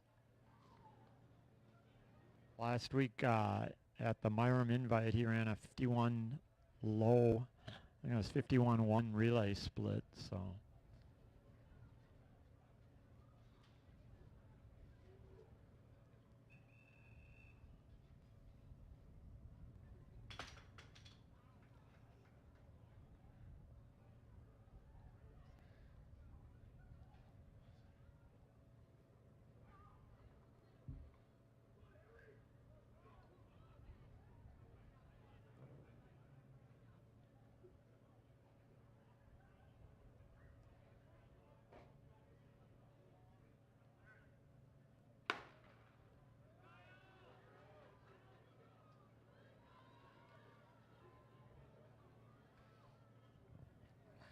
Now, Oconomowoc has Harrison Cole listed as their leadoff. I believe that's Harrison out there.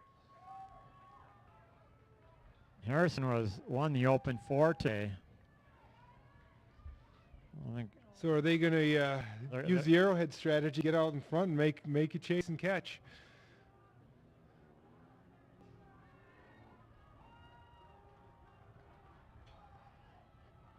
Yeah, this is a heck of a race for where we're at. Yeah. That's Harrison Call.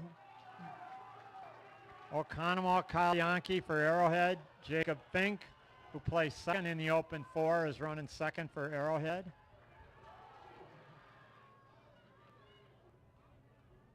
Looks like Jacob's going to have about a half a stride lead. They make the cut. Is that Waukesha South out there? Sure. Look, yeah, it's South. Yeah, South coming in third right now. Quincy Thomas. Quincy Thomas ran 2 great hurdle races.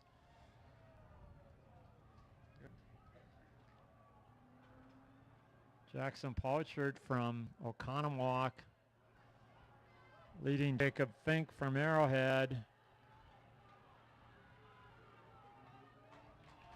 Here comes Jacob. He's swinging out. Good finish. And a nice move, very nice move. Nathan Clark running third leg.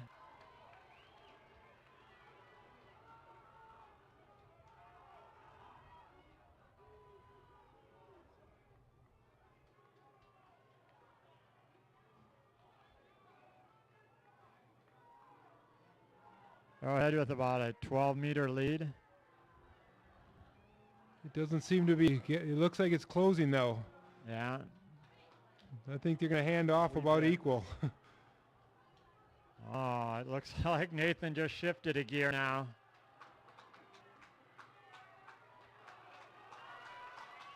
They are going to be dead even at this final exchange. There we go. We got Charlie Wesley going to anchor for Arrowhead.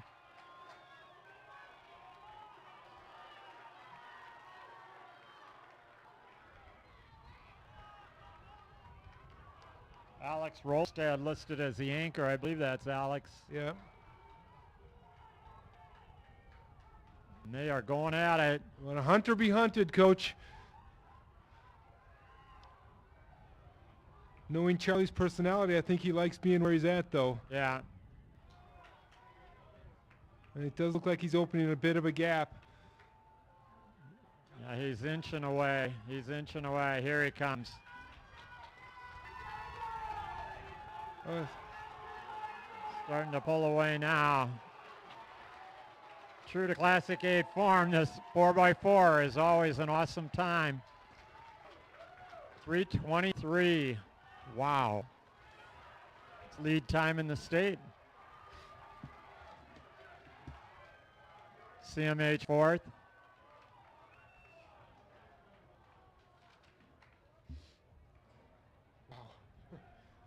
And we've seen some great times here tonight, Dan. yeah, you know, they wouldn't have had the fastest time in the state without that competition. I mean, look at the push. They're pushing each other. Every leg was dead equal, dead even, till the very end. And that's the beauty. That's the beauty about this conference meet. That it's just like, you know, every meet you think, well, your competition brings the best out in you, but I think there's another level when you get to the Classic 8 conference. So. Yeah, no, we've been very fortunate doing the Myram last Saturday and seeing some of the best around the state. And then we have an equal performance locally from the best in the county, best in the area. So we're very blessed. I hope everybody watching this and appreciates track and field realizes how special this track is and the people that run on it. Okay, we'll real quickly try to give you some updates.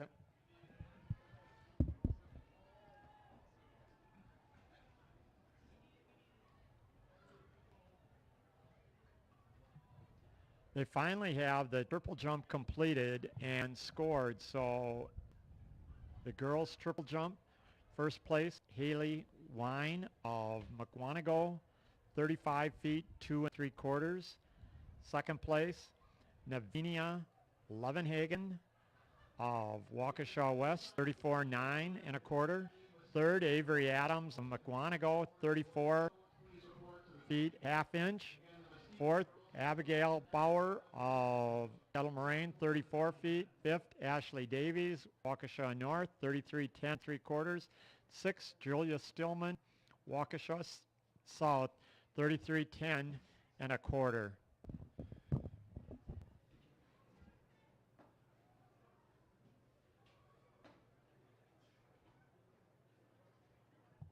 The boys triple jump. winner was Marshawn Robinson, Waukesha South, 43 feet, 4 1/4. Second, Rodrigo Nakigan of Oconomowoc, 43 feet, 1/2 inch. Third, Connor Anderson, Waukesha North, 42 6 1/2. Fourth, Marcus Dudek of Oconomowoc, 41 9 3/4. Fifth, Bennett McCormick Catholic Memorial, 40 feet 11. Sixth, Colin Argue of Arrowhead, 40 feet 5 1/4.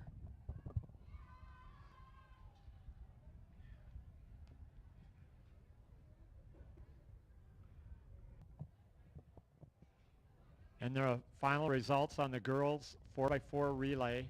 Arrowhead, 4 minutes 4:07.6. Second place, Waukesha West, 4:12.2. Third, Mukwonago, 4:13.3. Fourth, Muskego, 4:14. Fifth, Kettle Moraine, 4:21.2. And sixth, Catholic Memorial, 4:21.3.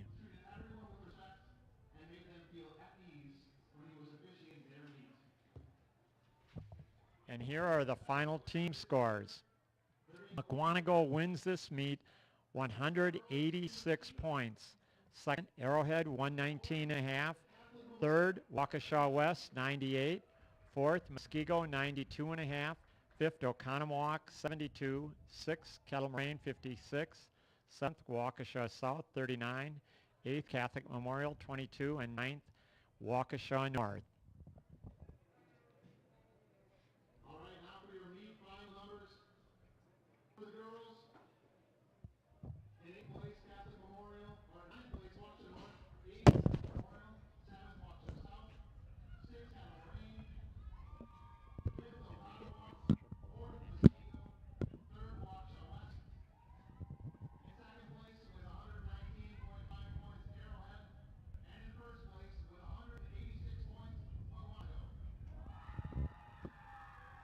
And here we are for the boys 4x4.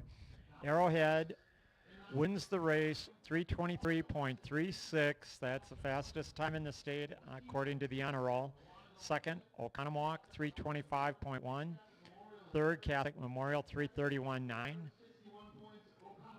Fourth is Mukwonago 3:35.1. Fifth, Waukesha South 3:35.3. And sixth is Muskego 3:38.86.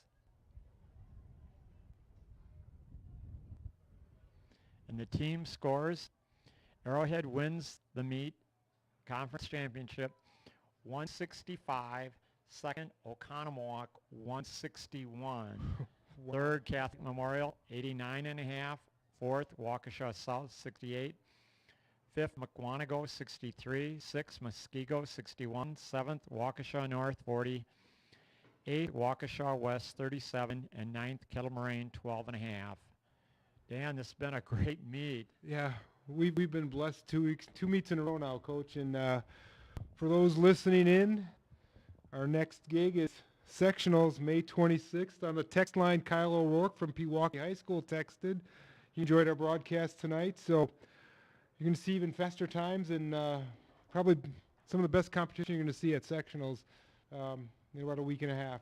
Yeah, the sectional, a number of these, well, several of these schools, I shouldn't say a number of these schools, will be in the same sectional, but Arrowhead and Ocon will be in the same sectional. In fact, the regionals at Ocon, and you know that those teams are going to be going at it in the relays the way they did and all the other events. So it was just a great Classic 8 conference meet. We talked about at the beginning of what it was going to be, and sure enough, it lived up to that and maybe even more. Yeah, I was just impressed with some of the times given the conditions. It was a great event, and congrats to the coaches and all the athletes. Well, thanks again for listening in, and we hope that the viewers really enjoyed this competition. It was track and field at its best, and this track is known as what, Dan? Hayward Field of the Midwest. All right, thank you. Good night.